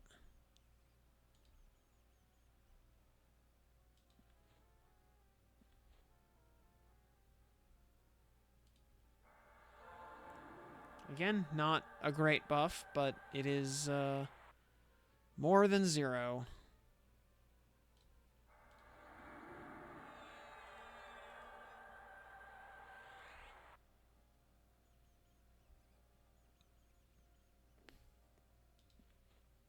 Your Paladin after Dark Angels after Master Aradiel. Okay. Vulcan was taken on reserve. RIP.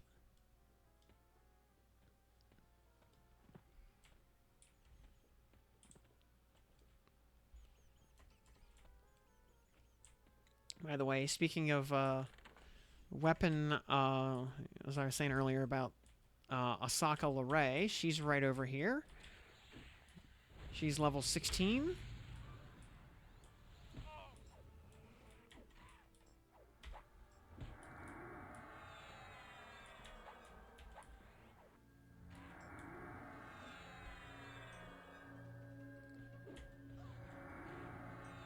Having a real heal feels so good. Costs a lot of mana, but it actually does something. It's like 3 casts of lesser healing in one shot. So, huge.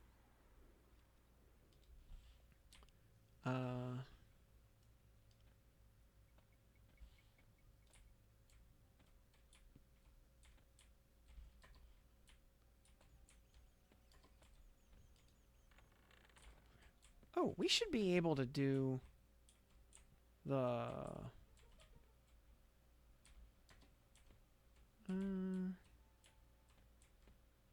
yeah, at this... Oh, you know what? Well, also, yeah, we're going to be casting these same spells for a while. So let's... infinitesimal... Sure, let's... Also, a reminder, you can feed low-tier motes to high-tier spells. They are not restricted the way items are.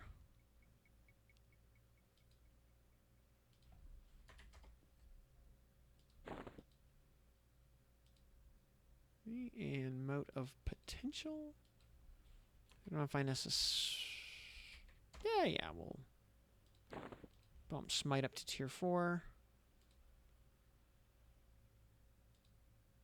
And healing, we will load this all the way to tier 5, actually.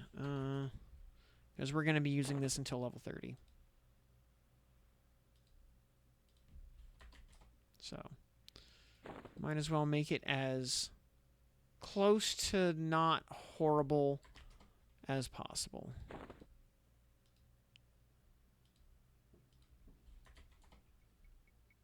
Even just reducing the mana cost and the cast time is huge. Tier 4. Yeah, pump another 1 to make it +5. Boop. There's tier 5. How much? We probably get, what, a quarter of... no, actually, a pair of 5s will take it to tier 6.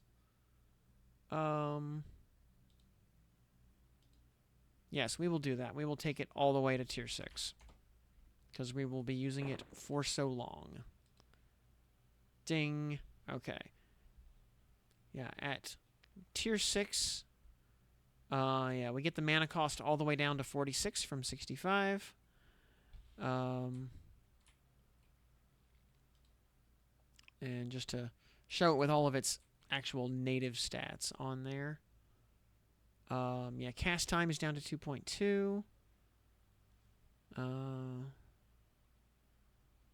Yeah, sadly, yeah, the potency will go up eventually. That's not enabled yet, but I mean, y'all get the idea. So, yeah, let's just hop down the well.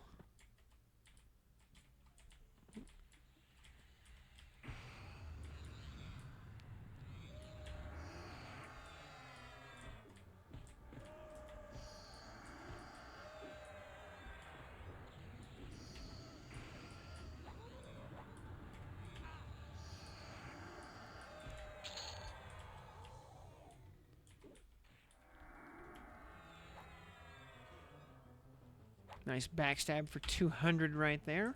Love to see it.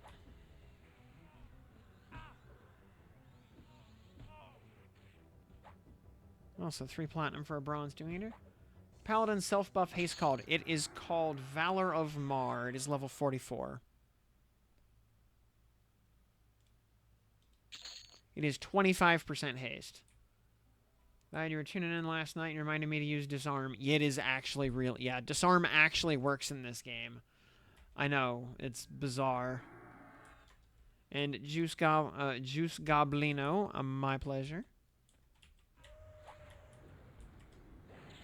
I like being useful to people.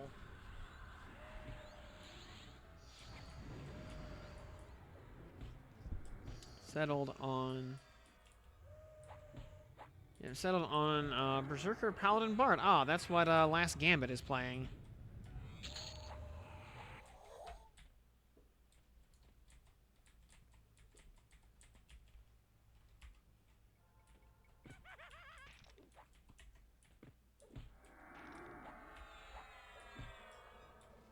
Kind of giga damage, yep, and it's just lots of go fast.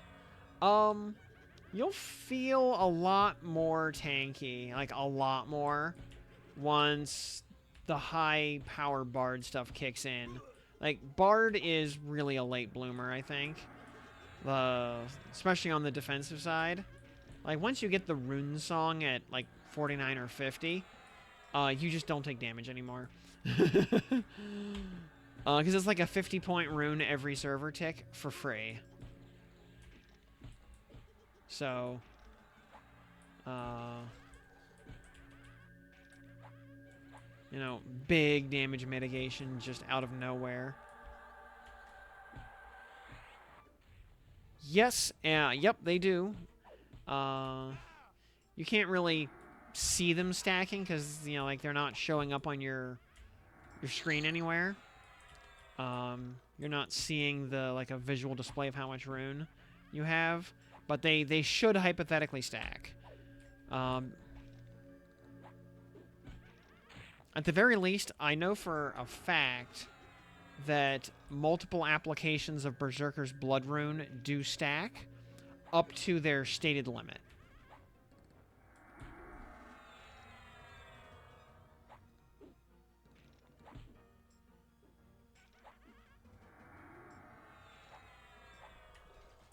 We are zooming now.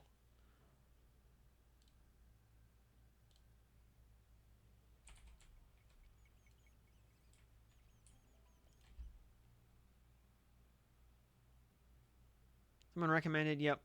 Oh yeah, ambidexterity is... if you are dual wielding, ambidexterity is basically mandatory. It is just a tax.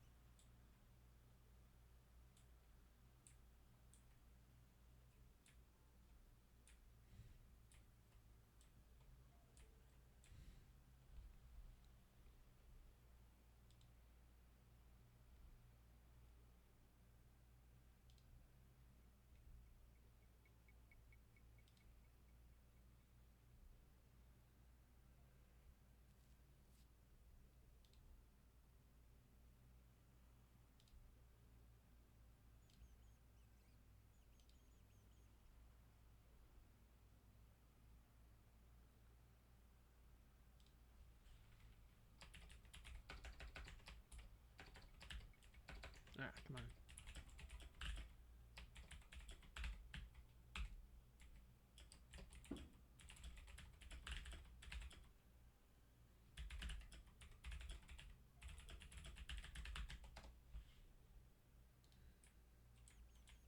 Just kind of waiting on, well, alright.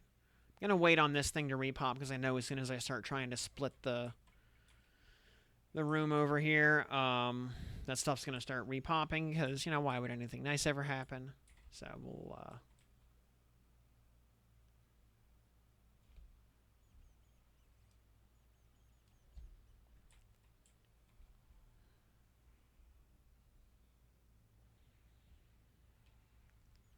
then yeah, we'll get another studded leather bracer over on this side. Yeah, we're not gonna fuse them. We're just gonna have 2 of them.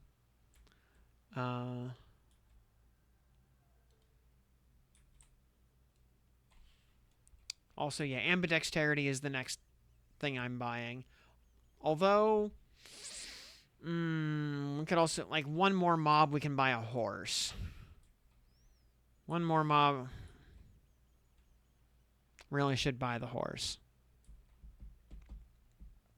On the other hand, yeah, I'm not really walking anywhere for a while.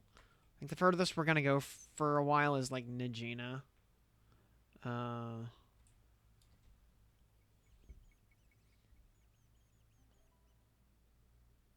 Because glory be, Befallen provides.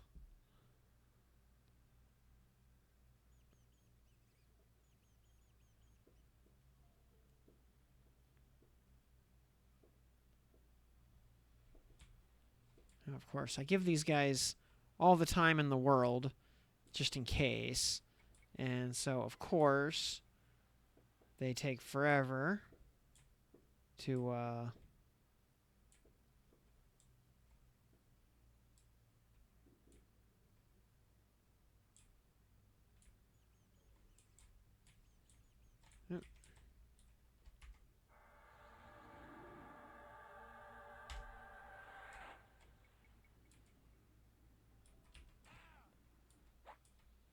182 backstab. Love to see it.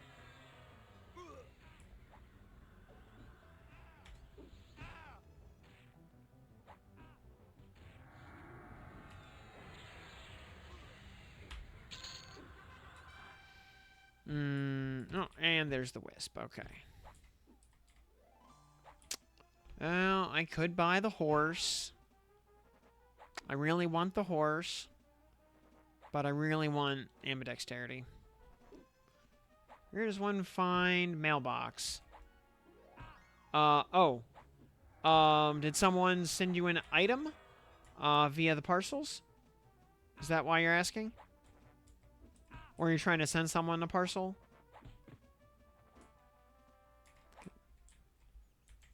There's an NPC. It was on my character that I have box that I have mail. Oh, in that case, worry players. Oh, Control E by default. Just EQ button mail.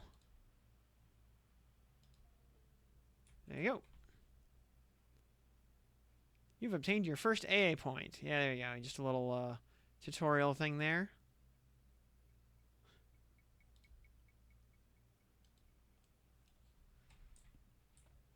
Okay, we're gonna attempt. You have failed to hide yourself. You need more mana regen. I know that feel. I know that feel.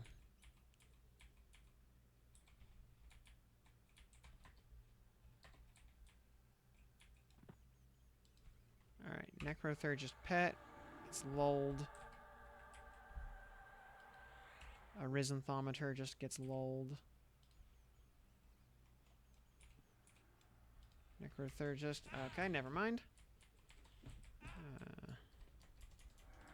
Alright, and we're rooted. Of course we are. We'll actually go defensive for this.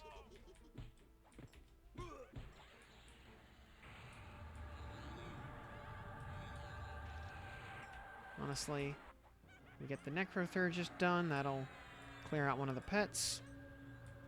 Of course, this Necro is a Paladin, so we had to kill her twice.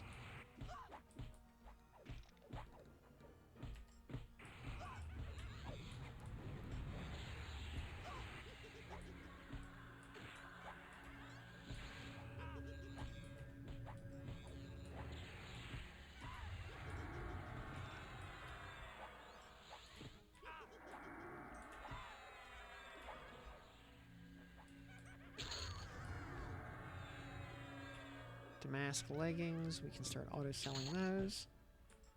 Alright. Priest Amiya's pet. We will delete you. Priest Amiya's is a Beast Lord, it looks like.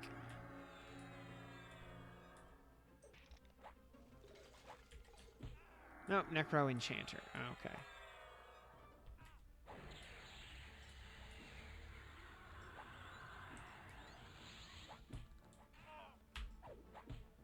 That's all well and good. Alright. Clarity Potions. Trivial's like 31, cost pennies. Oh yeah, because everybody has access to alchemy now. And there are all those alchemy merchants on the, the Blackened Wand, which does nothing. Oh, hey, Hunter of Befallen. Huzzah.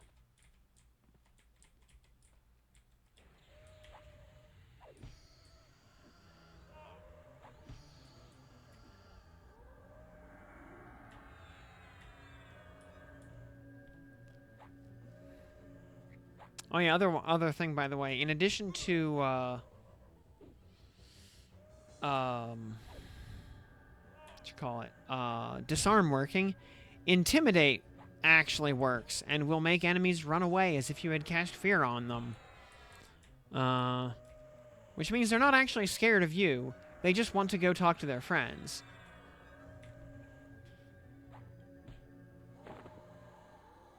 There we go. We'll loot that, and put that on. Destroy that. There we go. Okay. Now we're getting somewhere.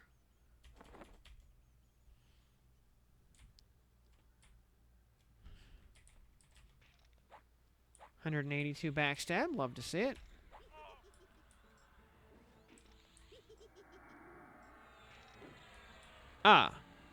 From Rogian, the plains and the hole should now be accessible on every server. Yeah, previously, you needed, like, the hole would only be unlocked on a server after both dragons got killed.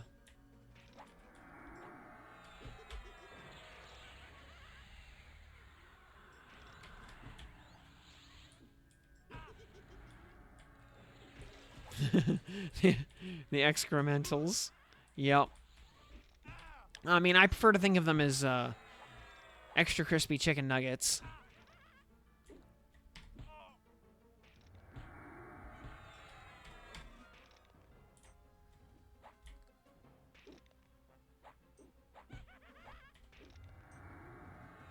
But I mean, extra crispy chicken nuggets are made out of complete mystery meat that, you know, who knows what's in there.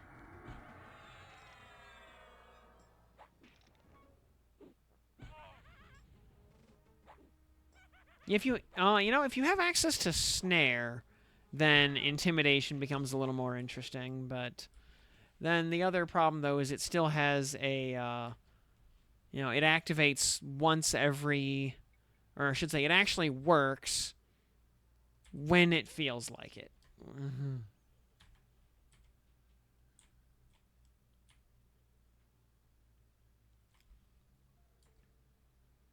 Which is never when it matters. Though I was able to intimidate Warlord Scarlon once. That was cool. I didn't need to, but it worked, and I thought it was funny.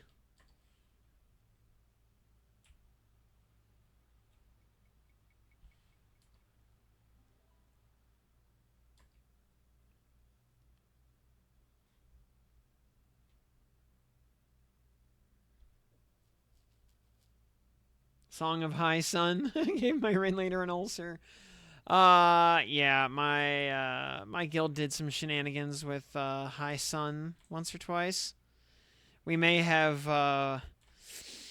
KS'd a mob once in Plane of Fire when, like, the other, I think it was General Repharm specifically.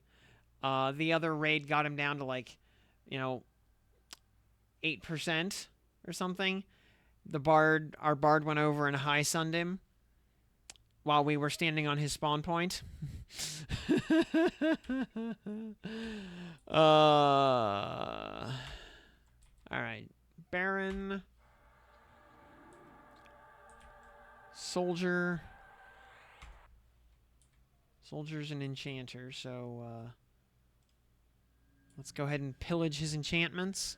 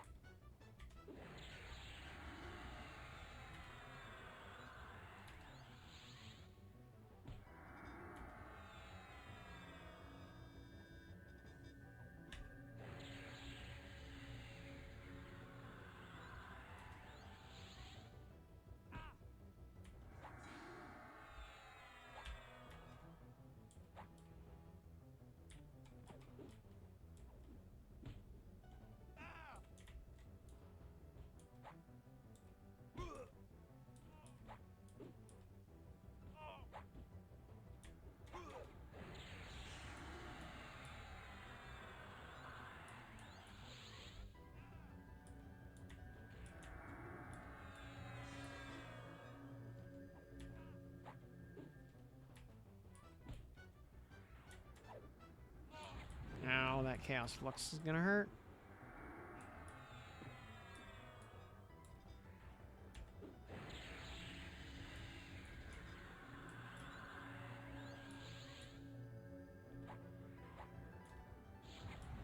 Ow.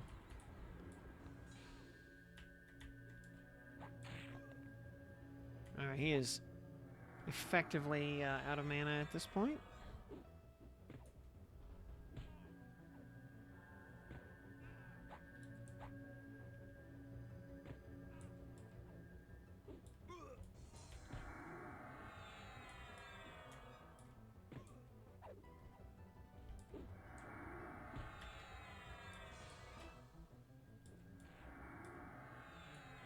$156 backstab. You'll love to see it.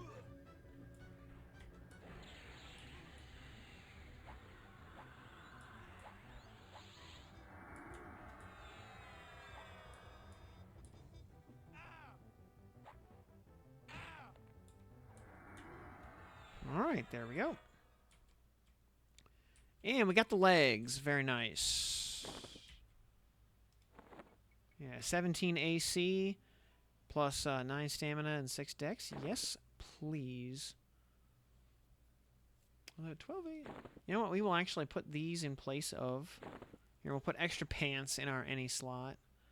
Sorry, tutorial boots. You have done your part.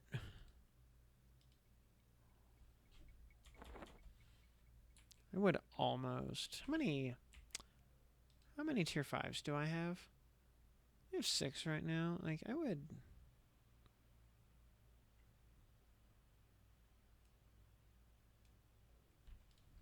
We're actually getting, like, enough of these. I'm going to pump Cease and Desist up to 5.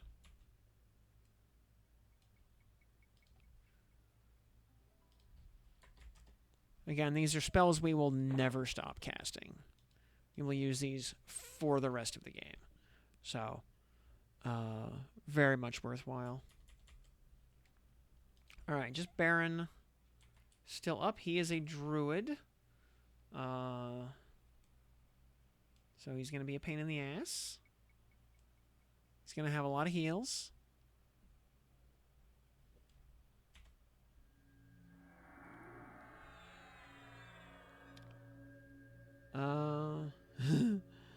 Why is this mob gating? I thought this... Yeah. This mob never cast spells before. Why is it suddenly gating? Yeah, about that.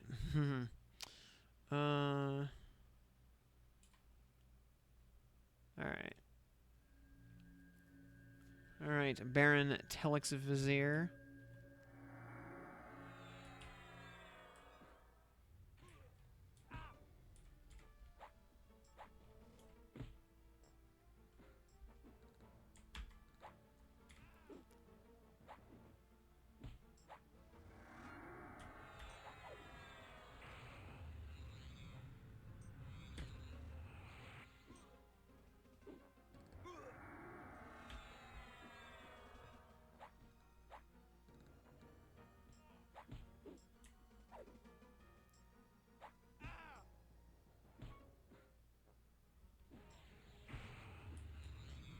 On closed beta, I actually occasionally got tier 6 motes off this guy. Actually, most of the tier 6 motes I ever got were from this guy. If you leveled Baron to +8, what would beat it? Not much. Pre-planes, not much. Alright, there's his LOH. Yeah, we had to sit through that.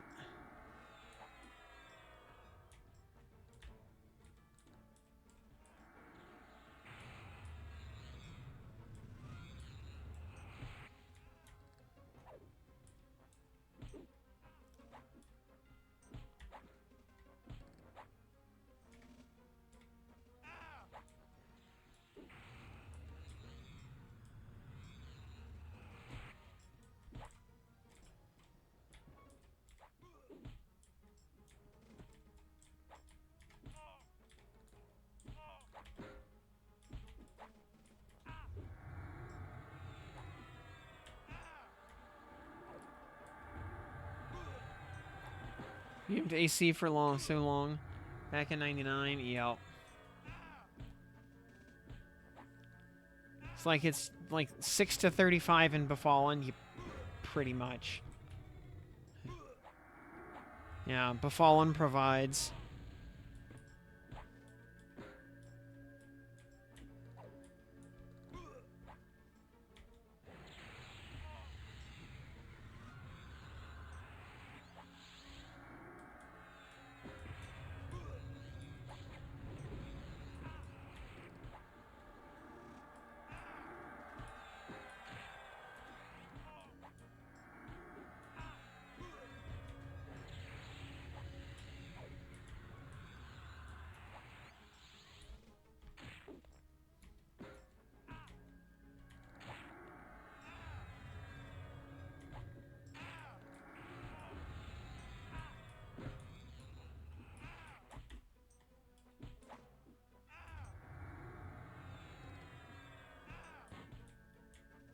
Oh shit, soldier added. We're gonna die.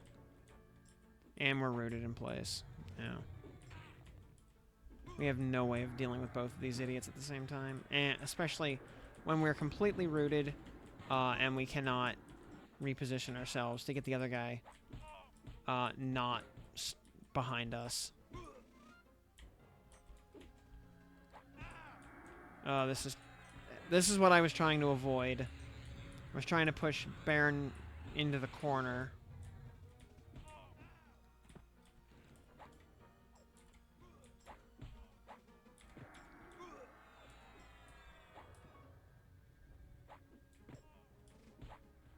Because he's got so much mana. Because of course he spawned as a druid instead of, you know, anything else. So yeah, we're gonna die. And there is nothing we can do about it. Yeah, we have no recourse.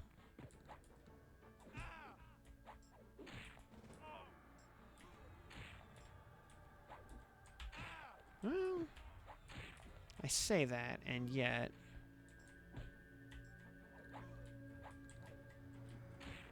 Oh, come on. That is not what I clicked. Come on, game.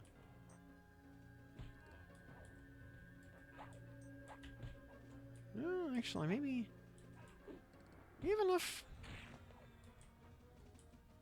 Can we hit recovery, maybe? Or evasive? We might be able to run evasive. For long enough.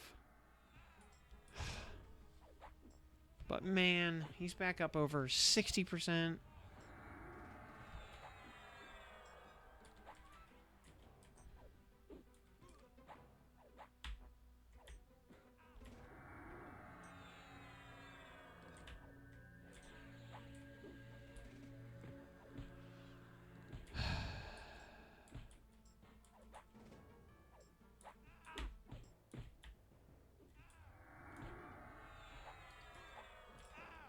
You know, we should have pulled him to the opposite corner.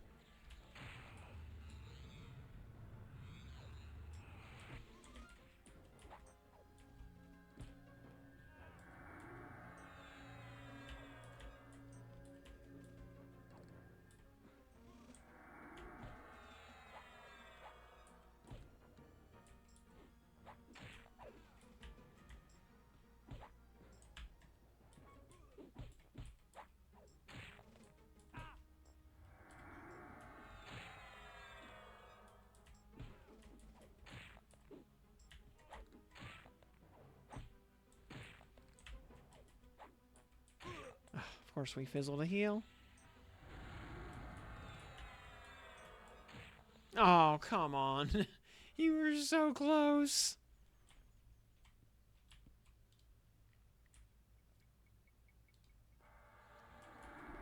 For having to do both at the same time and getting, honestly, like, the fact that the one, he popped behind us while we were rooted facing the wrong direction, like, that was the worst possible scenario.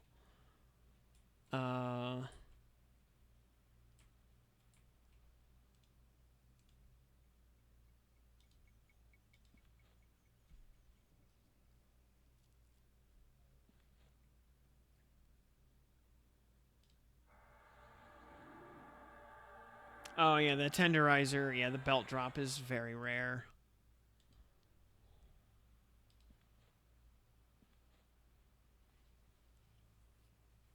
Hey, at least tenderizer himself spawns every time, and you're not dealing with the quadratic RNG of placeholders.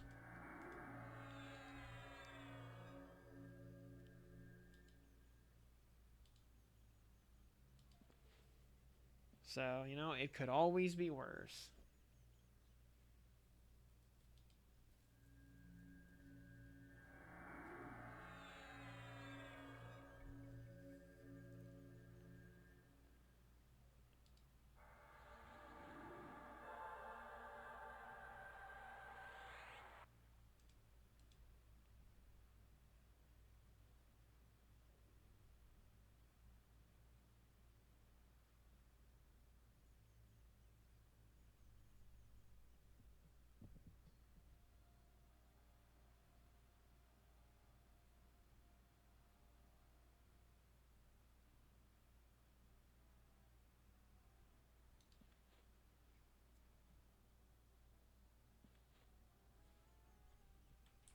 Oh, yeah.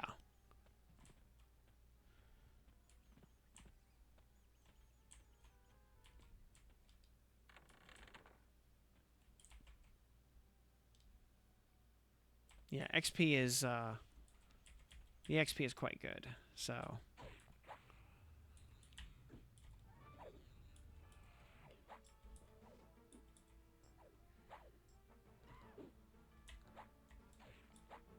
And you get a nice stack of motes and everything else, as well as all the drops.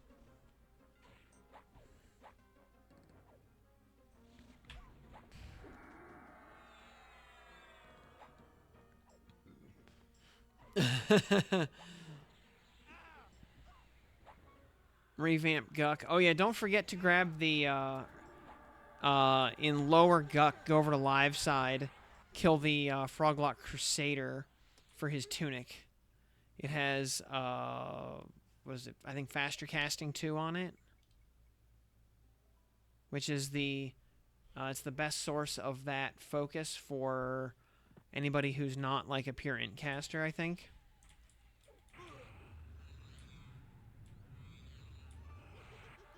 Super stunned.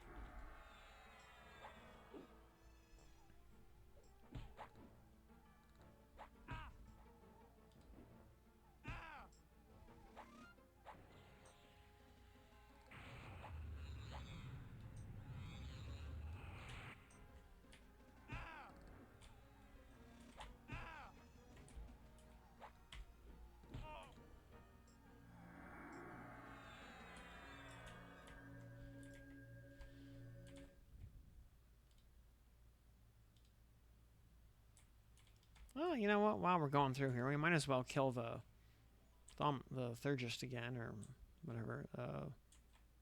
Fallen idiot, whatever his name is.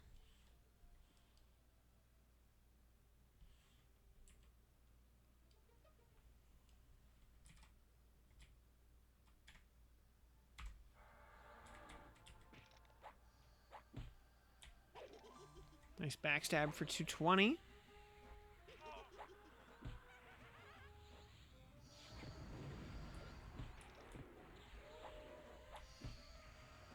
Stupid wizard skeleton wants to spam me with Tashan's Clash. What else is... And Lightning Bolt. What else is new?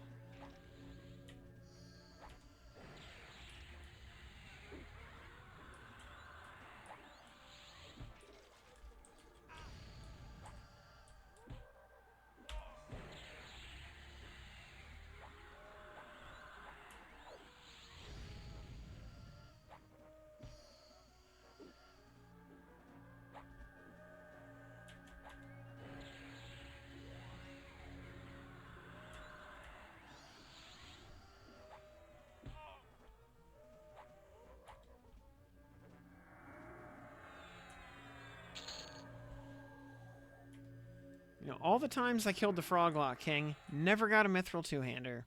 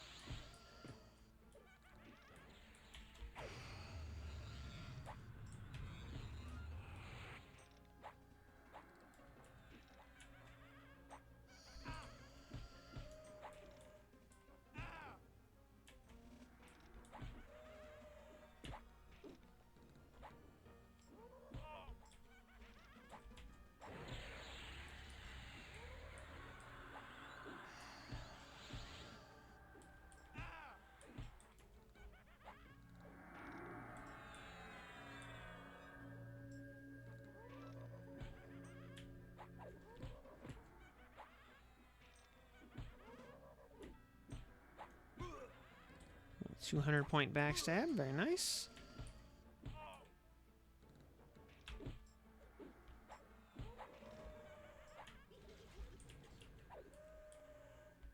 Alright, and the Arisen Thaumaturgist already blew up most of his mana. Now, he is a Paladin. We gotta kill him 1.5 times, of course. As is tradition. There you go, there's the LOH. Also, we still got 3% XP for that yellow con skeleton.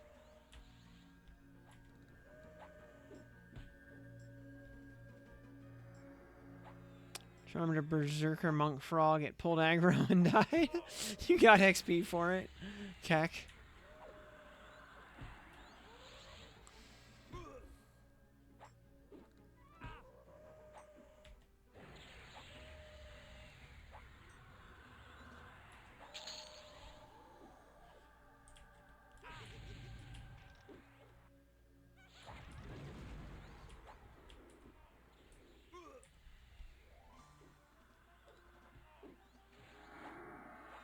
Oh, Thaumaturgist said, I forgot it dropped this thing.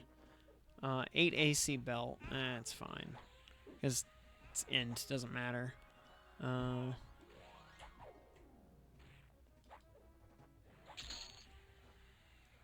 Yeah, I forgot the thaumaturgist had that in its loot table.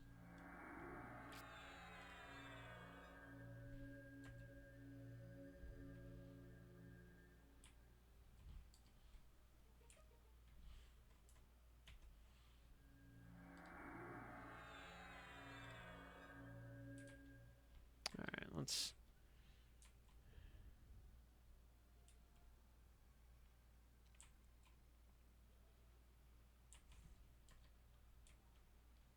You just have to do, like, one... You only have to do 1 damage to a mob to get full XP credit for it. Yeah. So, yeah, You know, plink an enemy with, like, an arrow to do 1 damage to it. Charm it, send it to its death. And then the thing that killed it, do 1 damage to that thing, then charm it, send it to die to the next mob, and so on and so forth. Little, like chain reaction. Alright. Baron. Over channel. Alright. Baron, you get lulled. Soldier, you also get lulled. And you get dispelled. He is a wizard.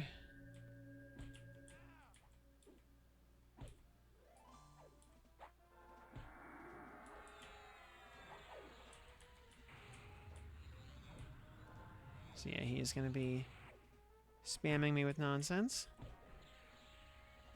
Mostly Tashawn's Clash. As you do.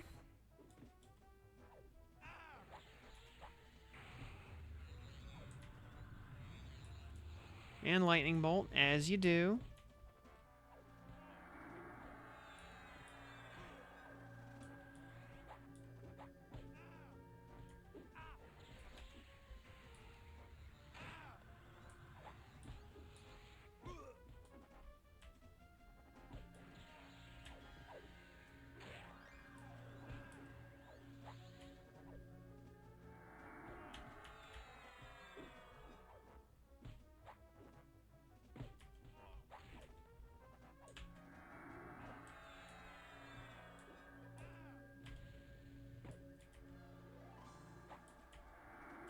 Can I please stop fizzling my heals?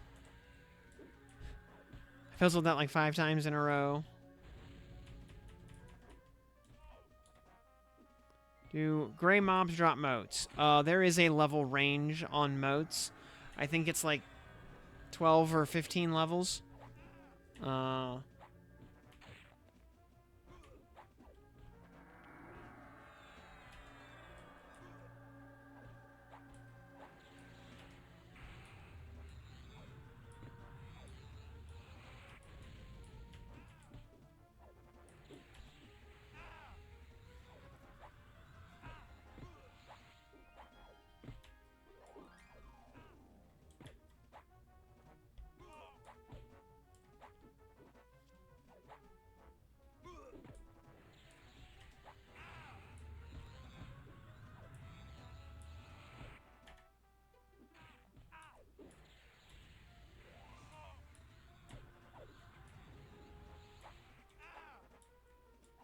Hey, Soldier of Vizier. If I could have your arms, that would be amazing.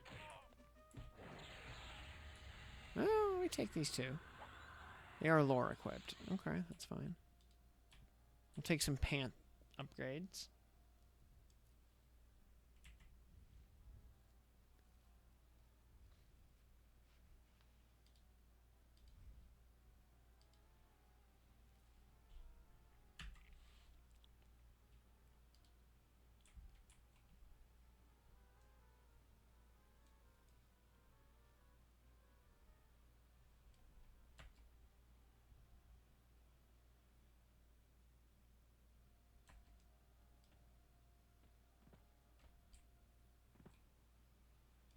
Yeah, we'll actually pull Baron over to this corner. So the soldier won't add.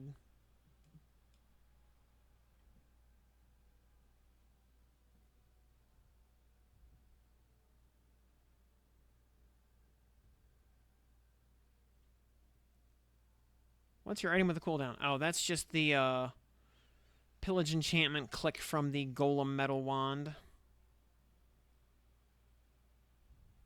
that I have sitting on my enchanted fine steel morning star right now.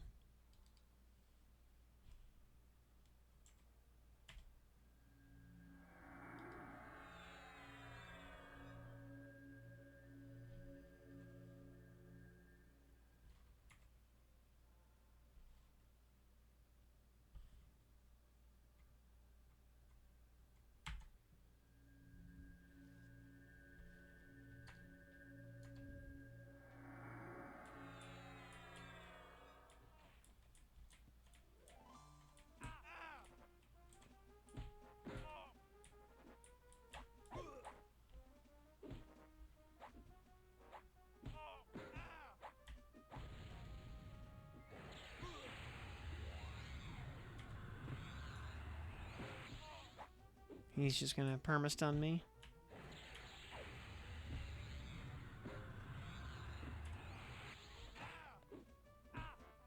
Also, how's he casting stun? Oh, it's because it's a level 28 spell. Yeah, in this. He's exactly high enough to cast vanilla stun, the level 4 cleric spell. I need to not fizzle heals, please.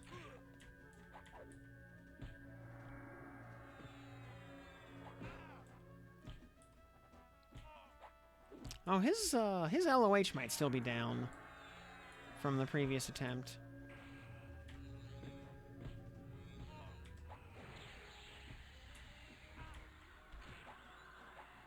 That would actually be huge.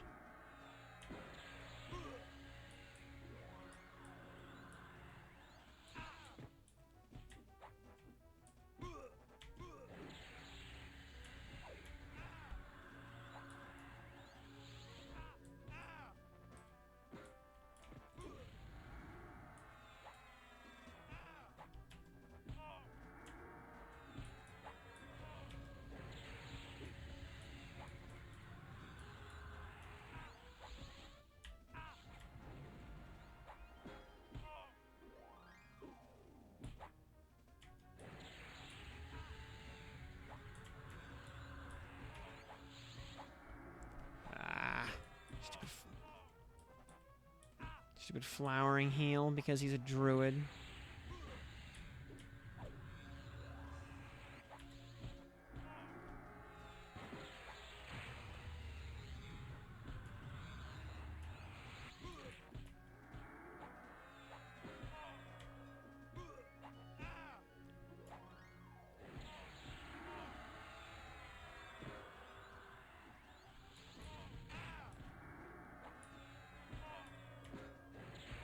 And yeah, good lord, he has a lot of mana.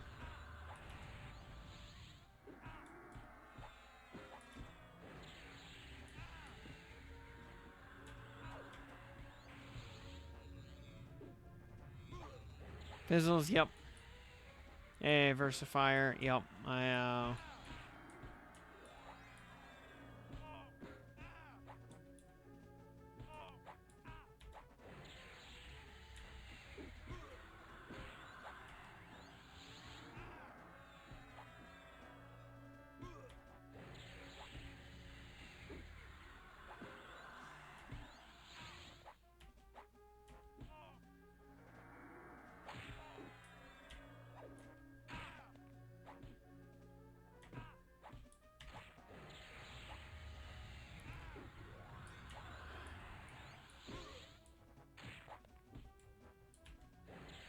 Alright, please die. Thank you. Oh, thank you for the tunic. That's actually the item I wanted more. At least for at least a copy of it. So we can get rid of our 2 AC newbie tunic. Yeah, massive upgrade right there.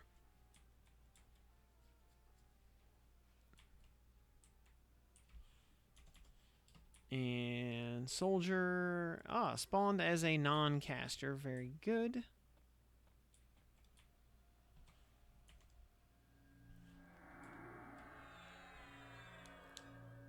Yeah, very fat loot right there.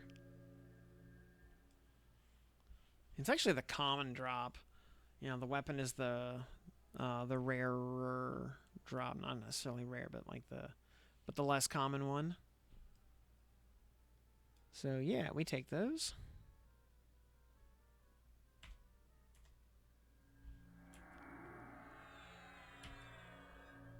And then yeah, soldier here should be relatively easy since he has no spells.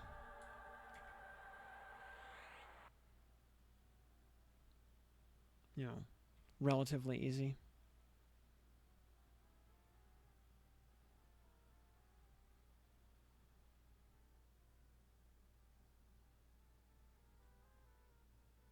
One more tick.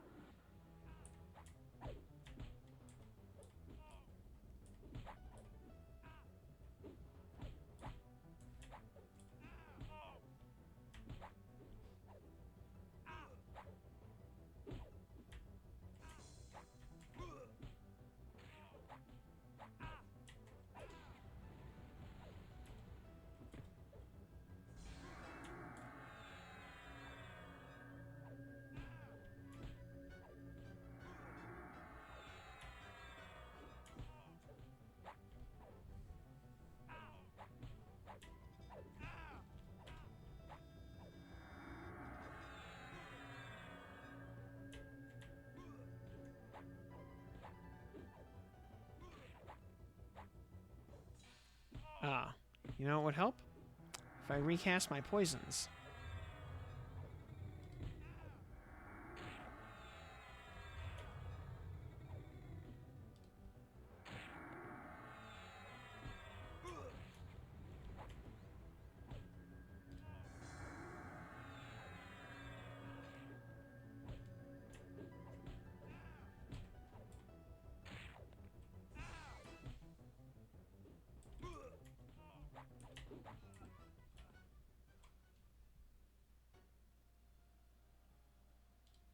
And we take that, yeah.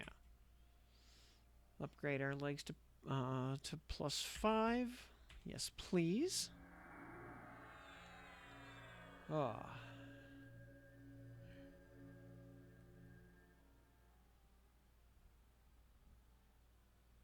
And we need 4 more AAs until we can get ambidexterity. Though if we get the sword to drop, then that will probably replace our fine steel rapier, and we'll move the stiletto to the offhand.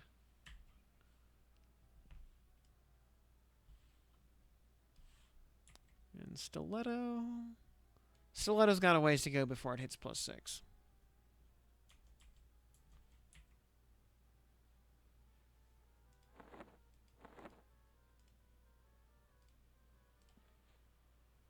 Oh yeah, I gotta remember to cast or to scribe True North. Oh boy.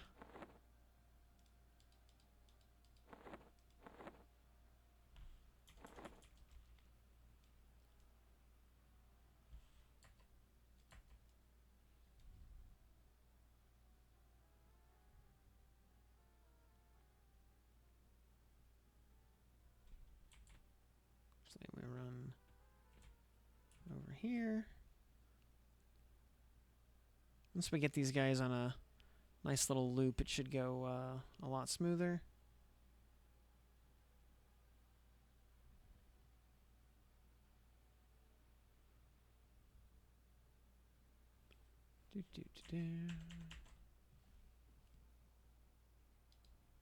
Oh, there he is.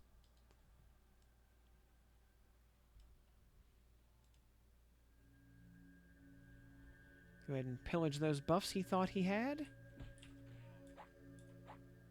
Very nice. And we will once again shove him into the corner. Now, as a ranger, he's going to be a little bit more dangerous.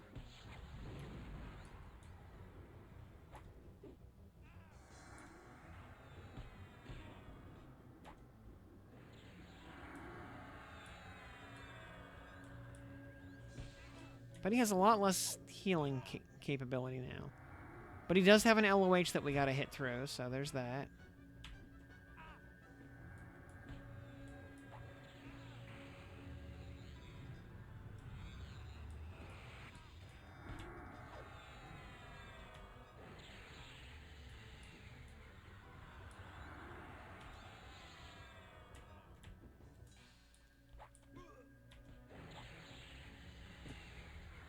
There it goes.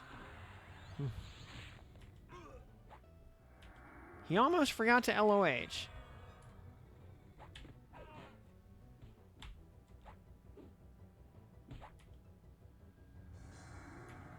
Nothing worse as a paladin than dying with LOH still clickable.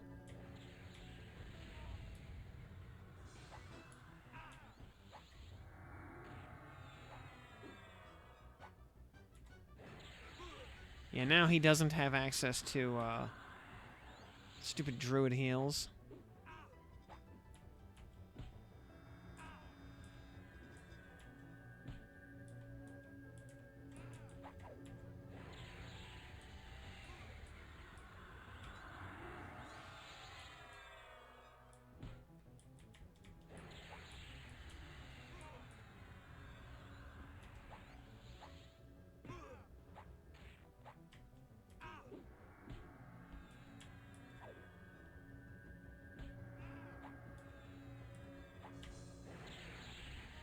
Though he still has access to crappy paladin heals, which are garbage, but he has like freaking infinite mana, so for his purposes it's kind of okay.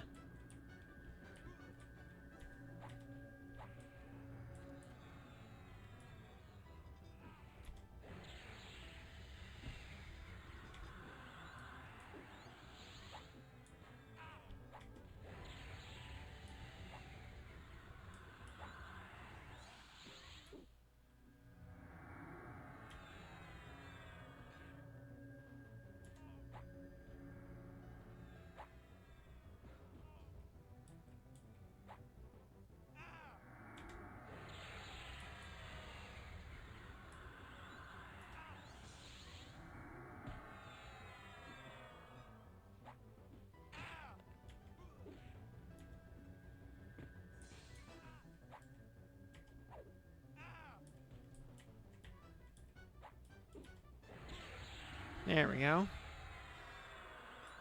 It is lore, but we'll take the upgrade.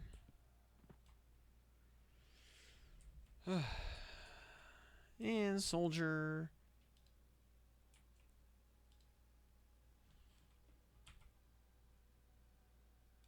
Decided to spawn as an enchanter.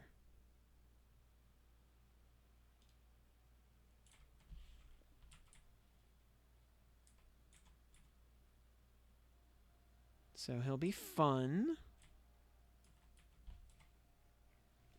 Oh, we hit the rounding error on level up.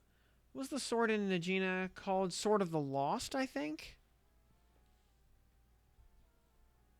And yeah, it's just a drop off the Lost Crusader.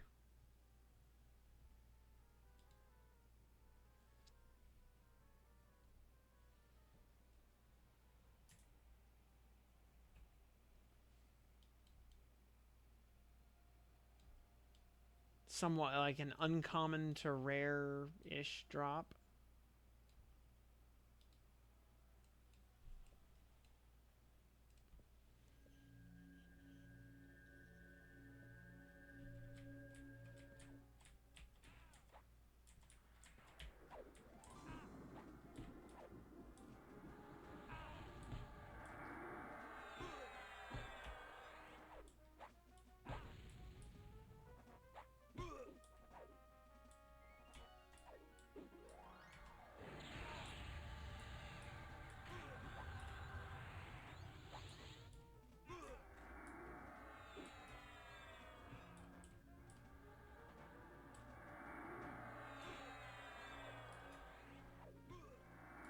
Yeah, we'll ding 21 off this idiot.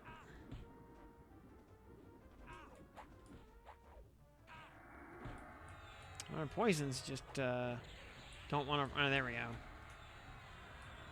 Not to say our poisons don't want to proc this time, but he just needed a little encouragement.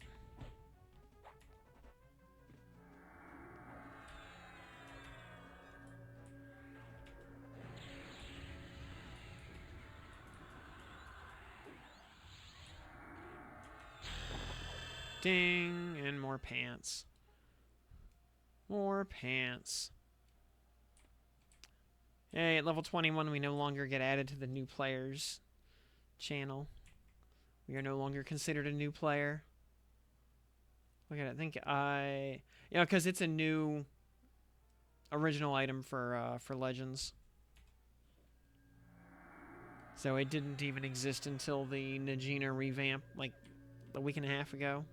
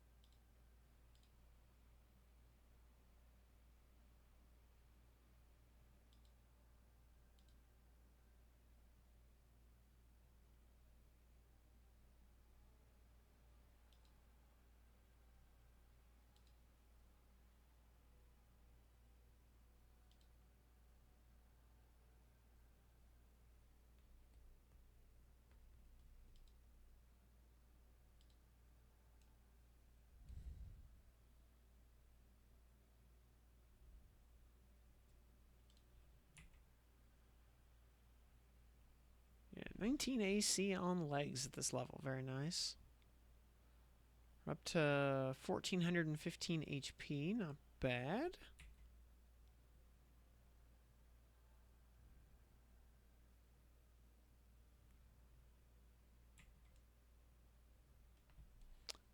And Bartle's villain.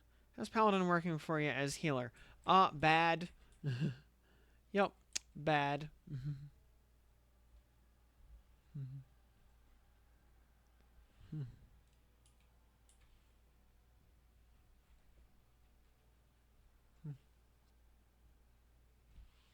But how are the rogue poisons? Pretty good, I'd say. You know, they are proc, so they are dependent on RNG, which is not ideal. But the activation rate is pretty decent. So they've got that going for them at least. But it is still RNG dependent.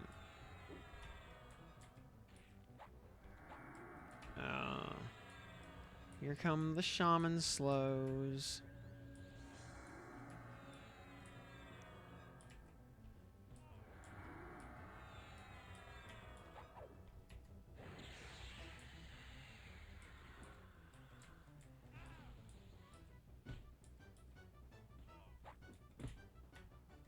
But, you know, in a normal playthrough, I'd be playing Paladin, Berserker, Cleric. But we are doing a random class challenge run. And we started as Paladin, then we just randomly picked our other two classes. You know, so that was entirely up to the whims of RNG. And yeah, RNG decided Warrior was going to be our second class and Rogue was going to be our third class. So, this is what we've got. Oh boy, more. Of course, he hits Tagar's while our spells are on cooldown.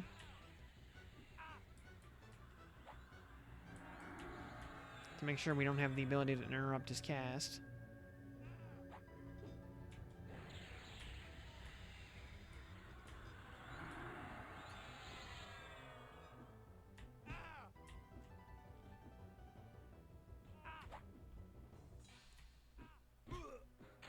Love to stop fizzling.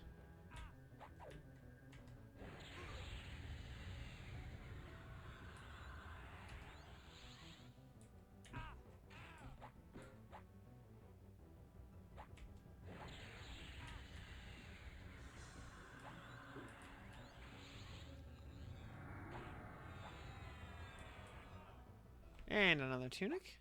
Cool. And uh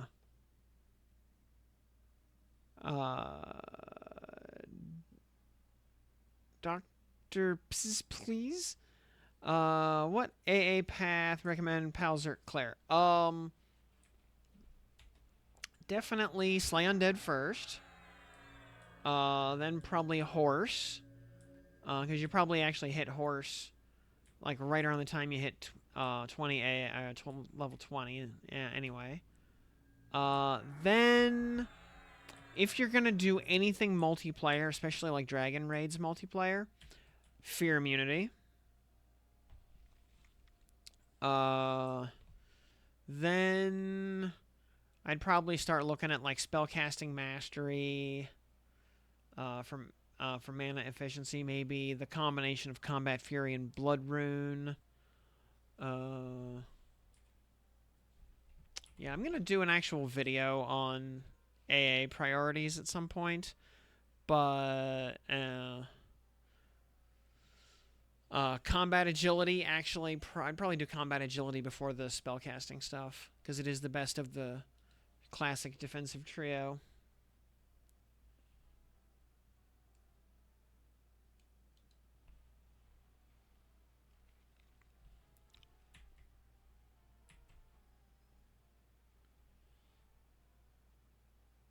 As soon as...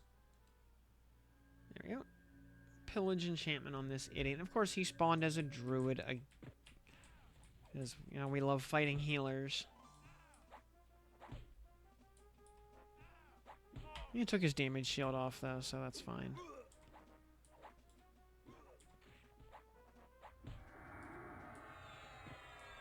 And we got him slowed, so it's all good.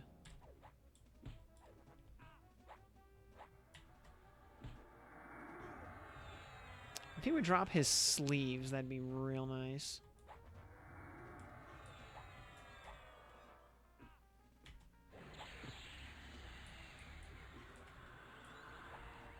That was really helpful. Oh, my pleasure.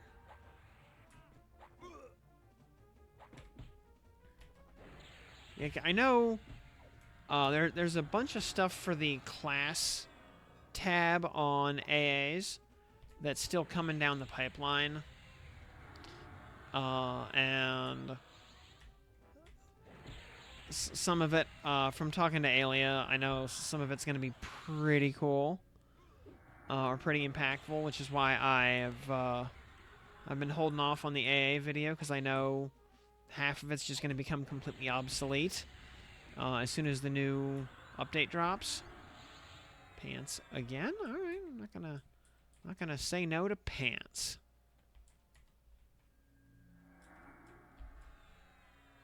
Because I am not pretty. I should always wear pants. No one should ever have to see me with no pants. Or even short pants, for that matter. There's a reason I don't ever wear short pants in public. I need to lower the graphic flashies. Should be...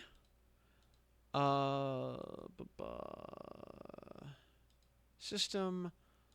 particle display settings, density.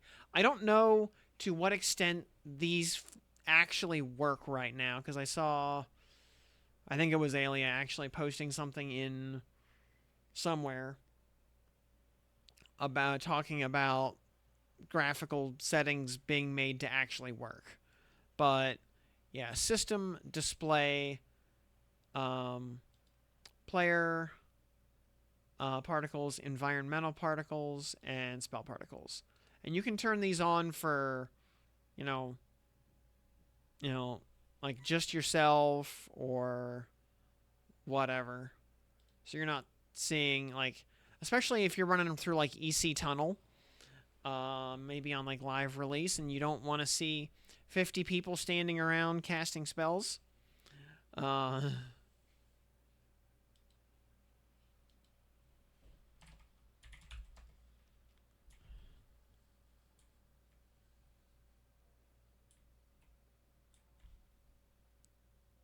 he kind of just deleted the soldier there.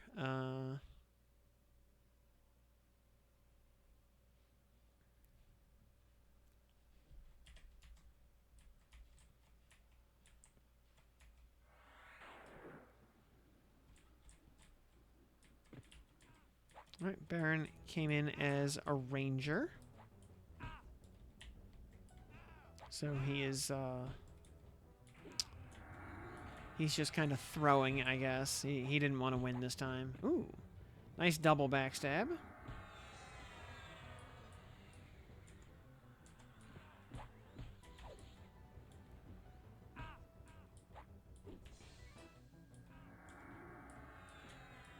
We're going to have to kill him twice, as always. Yep, okay. He LOH'd immediately. Which is fine by me. Got it out of the way. Much better. Yeah, playing Bard and having all the blinding lights. Ree!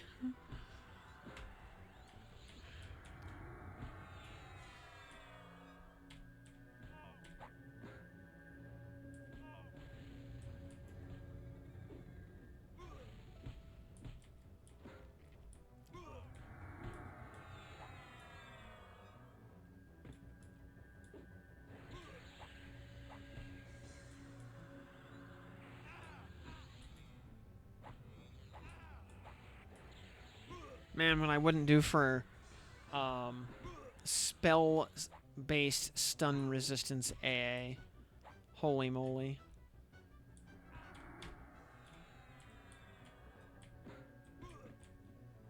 Also, what I wouldn't do for spell-based knockback resistance.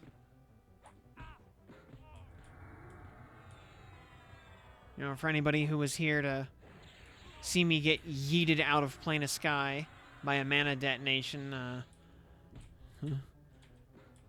knows my pain there.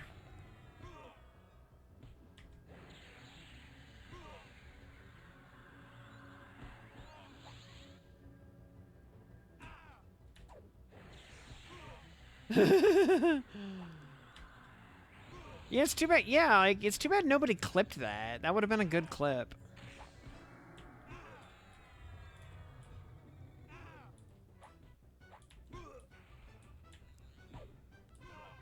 Hey, there's the sword. Yeehaw. Yeah, 1430.467. And good stats.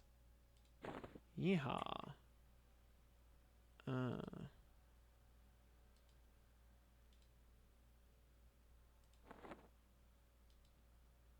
Yeah. 467, yeah. Blows away the fine steel rapier. Stiletto actually is still ahead slightly, but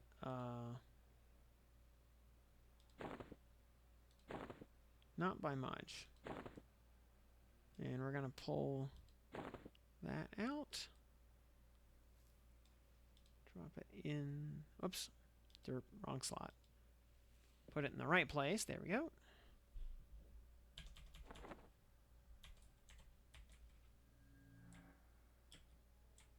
I don't see him casting anything.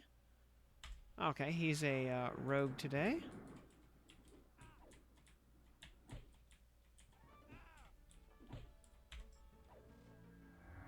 So he should... Alright, we get to... Oh, he disarmed us. Which, when enemies disarm you, it just debuffs you for like one attack to hit unarmed. Which, so all it really does is give you a skill point in hand-to-hand. Playing with Druid? Yeah, I've heard good things. Yeah, sadly the new Shaman heal over time is just completely bugged and non-functional right now, but Yeah, Druid Heal looks pretty good. Virtual Gamer, good evening to you.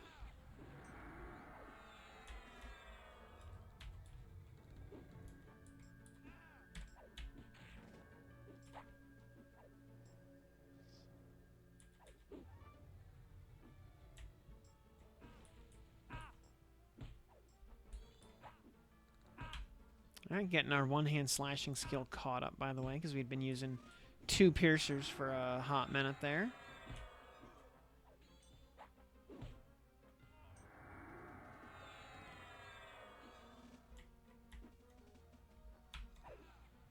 More pants, again.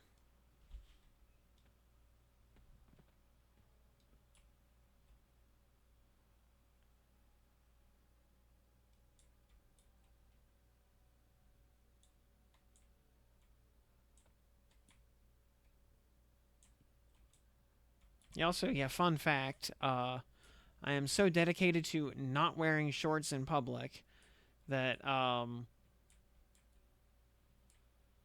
when I'm going out to use my home gym, which is in my my detached outbuilding at across my yard, I wear regular pants to walk across the yard.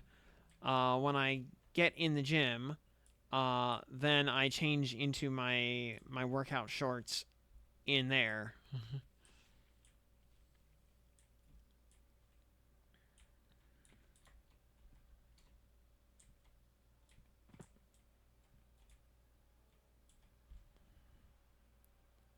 In Mistmore, yeah, total ghost town. Everyone's in Befallen. Yep, crashing the instances. Yup.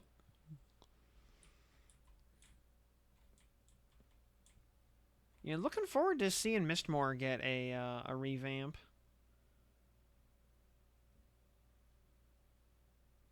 Because there's a lot of good stuff in that zone.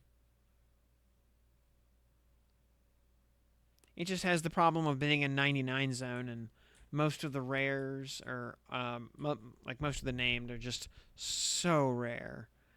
And their drop rates are just so abysmal.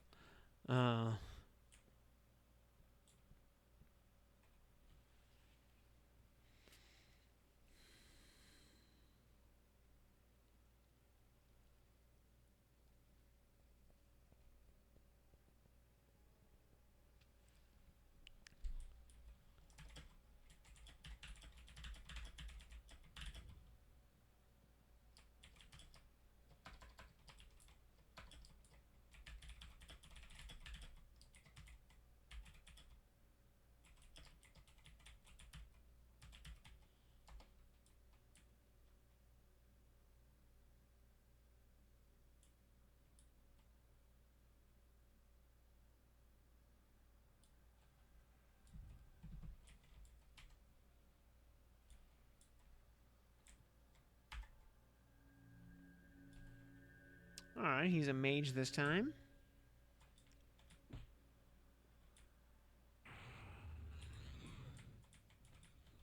So he should be extra spindly.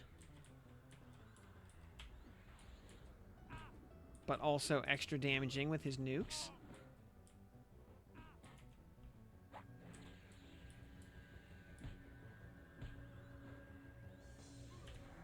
On the other hand, maybe it means he'll blow up his mana bar just trying to cast nukes instead of healing himself.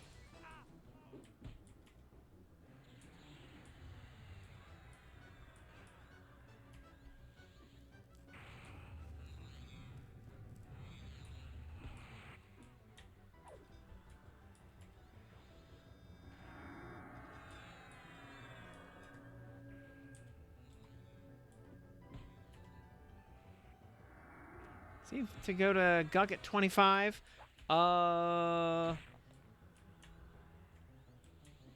25.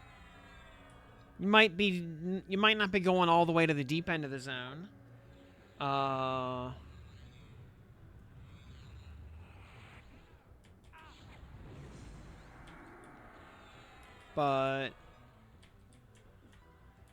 I mean, I would probably hold off a little while, but that's me. Or maybe I just, you know, I'm probably not doing the zone on +4 at 25.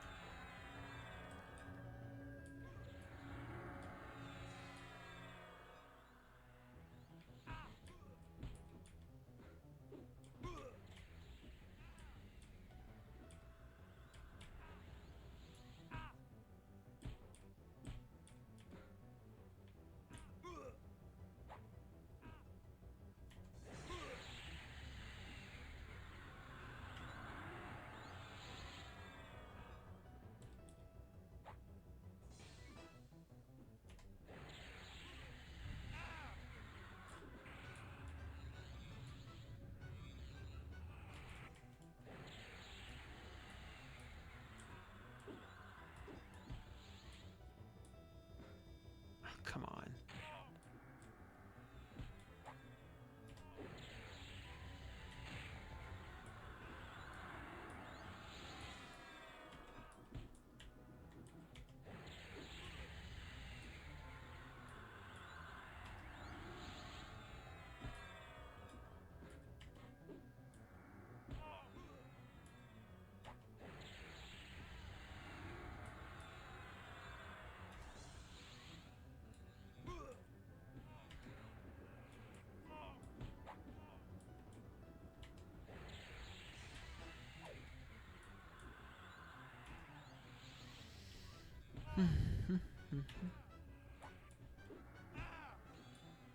Yeah, Guck on 0 to get a couple of goodies should be totally doable.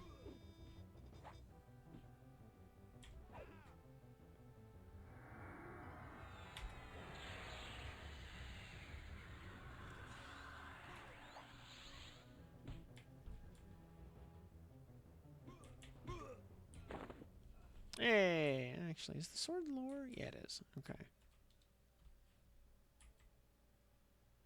Cool. All right, it's up to 0.5 also. Yeah, 1530. Oh, yeah, it actually has the exact same the exact same ratio as the stiletto. Okay.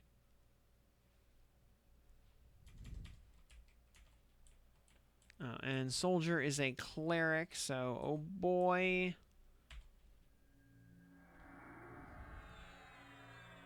But we got on their +5 moat. Very handy.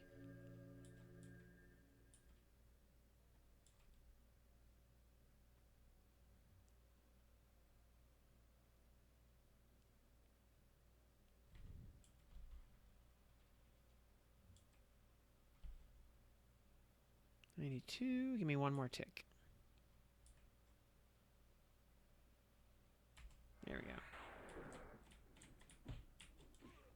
Ooh, big hit right there.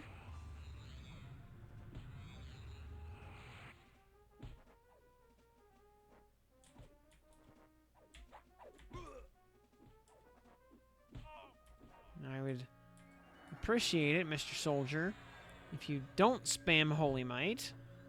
I ask as he does exactly that.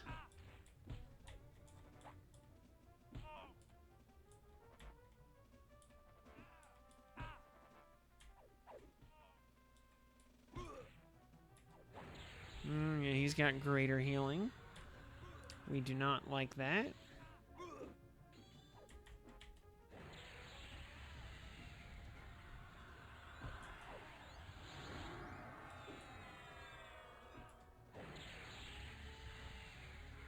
Renewing Echo, we don't like that either.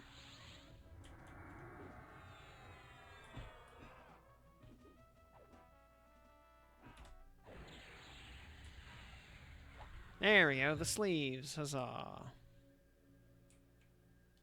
That's what it was.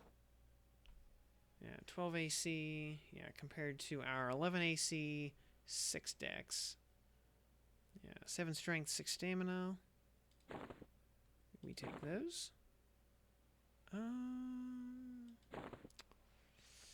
11 AC, 6 dex. I think. I think we actually keep using the Morning Star there for the stats, but you know.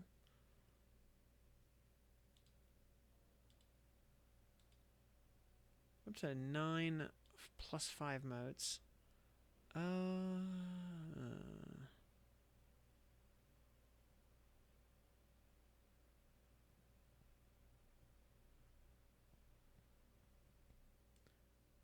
You know what we're gonna do while we wait? Actually gonna put one of these. Upgrade, yes. Draw, let's go one more. Let's take root up to 5. Because I don't think we ever get instill. I think instill is like level 52 or 3 for paladins. So yeah, we might as well bump it up.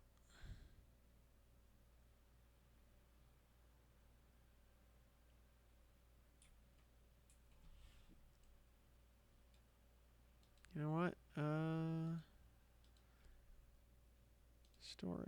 Storage, yeah, major. Likewise, put IVU up to tier 4. Because again, we will never get an upgrade to it. How War Rogue? Bad. Bad. Yeah, the struggle is real. We have, you know, crappy spells, crappy mana pool. We got a lot of hit points. And we can hit things okay. We can use freaking anything for weapons. So we got that going for us. But, I mean, our second and third classes were picked at random. You know, this is what Destiny gave us, not what we chose. Seen a shaman spellbender around Freeport? Yeah, you need to go. Yeah, there is not one anywhere near Freeport. Yeah, you gotta travel.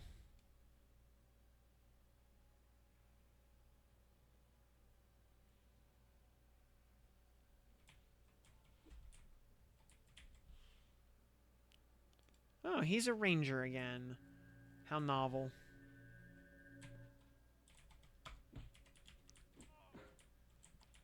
Oh, and all of our attacks missed. Of course they did.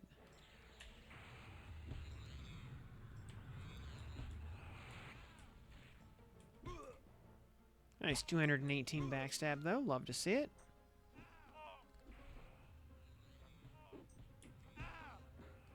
I'm close to... Oh, yeah. Alright, we need 2 more drops to put another +1 on the tunic. Holy Steed for the win. Absolutely.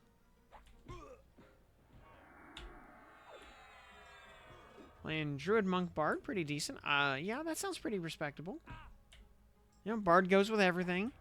Actual healer is nice. You know, Monk is a nice mix of offense and defense.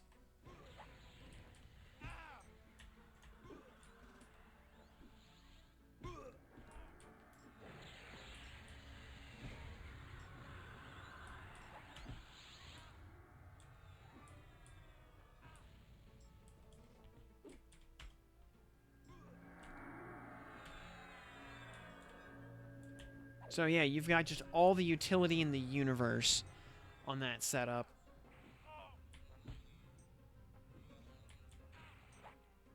And yeah, Paladin, Berserker, Shaman. Yep, very, very strong setup.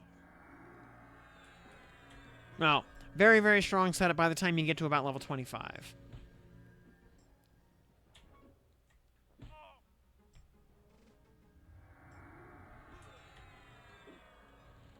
Prior to 25, might have felt like a little bit of a struggle.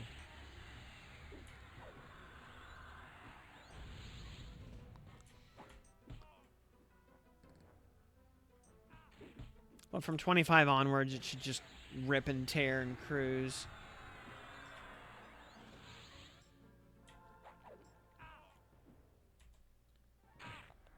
Yeah, just like, I think Bard kind of struggles early. Because to do any of the fun stuff that it wants to do, it needs all of your AAs. And a lot of the really interesting, impactful songs come online pretty late.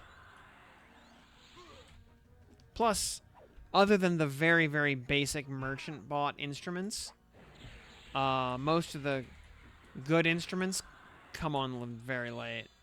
Like, planes late.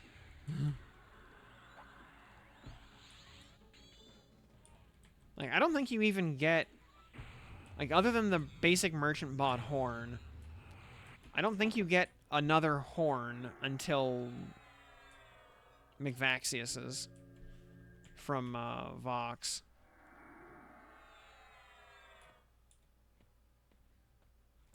A lot of Bard songs are also just broken. Yeah. I believe it.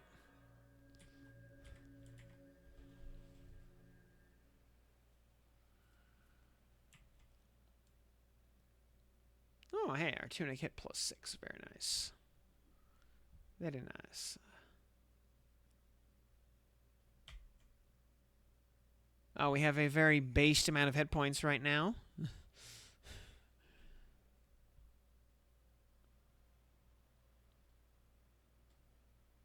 And Intel would approve of our mana pool.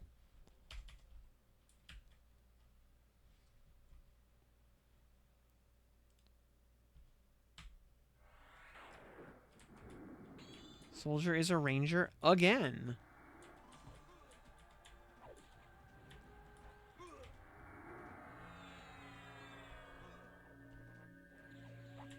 Wouldn't mind another pair of sleeves. Well, although we're getting close to legs +7.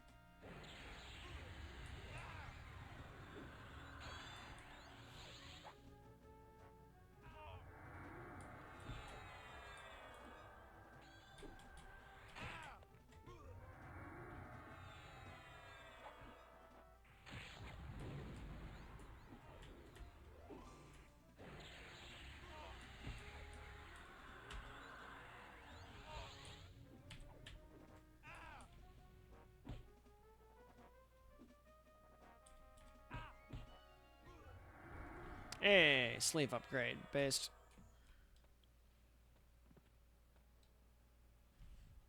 And another +5 moat. Also based.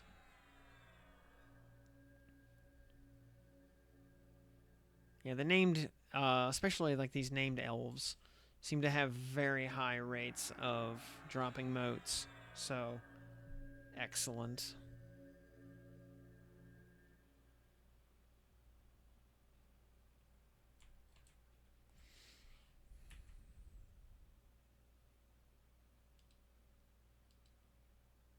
Is on actual release. In order to make Promised Renewal like castable at all, we are going to have to throw a lot of moats at it as soon as we get it, because it costs 915 mana post nerf. So casting that at all at level 39 is a bit of an ask.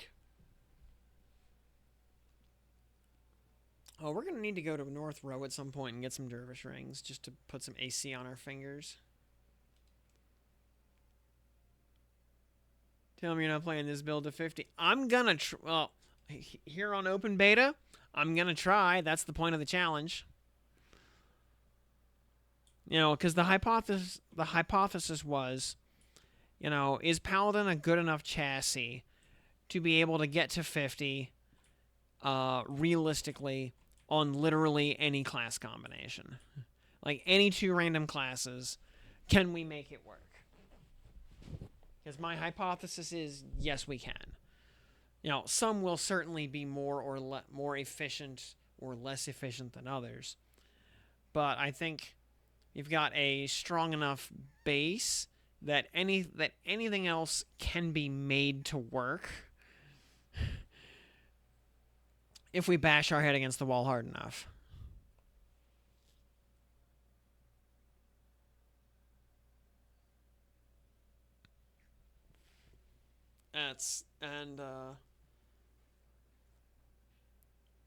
Once we get to 50,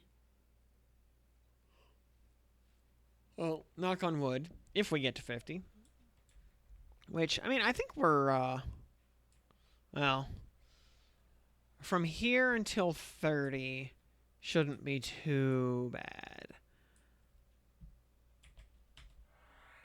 Oh, he's a shaman this time. Oh, and stunned off the bat. I don't know, 30. The later 30s into the early 40s are gonna suck.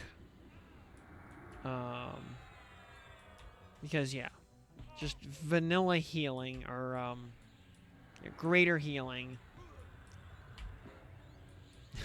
Greater healing is not supposed to last until level 45.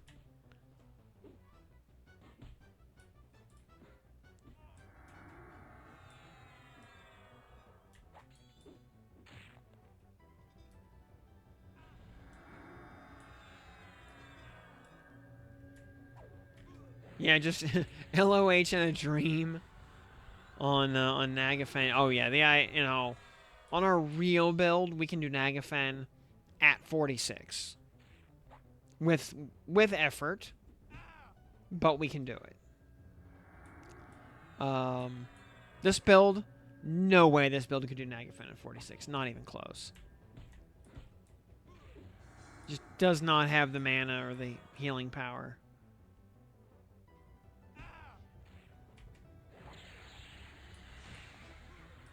And, yeah, like, we will moat the crap out of greater healing as soon as we get to 30. Because that has to last us all the way to level 46.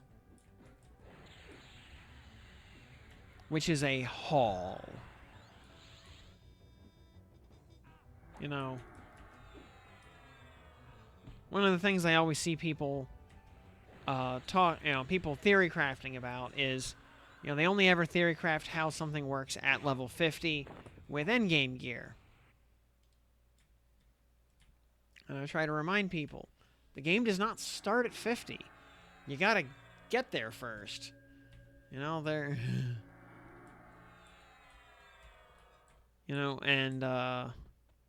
are some build concepts people come up with that sound interesting, but would just be miserable to level with. Because yes, some classes, work really well right out of the gate. Some don't. For what Warrior does, Warrior works right out of the gate.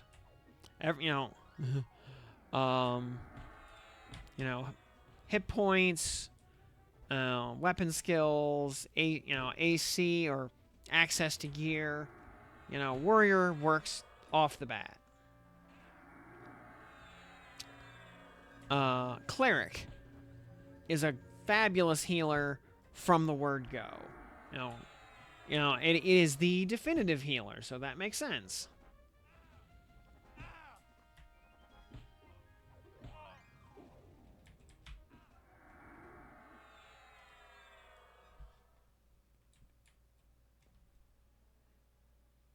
Yeah, some, there's a couple of gaps that, Wizard deals with where you just have not gotten a good spell in, 10 levels. There's a couple of weird gaps that Wizards have to grind through. When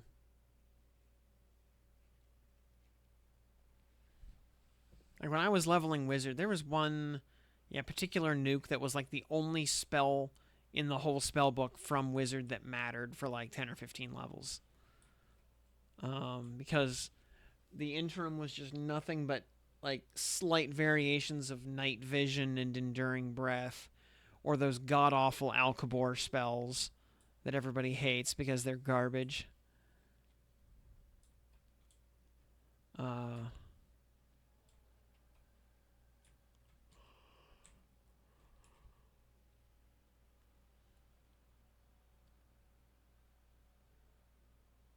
Likewise, just because Viscar made triple melee builds be able to kill D4 gods when he had best in slot plus 8 gear plus consumables and other stuff, doesn't mean you would ever want to level with triple melee.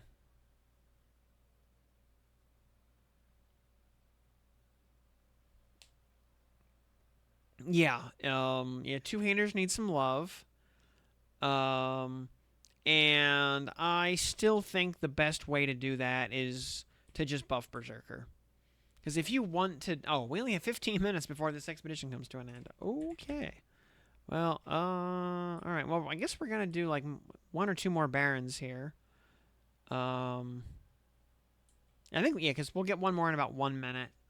Then, and we'll get another one in, like, 6 or 7 minutes after that.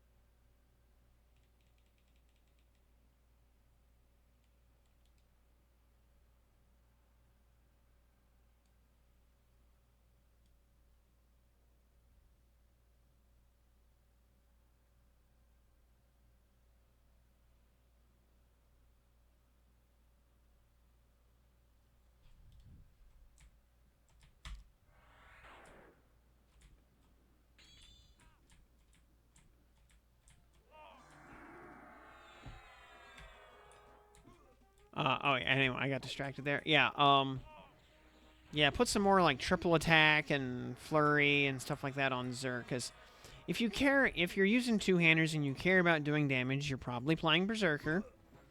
So just buff Zerk. I don't know. Maybe I don't know. I think Knights are probably good enough as is that they don't need more damage.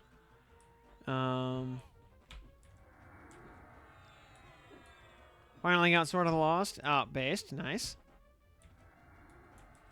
Well, yeah, Zerk need... Well, Frenzy is underpowered right now, so Frenzy's been on the docket to get buffed. Plus, Berserker stance in general is going through a reiteration. So, the class is getting worked on.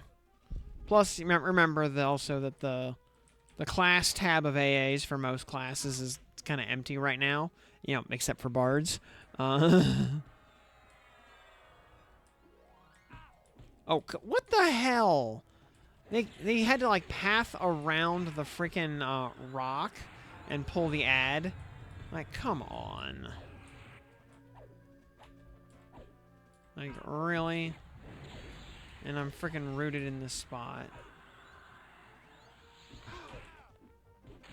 What's the soldiers? Oh, he's a cleric. Are you freaking kidding me? The one time the soldier adds is the time he spawns as a freaking cleric.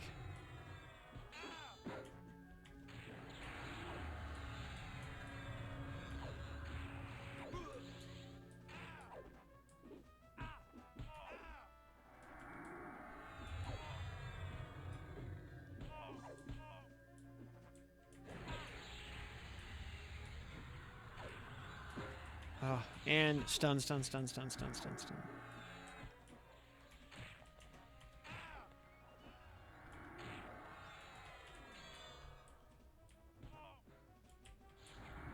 Alright, well. He's almost out of mana anyway. So as long as we focus on interrupting the Baron, we'll be fine.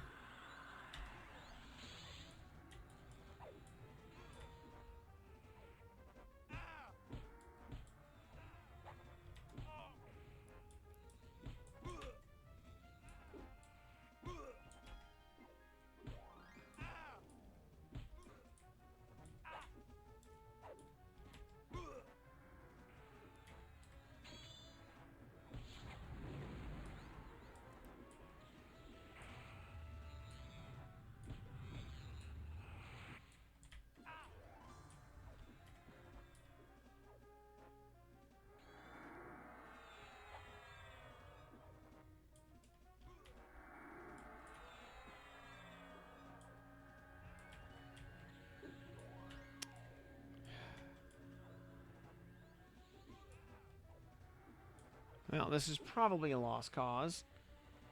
This is probably too many heals to have to carve through.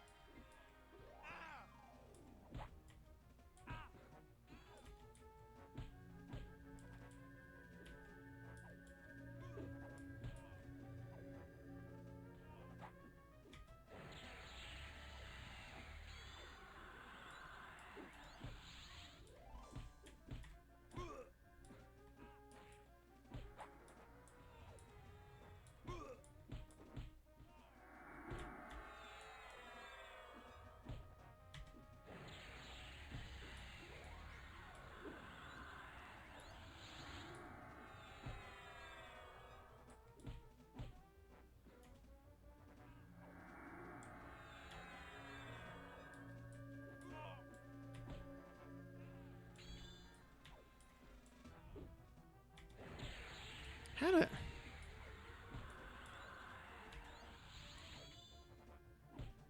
Still want to know how a level 28 mob has this much mana.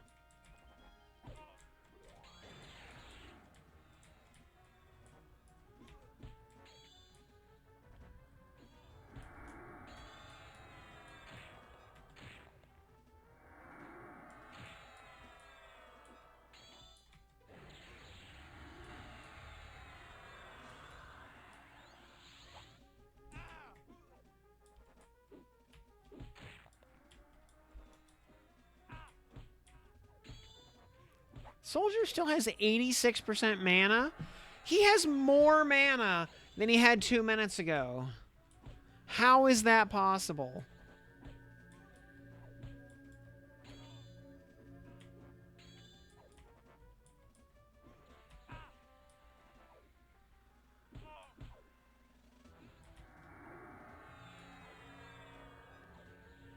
Clearly using a mana stone.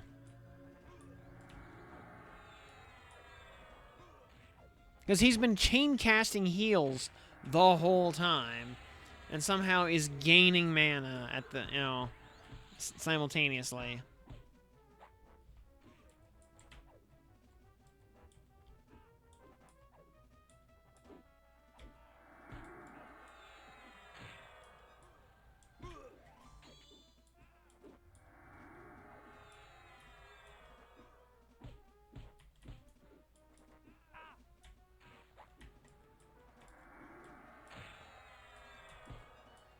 Can we just get this Baron dead, please? Okay. And we got a sword upgrade out of it, at least. Yeah, he's back to 100% mana. He's been recovering mana this whole time. Like massively recovering mana the whole time.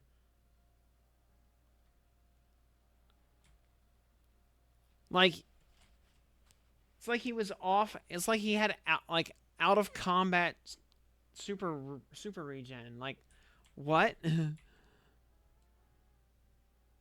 That makes no sense.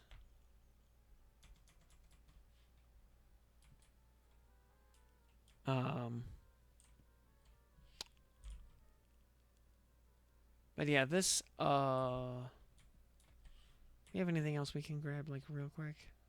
All right, this instance is gonna dip in a minute anyway, so let's go ahead and leave and quit, or quit and leave.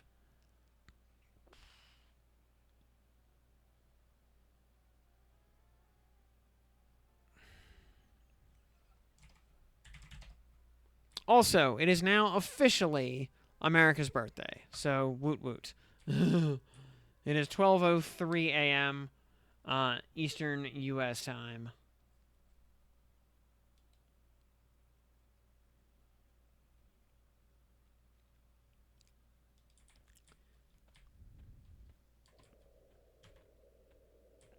We're gonna actually get a little bit of fresh air here. Go outside. We're gonna go to North Row.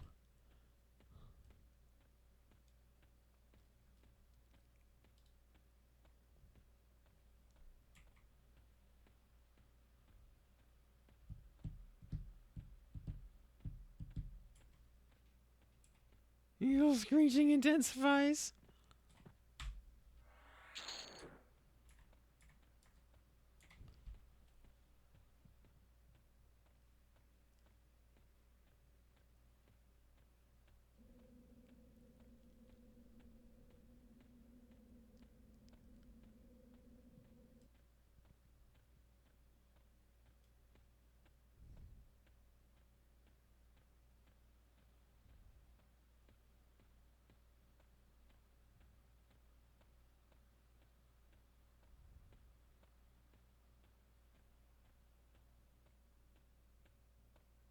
Yeah, America.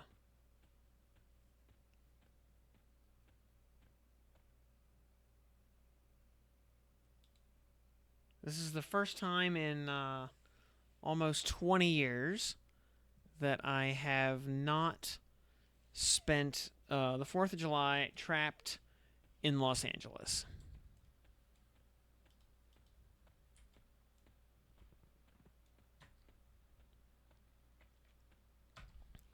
Because historically I would have been working at Anime Expo this on 4th of July weekend.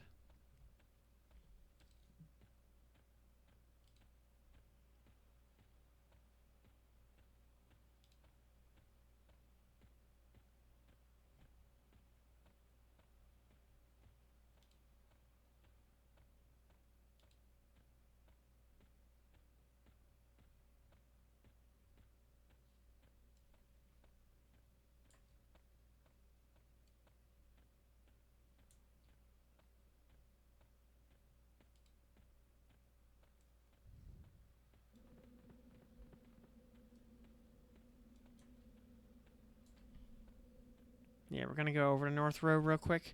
We're going to hope maybe we just happen to luck into a Rahotep. Otherwise, I just want to get some Dervish rings. Befallen, Blackburrow, and Najina. Split Paw is next in line. That has not been implemented yet, though. Paladin, Shadow Knight, Berserker on this guy. Now, there's someone who enjoys a two-handed weapon.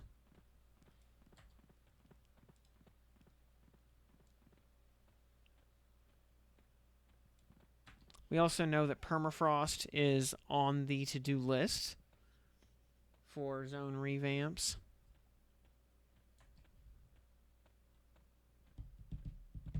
Hey, Faltorvo, good evening.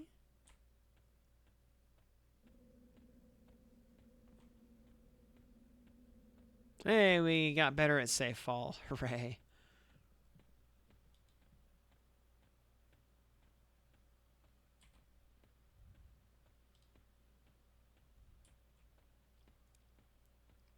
Hug patrol.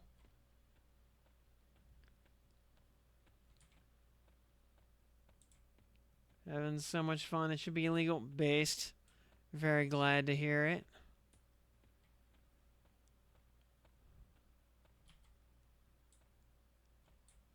Ah, hey, Shady. Let's see. What does he have? Anything interesting?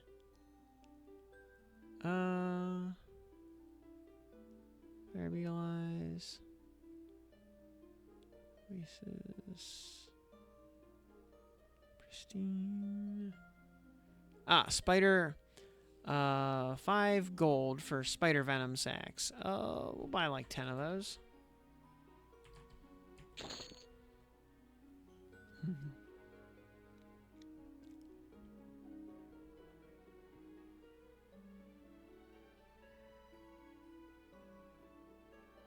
Let's see.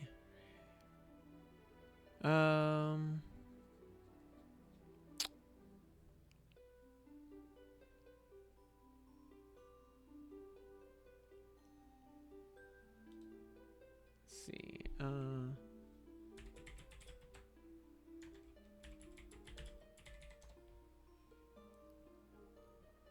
Yeah, we're gonna need, you know what? 1 silver per rat ear. We'll just buy all of them. Because that's how you make, edible goo. Iron rations.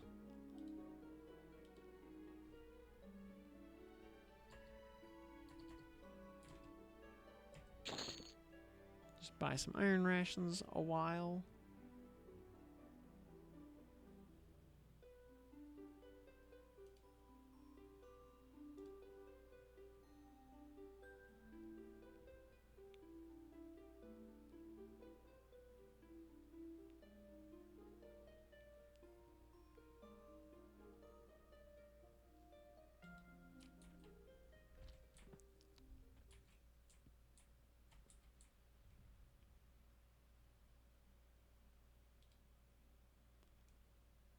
You started epic, got a venom sack. Yup.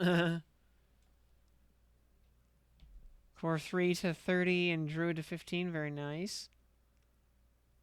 And cloth shirt. Yep, doing befallen mid-20s on D4 was easy. Yep, yep. Alright, Boobar, you got anything for us?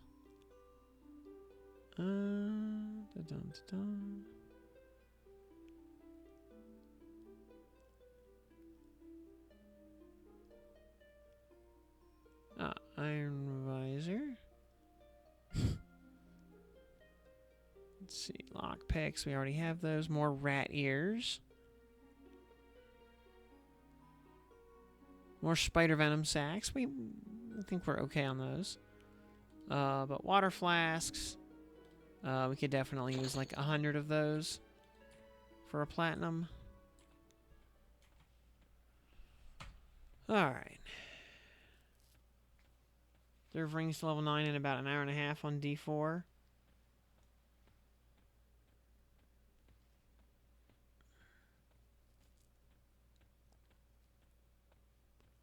Yeah, I don't suppose you happened with, what, druid port closest to Fishbone Ear? Surefall Glade, for sure. Because Fishbone Ear is in Kinos Hills.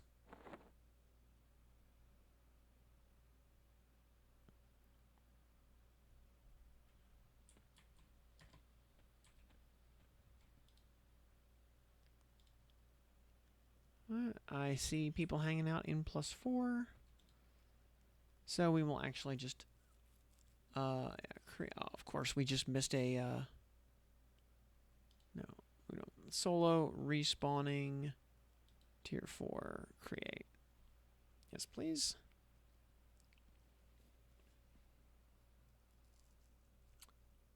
Tired. 6 hours sleep since launch. Ugh. Yeah, it's, you gotta take care of your health. Though, I mean, I was the same way when especially after the media embargo lifted, and I was able to start streaming closed beta. I was up till like 3 or 4 a.m. every night, streaming, and then getting back up for work at um, like 8.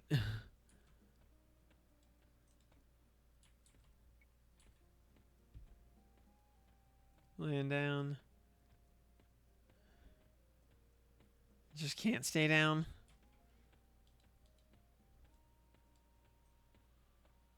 Yeah, I understand. Yeah, I totally get it. Hello, Anna Armadillo.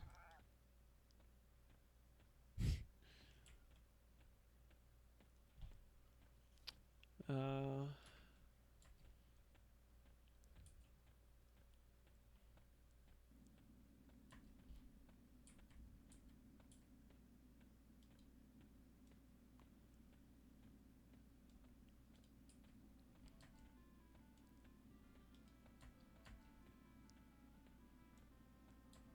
fun level is can't wait to redo all this on the 28th. Yep, well, see, you're practicing.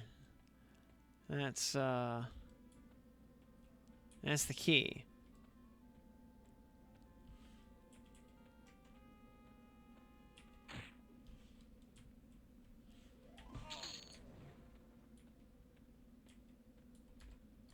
Like getting ready for League start on Path of Exile or Diablo or something.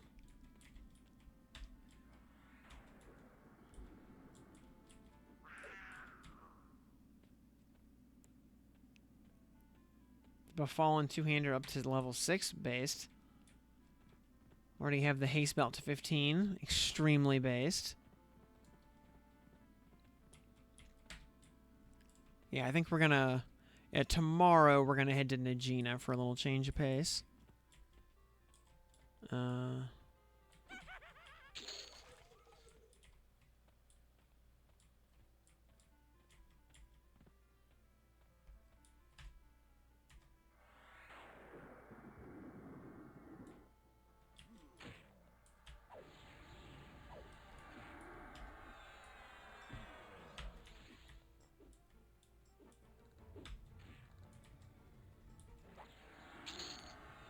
Oh yeah, yep.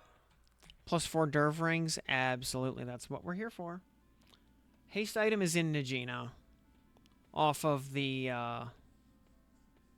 tenderizer. It is a rare drop, but you know, it's 10% haste, which is the haste cap until level 26 anyway.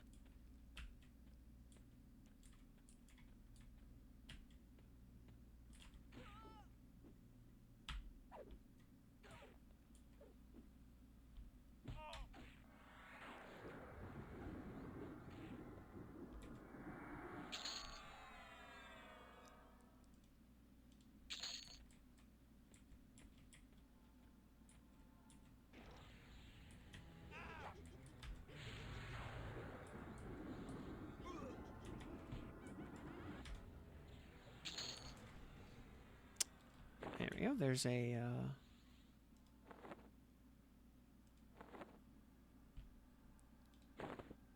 cutthroat insignia ring. We take those.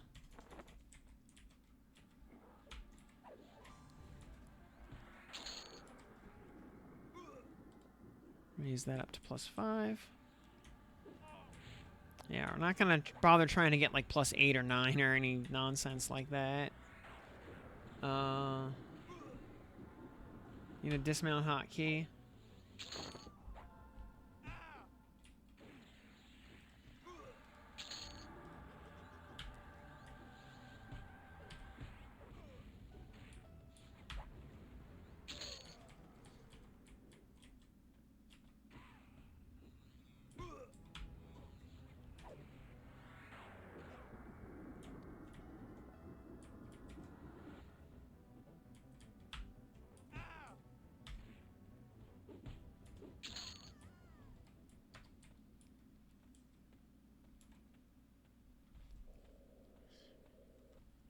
Mine was super easy.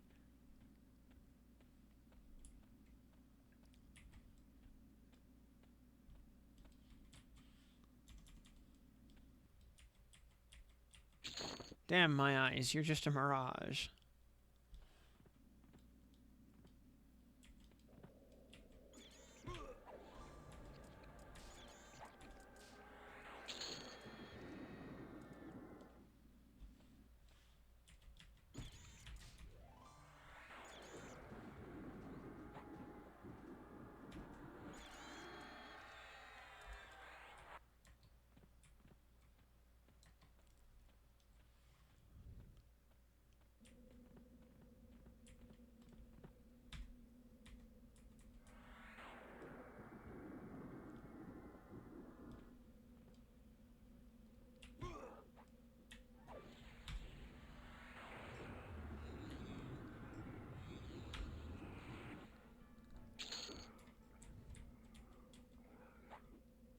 Yeah, third camp entrance from the entrance. That third camp in from the entrance? Yeah, that sounds about right.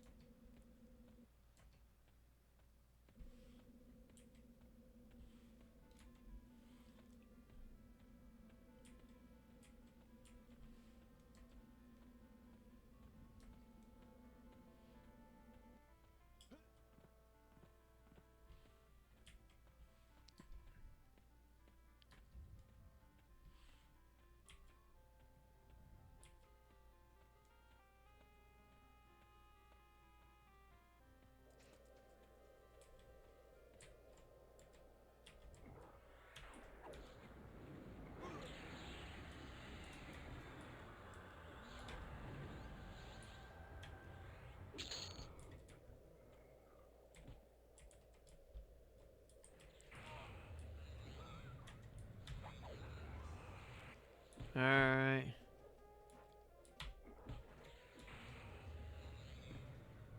It's kiln time. Oh, yeah, we'll, Oh, I saw something light blue. Oh, just an orc priest. Ah, you know what? We'll blast it. Yeah,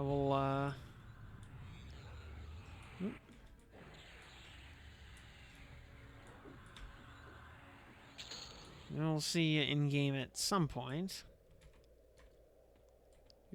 Do.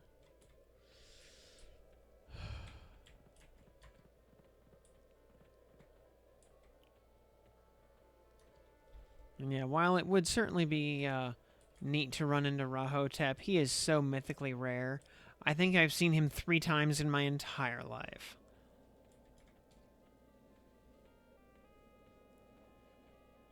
And one of those was on closed beta.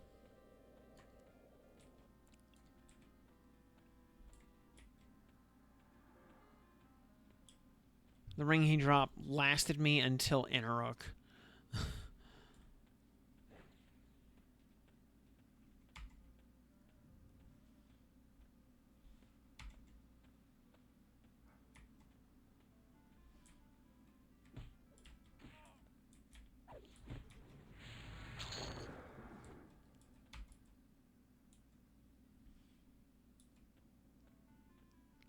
That one armadillo. I've seen it once in my life.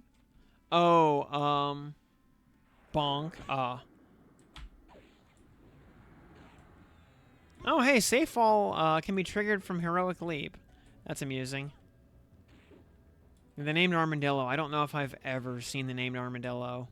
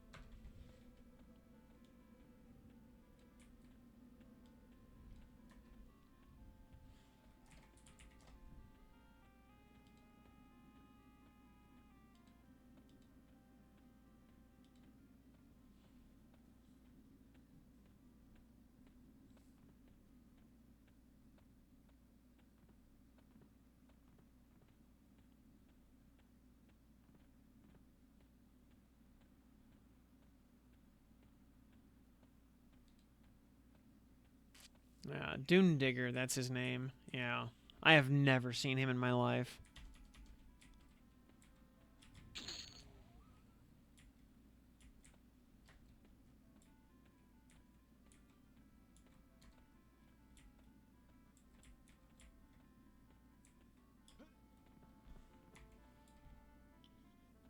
Yeah, he is so mythically rare, he basically doesn't exist.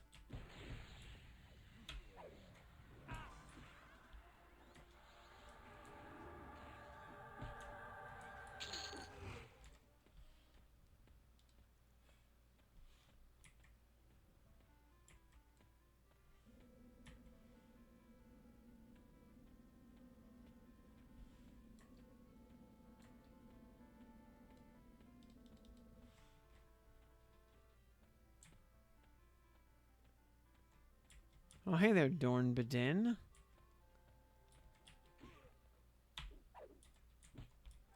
You're looking pathetic and farmable today.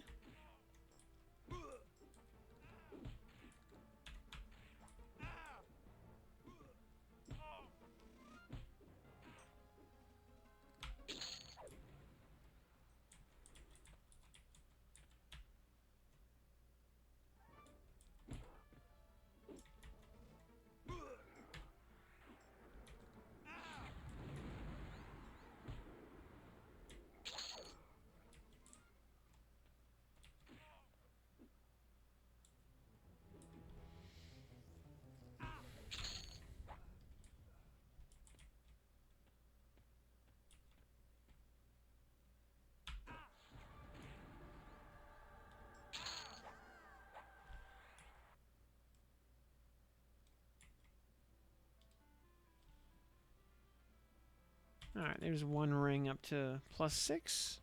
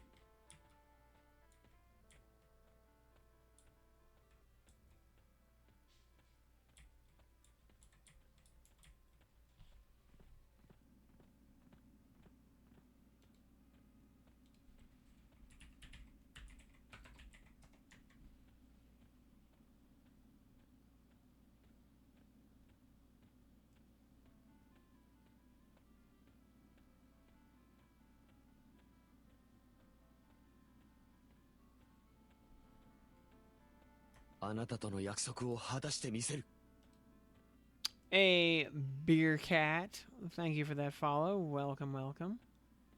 Glad to have you here with us.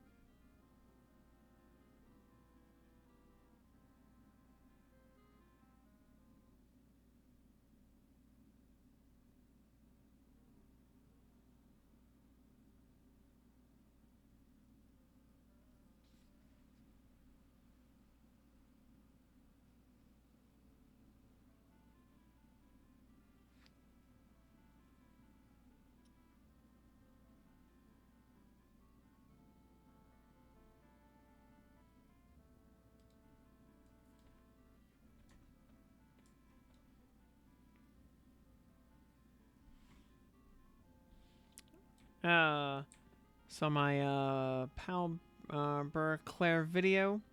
And play that again. I will play that on the real server. Yes. On here on open beta, we're doing a kind of a for fun. Well, attempting to have fun, or hopefully fun take on the classic 4-job Fiesta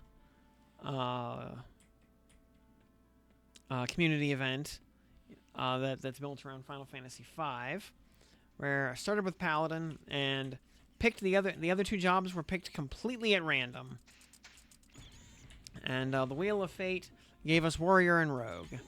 So it's so far not a combination I would recommend.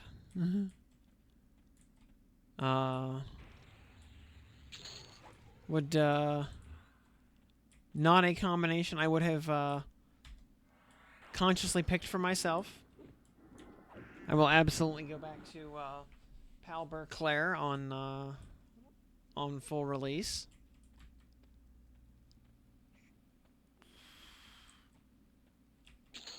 But my my little hypothesis was that Paladin is a good enough chassis to be able to level to 50 with any random set of 2 other classes. So we're trying to prove that hypothesis.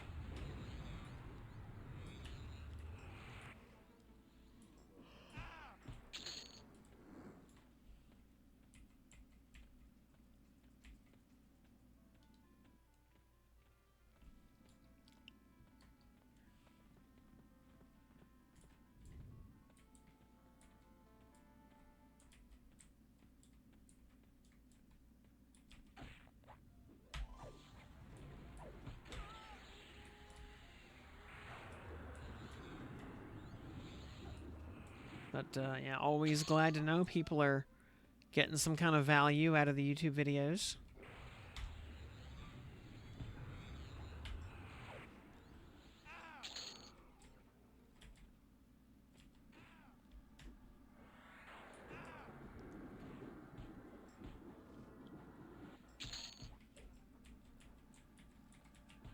Oh, yeah.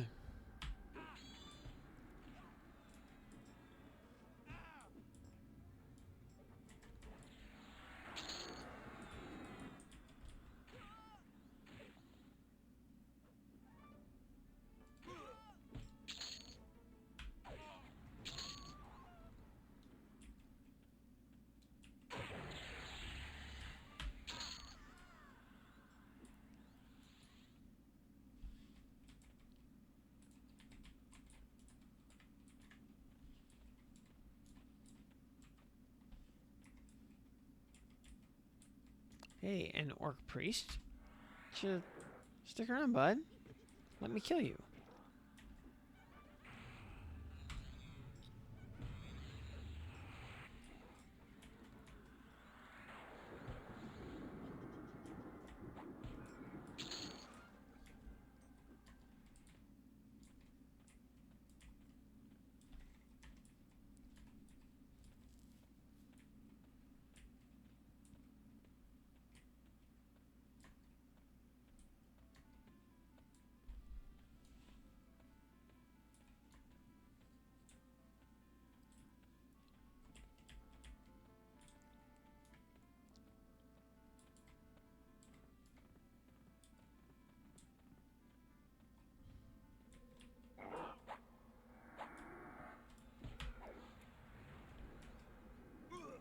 Just think, spawn 100 instances of North Row, and you might maybe actually get to behold the majesty of Dune Digger with your own eyes.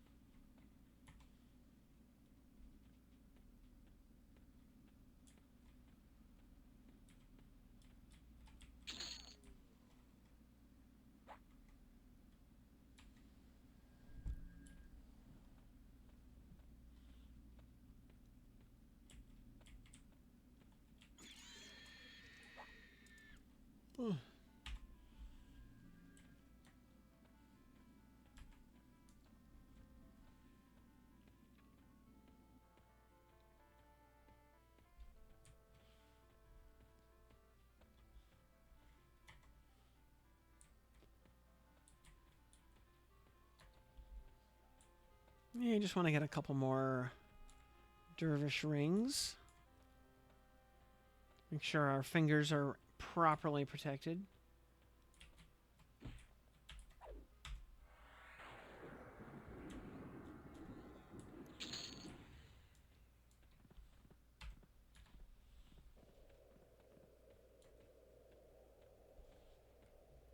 Oh, yeah.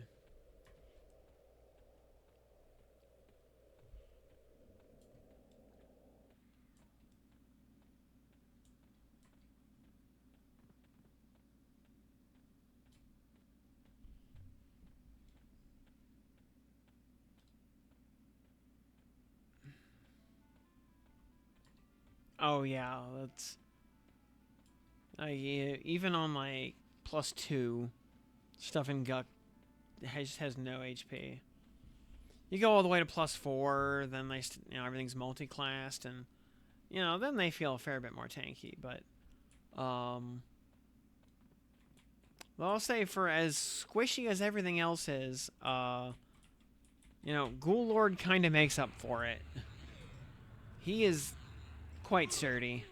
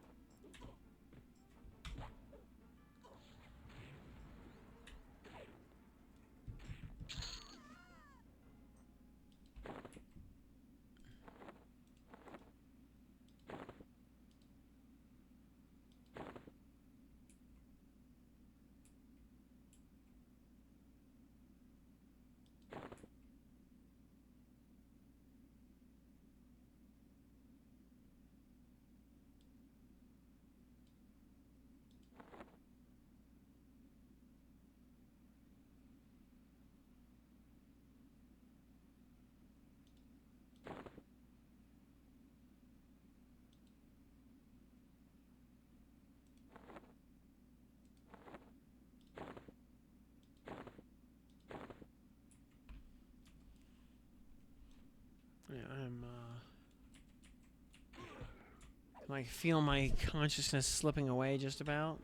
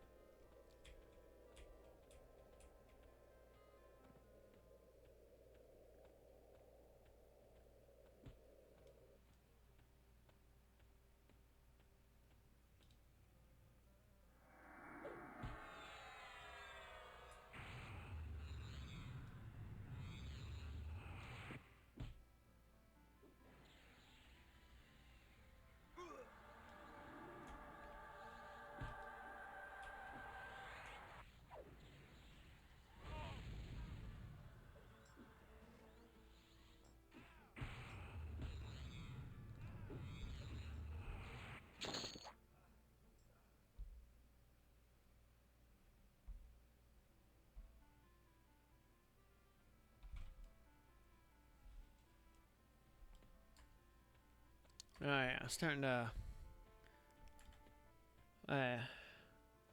How's hey Devlin side?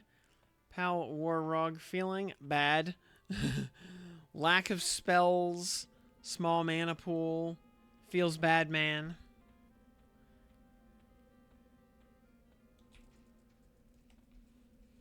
I don't think it's necessarily the worst combination that the Wheel of Fate could have given us, but it did not pull its punch.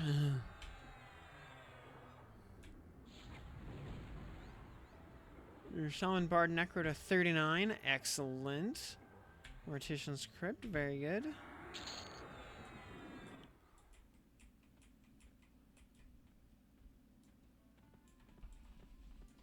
We're going to do like one more batch of Cutthroat guys. And I think then we're going to have to go to bed. Oh, they are actually in the middle of repopping right now. That's very convenient.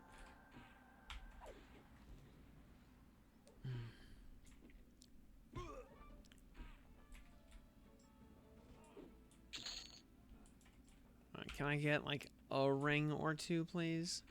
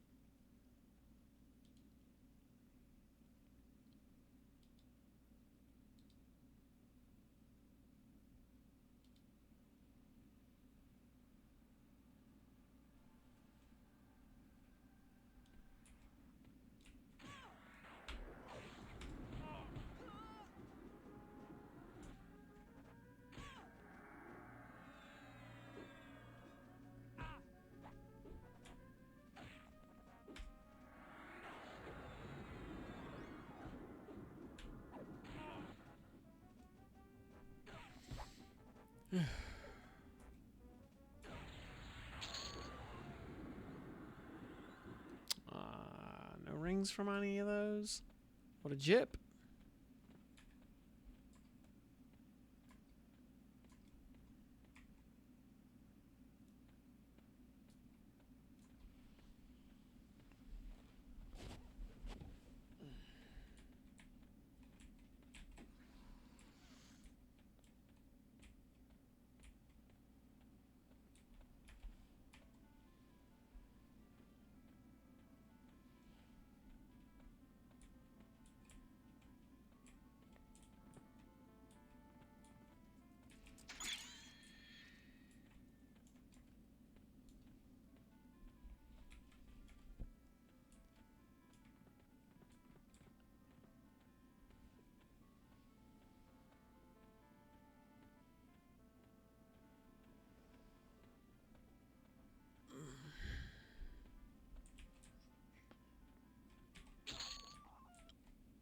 Nice backstab there, 313.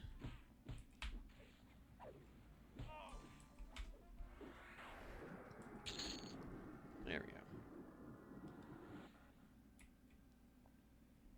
go. And cool. It looks like auto merge will go to your left finger before the right finger.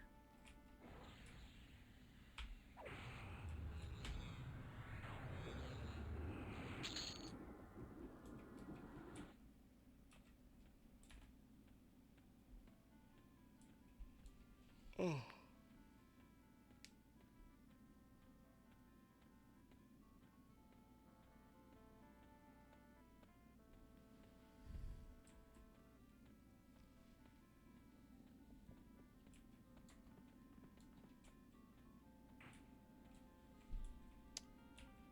Hey there, a desert madman.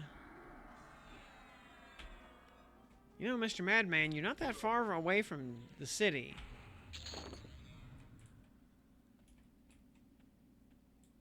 Like, just, like, walk in a straight line for any amount of time, and you'll get out of the desert. And maybe then you can, like, stop being insane.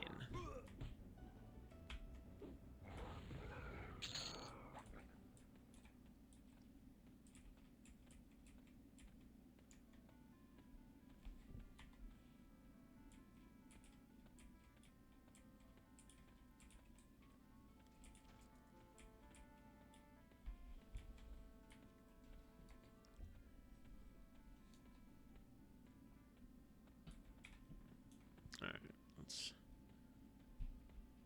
kill these guys.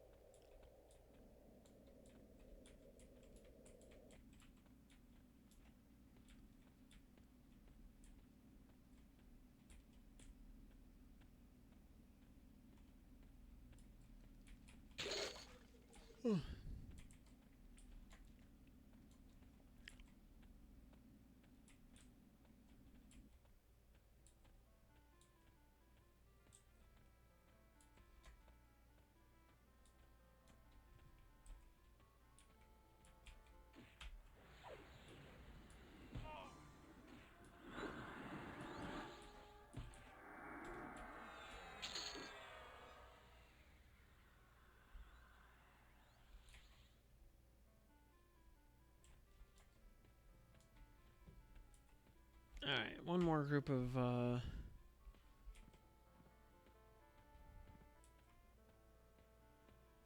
Dervs over here, and then,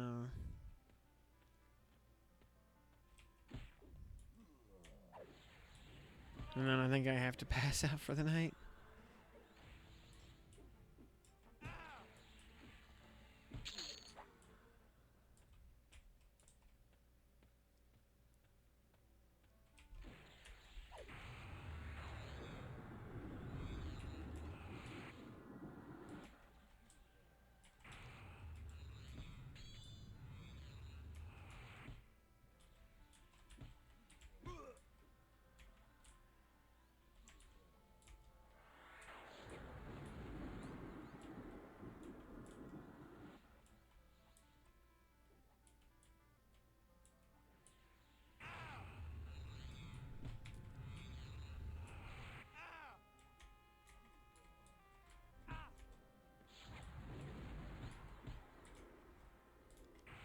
I'd sure love to not be rooted so I could get off the tent and actually fight back.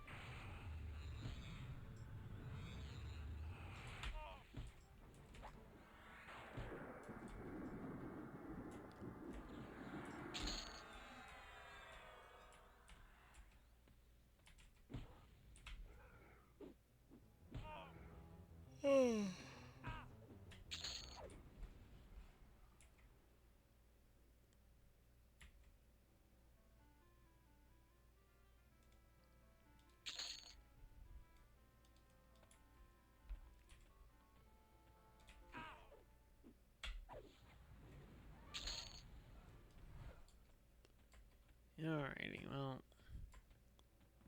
nothing.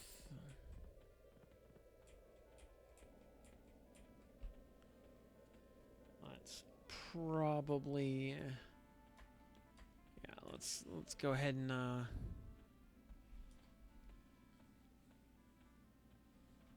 just run back to East Commons, and I think we'll wrap it up there. So, oh man.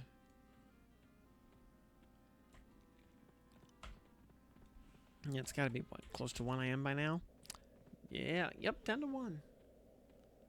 So, yeah, we'll pick this up again. I'll tomorrow / later today, depending on your time zone. We will head to Najina, try to get ourselves a haste belt and another fancy sword. Plus, maybe some other stuff from that zone. Because, yeah, there's cool stuff in there. And maybe we'll just die horribly from how tightly packed some of the mobs are. I don't know. We'll find out when we get there. It would, yeah, because I don't think we have the firepower to actually take on Najina herself for a few levels, because she's level 35. She's no slouch.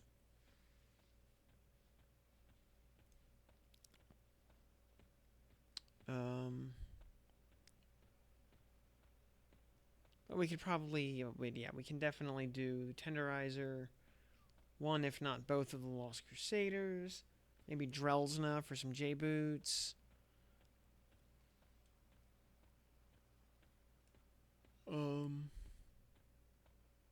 Let's see. That's...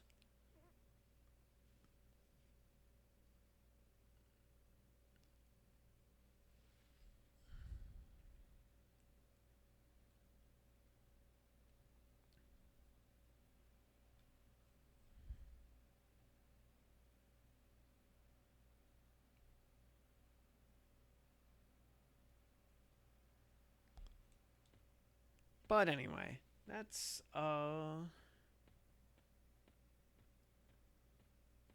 is that's future me's problem. Present me just